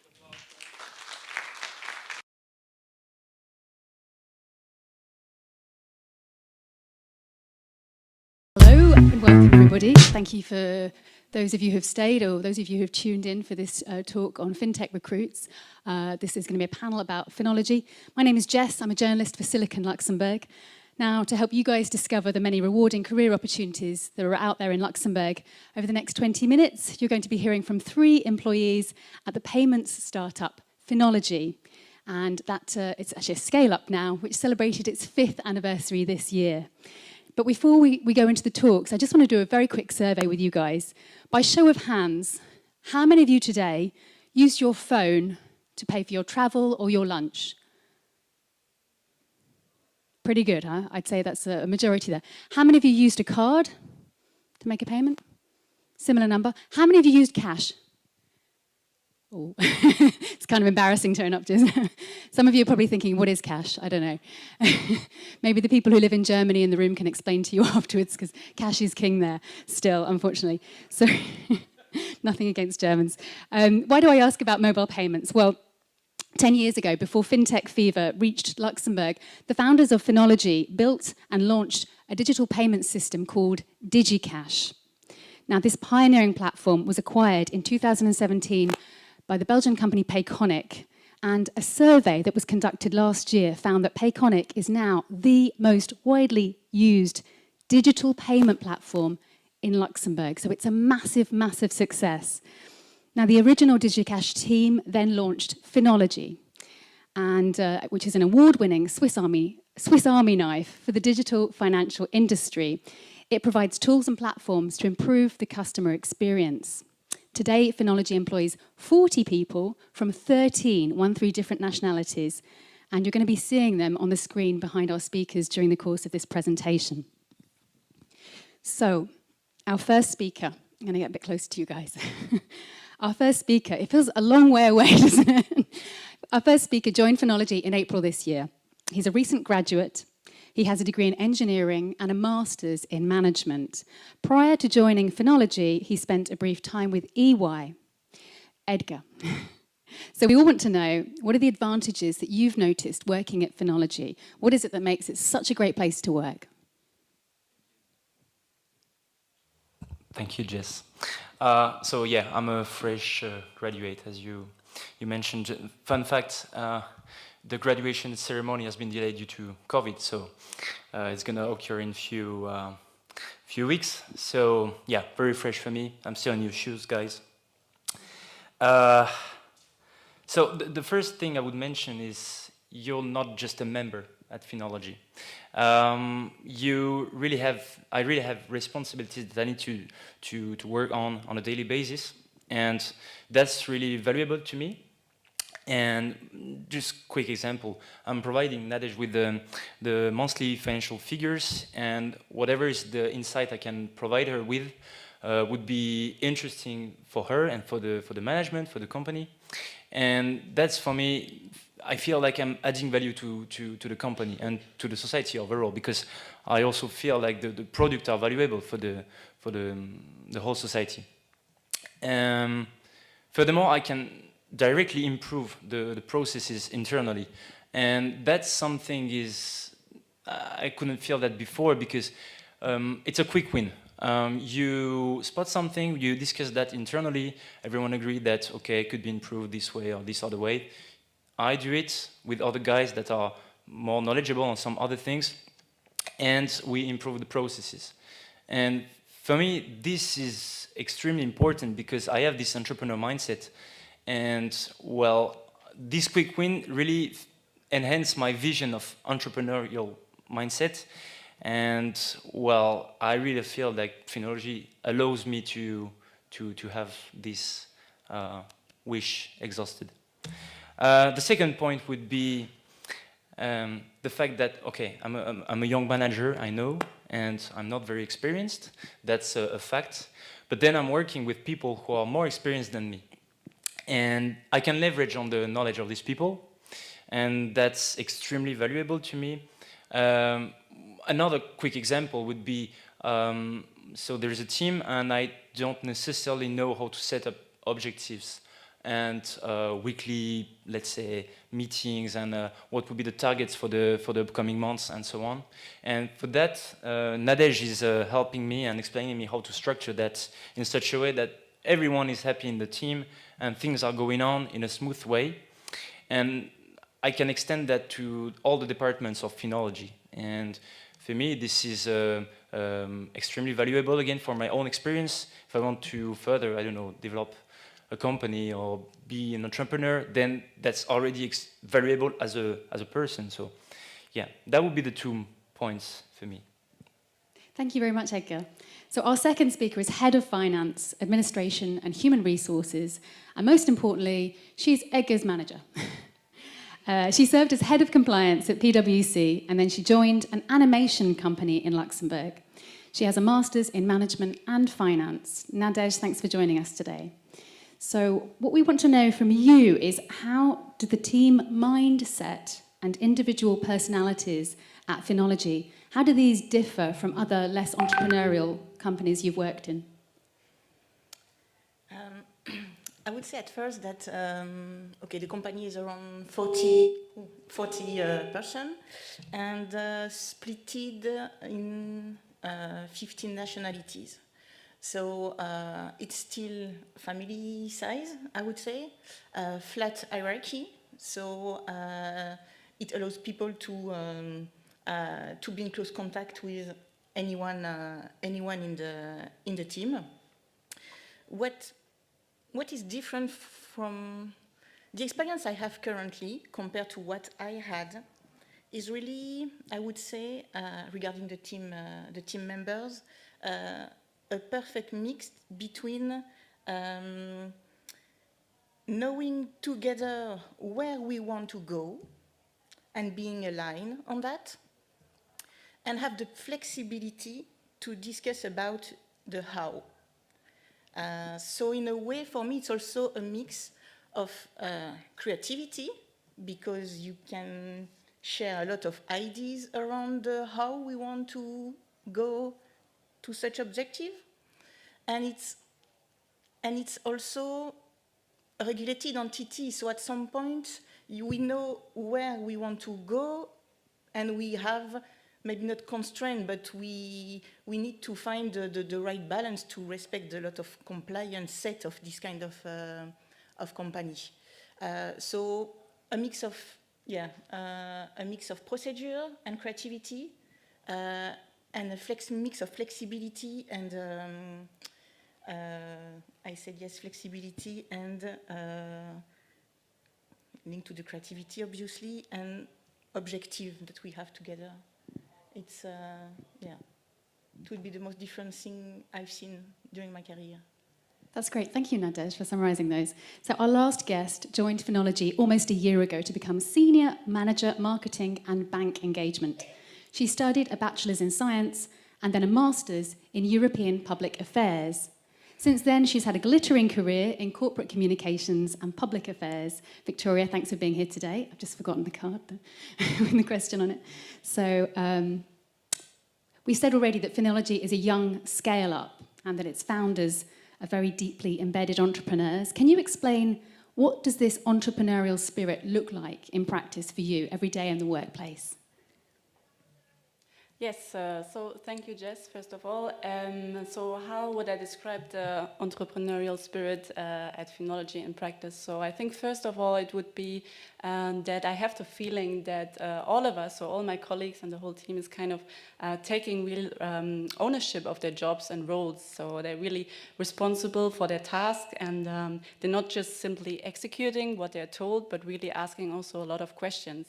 So what I observe a lot is that when there is a task, that people would ask a lot of questions and really look at it from a distance, and say, is there maybe a way to do it better, to do it more efficient, instead of just doing it the way it has always been done? Because that's also something that I have experienced in my past career, that people would just look at a task and say, well, it's a bit annoying, I know it's not ideal, but we're just gonna go for it because, I mean, that's the procedure. So that's really not how we do it at Phenology. So, for example, just yesterday, Edgar knocked at my door, and there was a certain process that we're having at the moment at Phenology, and it's kind of annoying, but it's there. So we said, okay, let's sit together next week, half an hour, and just change it for the better. So we're not annoyed by it anymore, but more happy about the fact. So that's really cool. So everyone just has the opportunity to change something and to take ownership, real ownership of the role. The second point would maybe be that everyone is very passionate about what they're doing. So I have the feeling that everyone is a true expert in their field. Everyone wants to bring the company forward, and also to celebrate certain milestones together. So this week, for example, we had the demo presentation of one of our colleagues. He just showed us the new version of our payment tool that was released, and just showed us the new features, and it was just really nice to look at it and see that certain things are developing, that there are new features, and that's something that we achieve together as a team, and that's also something that we then can celebrate together as a team, and that kind of pushes your motivation on a daily basis. And then maybe to mention a last point is also that you have all the possibilities at Phenology. It's depending on your skill set, on your talents and motivation, obviously, but then at the end of the day, you're creating your own flow, and yeah, you can pitch your ideas, you can change topics and processes, as I just mentioned, and yeah, it's really fun. It's not just following something that it's like written on paper, and then you're just ticking the boxes, and that's how we always done, but yeah, as I said, you have the possibility to really change something. That's amazing. Thank you for those concrete examples as well, Victoria. Okay, our last question for this panel is going back to Nadej, who is the person who maybe one day will interview some of the people in this room. So Nadej, it sounds like you're you're leading a team of ambitious dreamers. Would you say that's true? And how did you achieve that? I mean, how do you nurture this culture? I would say that before nurturing, everything starts during the first interview. We are looking for specific profiles, not so much about the skills. Obviously, people need to be skilled, otherwise they will not be part of the recruitment process. But this is, let's say, basic starting point.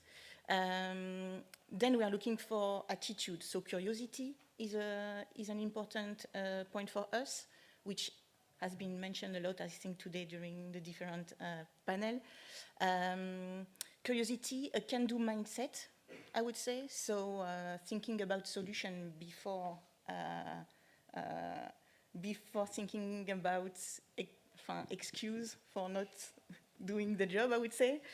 And maybe the most important for me is questioning the existing. So that's a bit what you said. So processes are existing, but there are always ways for improvement. And we have the place at Phenology to discuss any kind of improvement possible you may have in mind. And that's what is interesting, because it's creates a lot of discussion within the teams, and we find, let's say, what we called for the moment the best solution, and we go for it. So it starts with that, this kind of mindset during the interview. And how do we nurture that? Let's say we help people to develop themselves, because I think it's very important for each of us. So there are many ways of developing ourselves. It starts by the flat hierarchy and the contact with more experienced people. It's also closely related to your own curiosity about the topics you are dealing with. Let's say that it's also related to the flexible way we are working. You want a specific training? We don't have a full training plan available and we will push you to do that. No, you come with what you want to do. We see how we can put that in place. I have an example of, let's say, a couple of weeks ago, an IT risk manager wanted to increase his knowledge about a certain kind of, let's say, obtain a certain type of certificate. Don't need to go into deeper details, but she make the analysis. She come to me, say, okay, I would like to follow that, and we discuss the possibility to put that in place, and that's it. She will be able to follow the courses and get the certificate with a little effort from her side, because obviously she will have to follow the courses and so on. So this is about training. Career growth also is important for each of us. We cannot obviously promise you certain things in 5 years or very fixed things. So again, it's about, everything is about flexibility. And what you said, Victoria, it's creating your own flow. So you have the possibility in such company to create part of your job and to support the development of the company. That's what I think is also very valuable. And on top of that, we had a lot of events with the team, because we want to share more than just work. So we organized after work, different type of parties depending on period of the year, So fun part is also important for us to, at some point, release the pressure, having fun together, learning to know your colleague with other aspects than only job-related. So let's say that we have a good mix of effort, can-do mindset, and fun together. A lot. Perfect. Well, it's good to hear you guys are having fun. We've got a couple of minutes, so we have time for one question from the audience. If anyone wants to ask anything, please raise your hand and I'll bring you a mic. Don't all jump at once. We'll have a think about it. Well, let's wrap up this chat because I know there's one more to go, I think, after us. Is that right? In any case, we'll wrap it up. So to summarize, not just a number, creating your own flow, family-sized company, flexibility on reaching your goals, responsibility, flat hierarchy. These are just some of the benefits of working with visionary founders, visionary entrepreneurs at Finology. If you guys are curious and if you're interested in sharing your skills with a team of ambitious dreamers to make change, then please approach our 3 speakers after the panel, or you can find them on Finology's LinkedIn page. Thank you very much.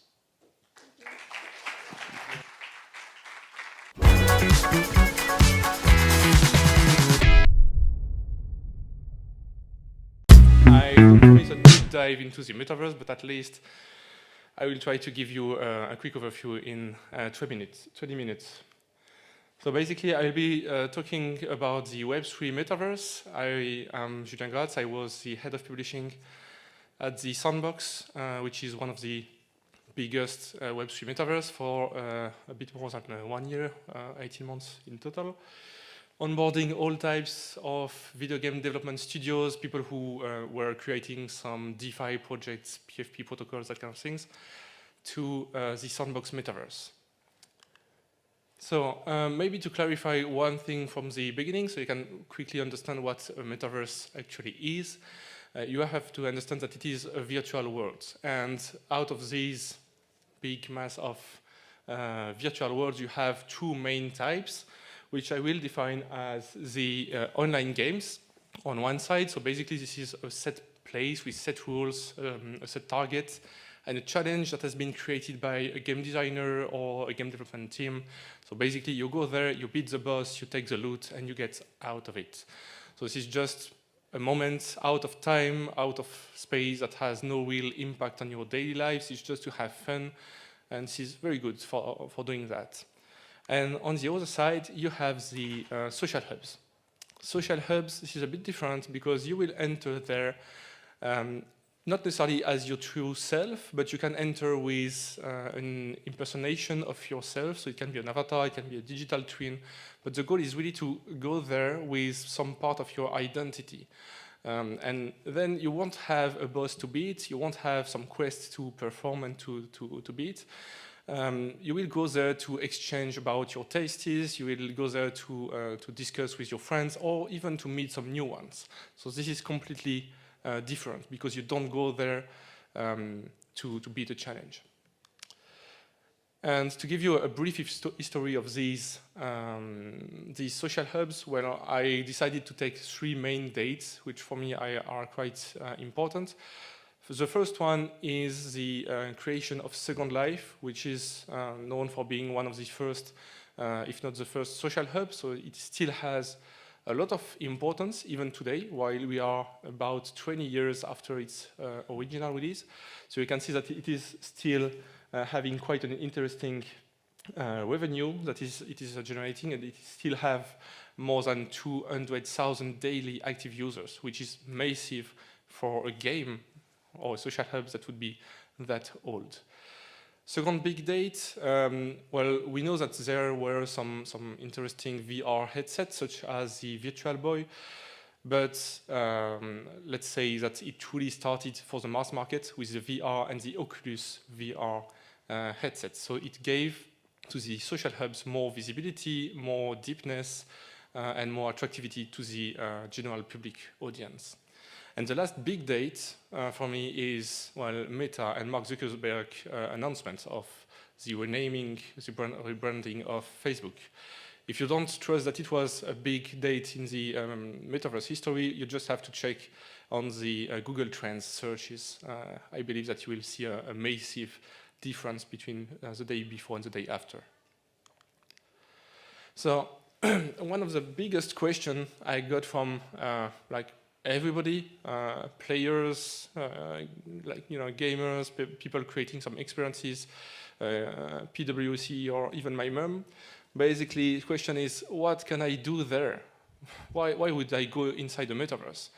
Well, first of all, it probably was the same question people were asking like 3 years ago about why would I go into TikTok? What can I do there?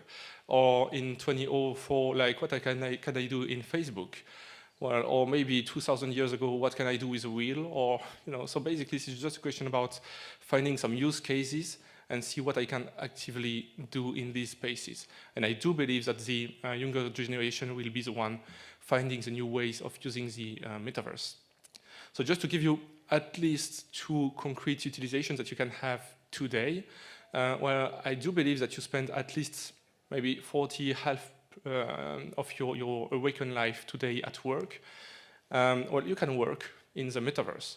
Especially during the COVID lockdowns, it was very important, especially as humans remain social species, to have the capacity to gather, meet, exchange, discuss in a professional environment, but still in a place that is a bit warmer than just a Zoom or a Meet chat room. So it is interesting that the Gather and the likes softwares allowed people to actually enter a 2D or 3D environment and be able to create some temporary chat rooms, exchange some documents and co-create some content, or even meet at the coffee machine. This is not necessarily the thing that will completely revolutionize your way of working, but especially during COVID lockdowns and such times, it was really important to have this kind of physical, even if it was in a virtual world, a way of meeting people and exchanging together. And especially for after work, it was a bit better. Another big part of your daily life is probably the entertainment. And all the times that you spend either at the museums or at concerts, theater, events, or playing. This is entertainment. And to give you just an idea, you have here the numbers. So basically, the Travis Scott concert inside the Fortnite environment, it was more than 27 million viewers during the time of the event. The biggest concert ever in a physical environment, it was in Moscow, it was 3.5 million people. You have no place in the physical world that can host that much people at the same time in the same place. This is just not feasible from a logistics point of view. So this is really giving a new scope to the social events, to the entertainment. And just to give you the number on how much Travis Scott earned from this concert, well, more than 20 million. And this is just for his share. So you don't count what Epic got from this event. And the second question is about who you want to be in these metaverses. Because basically you can spend more than half your awakened life inside the metaverse. So you probably want to be unique, just like every human, basically. So you will probably want to have your own avatar. It can be a digital twin, or you can decide if you're a male to be a female, you can decide to be black, you can decide to be a dinosaur, you can decide to be whatever you want. As long as, if this is a professional environment, it is allowed, basically. So obviously you will have your avatars, which will be created by companies, or if you have enough creativity and the capacity to create your own avatar, well, feel free to do so. And if you don't, be sure that these companies will be very happy to sell you some creativity so you can be your true self in their environments. But this is not only the only thing that they will sell you.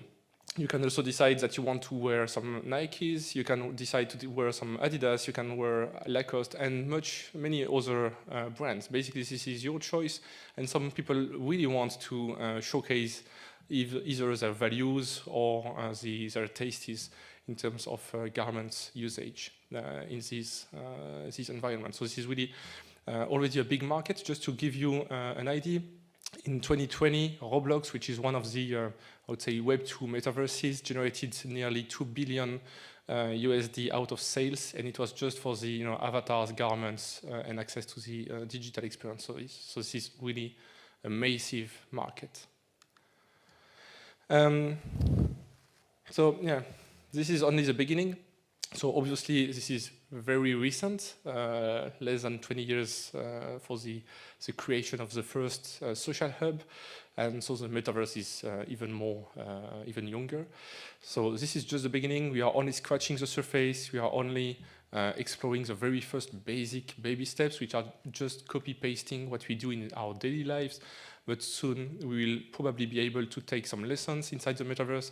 We'll be able to have some ceremonies. We'll be able to give some yoga learnings or whatever. Basically, it can be really a good step forward. Oop, we're going a bit too fast. Also about digitalization. So I do believe that you cannot define the metaverse just as a technology, same as you cannot define the internet just as the TCP/IP protocols.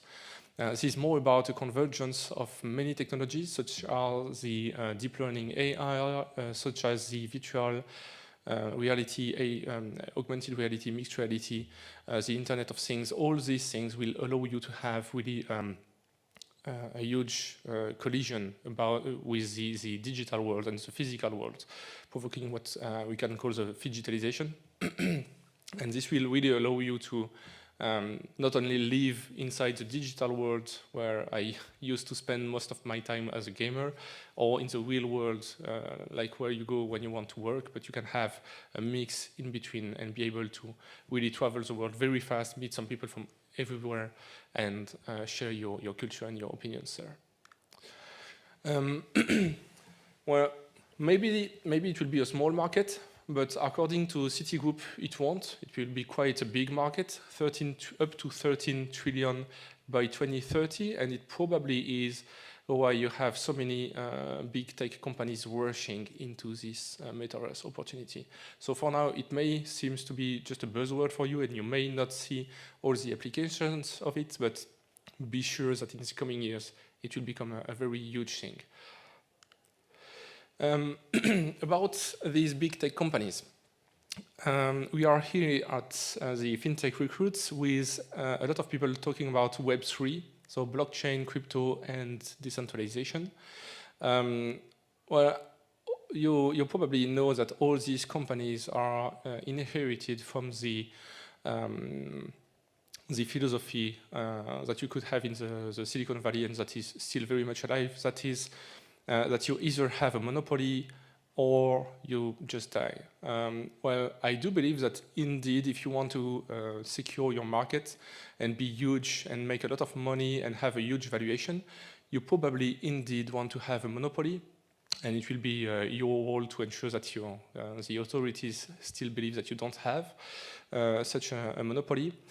But here, when we speak about metaverse, I don't believe that we are creating a company. I don't believe that we are just building a technology. I believe that we are creating a new world. And when you create a world, you don't want to have a dystopia. You want to really create something that is collaborative.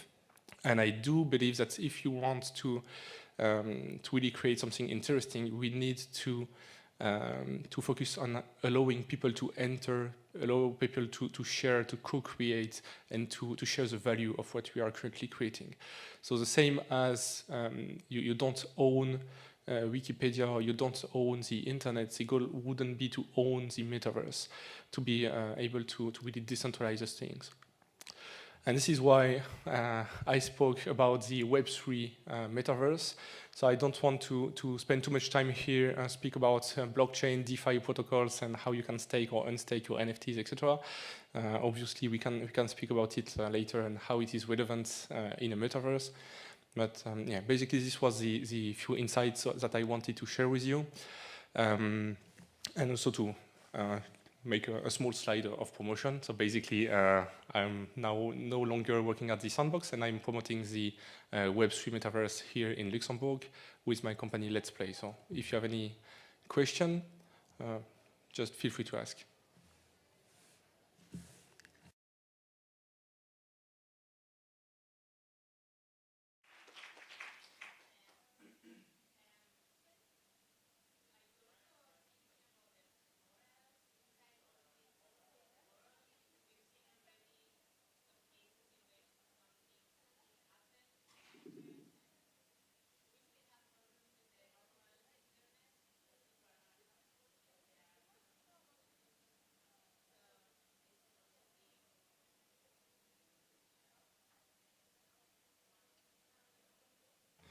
Yeah, if we speak about the harassment and other stuff that happened in some metaverses, I do believe that people need to be responsible for their acts, especially when they enter a metaverse, when you can project yourself either with your digital twin or another avatar. I don't know the solution that will be used and enforced by the authorities, but I do believe that it would be interesting to have either a soul-bound token or something that can allow us to know who you are in the real life, and in case you are responsible of such issues, then at least we can know who was behind this avatar and who was the forfeiter. So, yeah.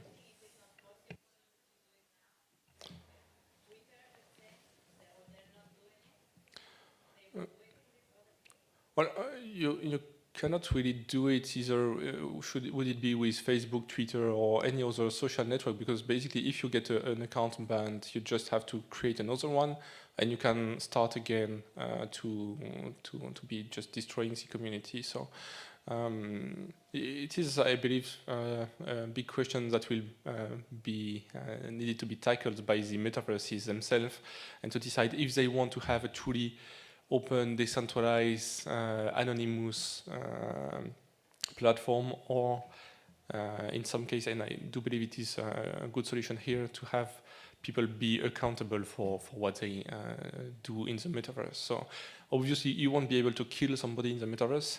At most you will be able to kill its avatar, but you still have the capacity to harass people psychologically or kind of physically. So people who do that need to be known, and we need to find ways to tackle these kind of issues. Yes.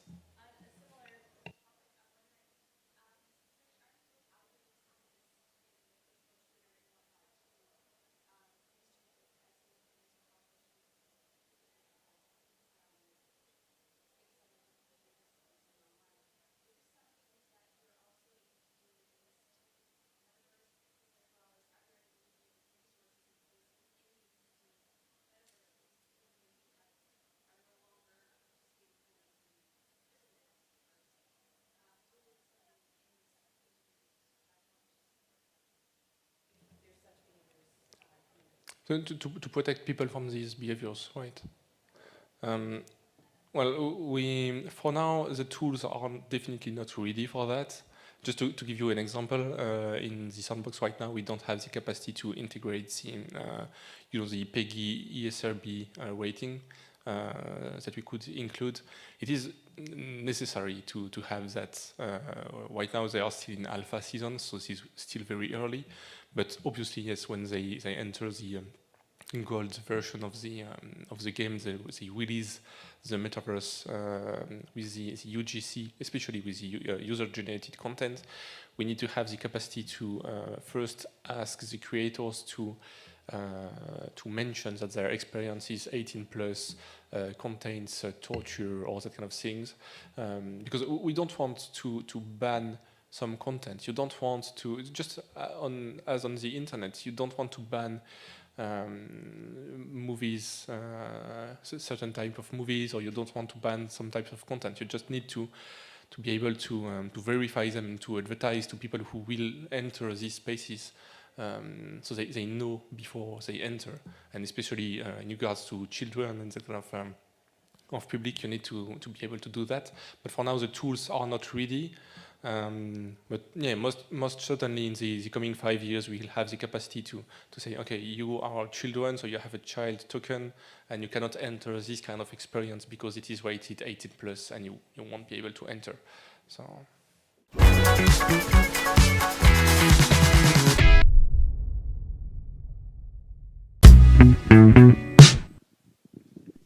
Hello. Well, Satispay. We already talked a little bit before about Satispay, but let's start again from the beginning. So it was 2013, 2014. We started looking at the payment retail ecosystem, and we found something that was not actually working. All the cash that for a reason or another wasn't still hugely used. And on the other side, the card networks, the credit card usage that actually was, yes, in the market, but in certain sense not really appreciated neither by consumer nor merchant, especially from merchant, for high fees and a kind of distance from actually the bank offering. So we tried to understand why it was not working, and we thought about all the evolution that was coming thanks to the digitalization of our world, the fact that from 2008 when the iPhone was presented, everything changed in our daily behavior. So the first thing that we realized is actually the credit card networks was really old-fashioned stuff. So the first credit card were issued in 1960, 60 years ago. No digitalization at all, just a piece of paper with some number on it. And now it's still the same, but with several layers on top of it in order to make it working also in the modern world. And this is actually why the credit card industry is struggling a bit of becoming like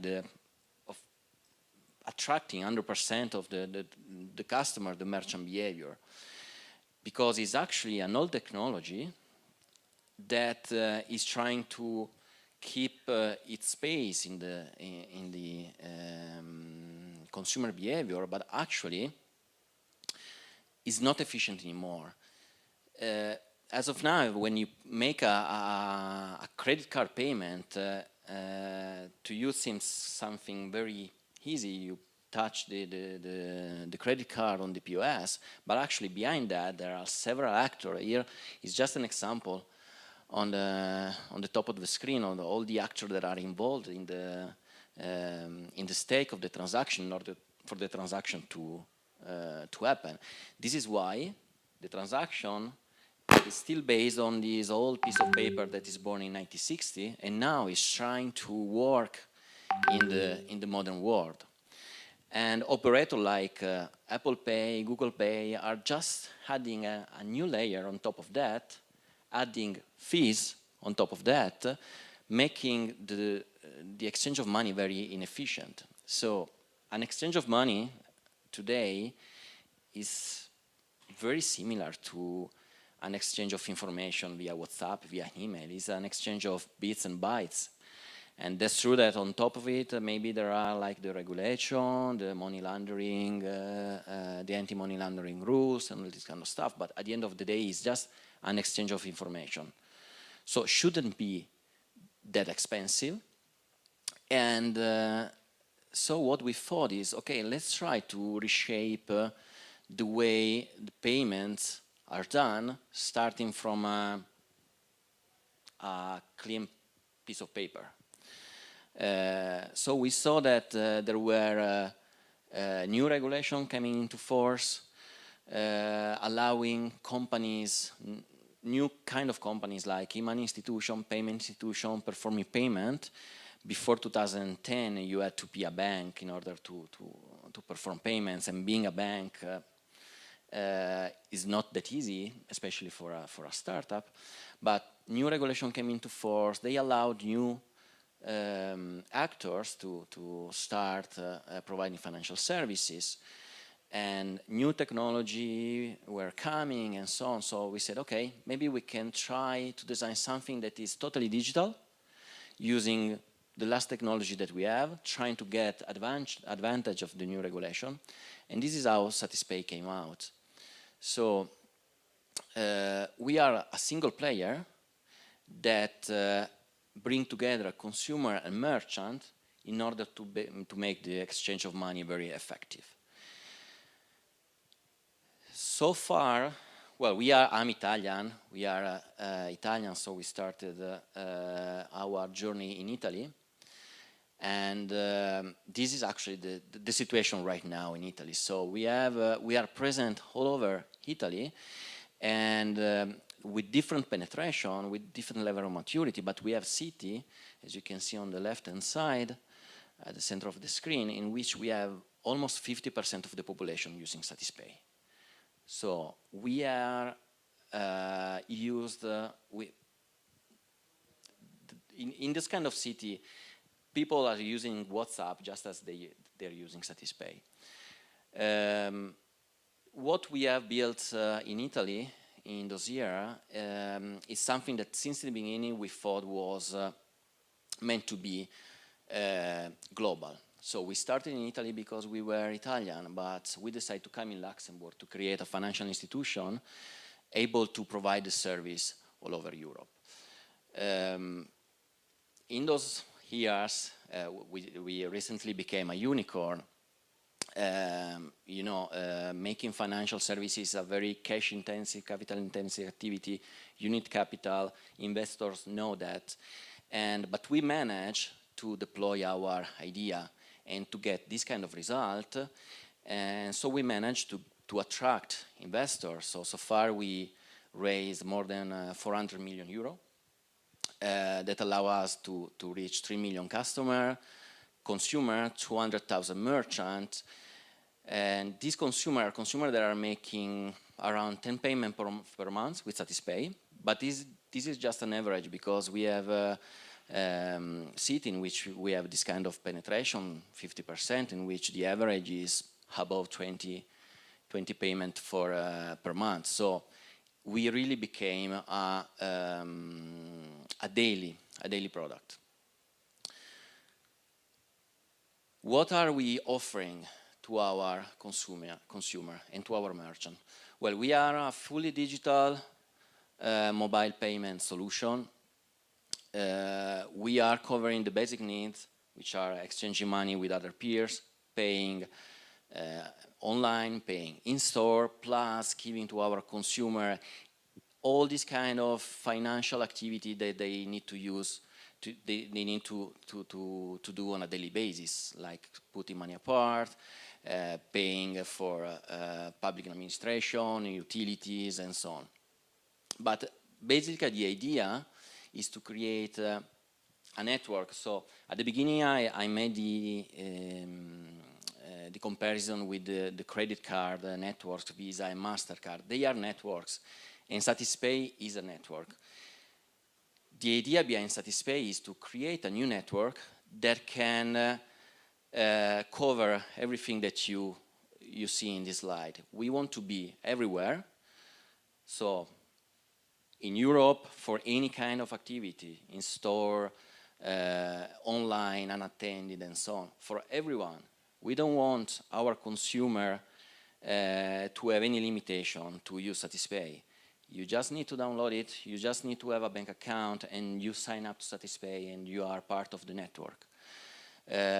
We need to empower. The merchant need to be happy to accept payment because we are not expensive and we are also providing value-added service to the merchants since we have this strong connection with our consumer, with the ultimate goal to simplify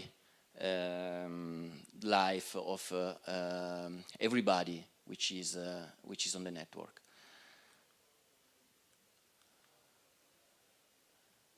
Okay, I had one more slide which is not working anymore, but it's not a problem. So, what happened so far in these 8 years? As said, we became a unicorn, so we reached this level of funding at an evaluation of the company equal to 1 billion. So now Satispay can say that the idea that we had at the beginning is actually a reality. What is actually happening right now is that we are kind of a beginning of a new phase. So people tend to say you are not anymore a startup, you are a scale-up in a growth phase, and that's true. We are not anymore a startup for certain aspect, but still what's happening in Satispay every day is still this kind of environment that was part of the Satispay life since the beginning. The real difference is that right now we can really make the difference by bringing on board new talent, people that can help us bring Satispay all over Europe as we had the idea since the beginning, and deploy the whole strategy of becoming the super network. There's something that I want to share with you here today that I think is one of the most important things that I learned in these 8 years of becoming a unicorn, and I already said that in the previous speech. People are the most important part of the journey of a company like us. We are here because we have a great commitment since the beginning, me and the other co-founder, and all the people that join Satispay during our journey, they share with us the same commitment. We as a co-founder, we learned to kind of fire ourselves from our duties constantly, every month, every year, and so on, because we, since the beginning, try to find people even better than ourselves that can explain to ourselves how a company like Satispay can become what we had in mind. So why you guys, you should think about join a company like Satispay, because it really can give you a level of improvement that you know, sometimes people ask me to spend time in making external experience, training experience, this and that. And I always share with them the fact that for me, 8 years in Satispay are the equivalent of many years of studying, and I would have never reached the level of knowledge that I have right now. This is all due to the contamination that we had, me and my colleague, during those years. And yeah, basically it's what's happening in startup today.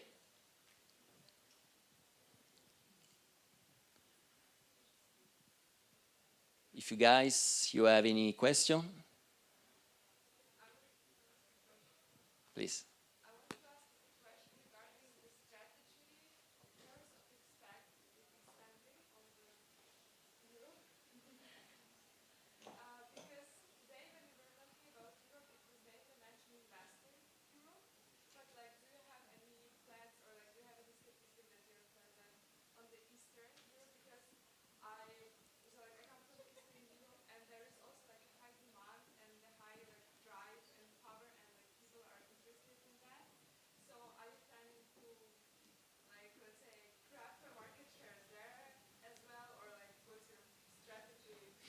Yeah, well, the whole infrastructure is designed in order to be ready to any European country.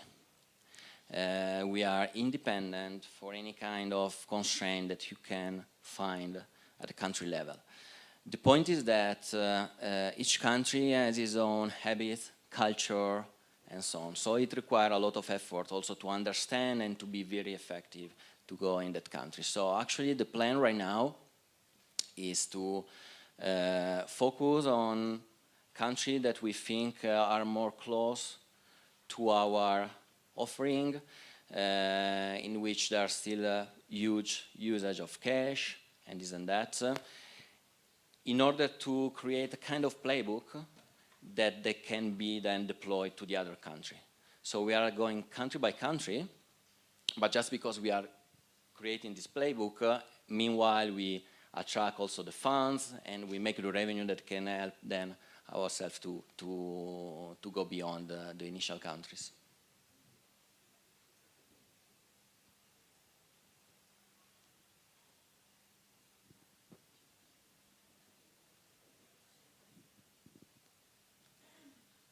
So thank you very much.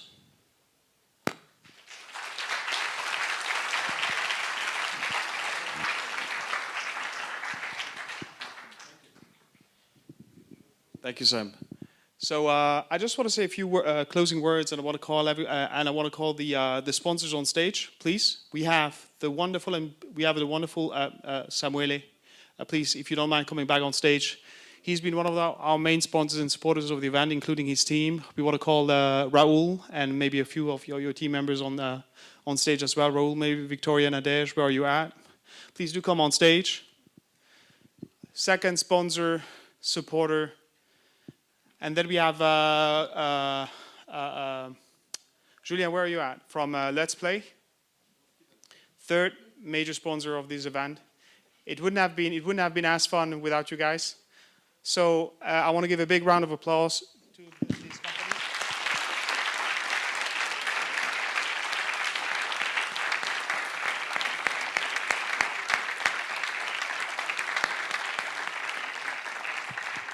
I also want to call the few student ambassadors that have supported all the way. Serena, where are you at? Please come in. Jimmy, where are you? Any other students ambassadors who haven't left? Good. And then, please, Marco, if you don't mind coming up. Marco is one of the leaders. He's one of the leaders. He's assisting Search Linkels at the Digital Learning Hub. Without them, giving us this facility, this beautiful facility you're sitting in right now, none of this would have been possible. I can't explain how grateful we are to the Digital Learning Hub for having provided us with this facility. They have been supporting us, this initiative, from the very start. And I want to give a big round of applause to Digital Learning Hub.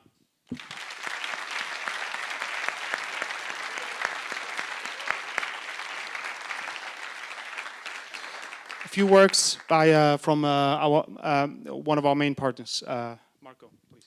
Thank you, Anthony.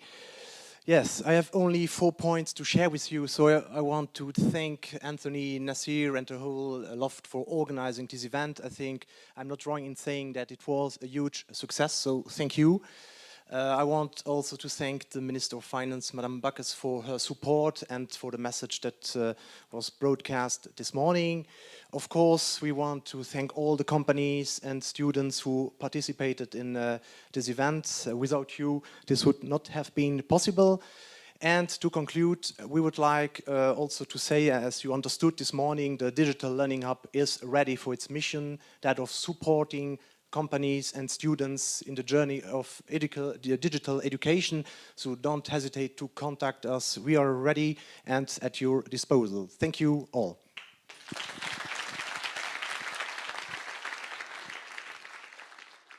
Thank you.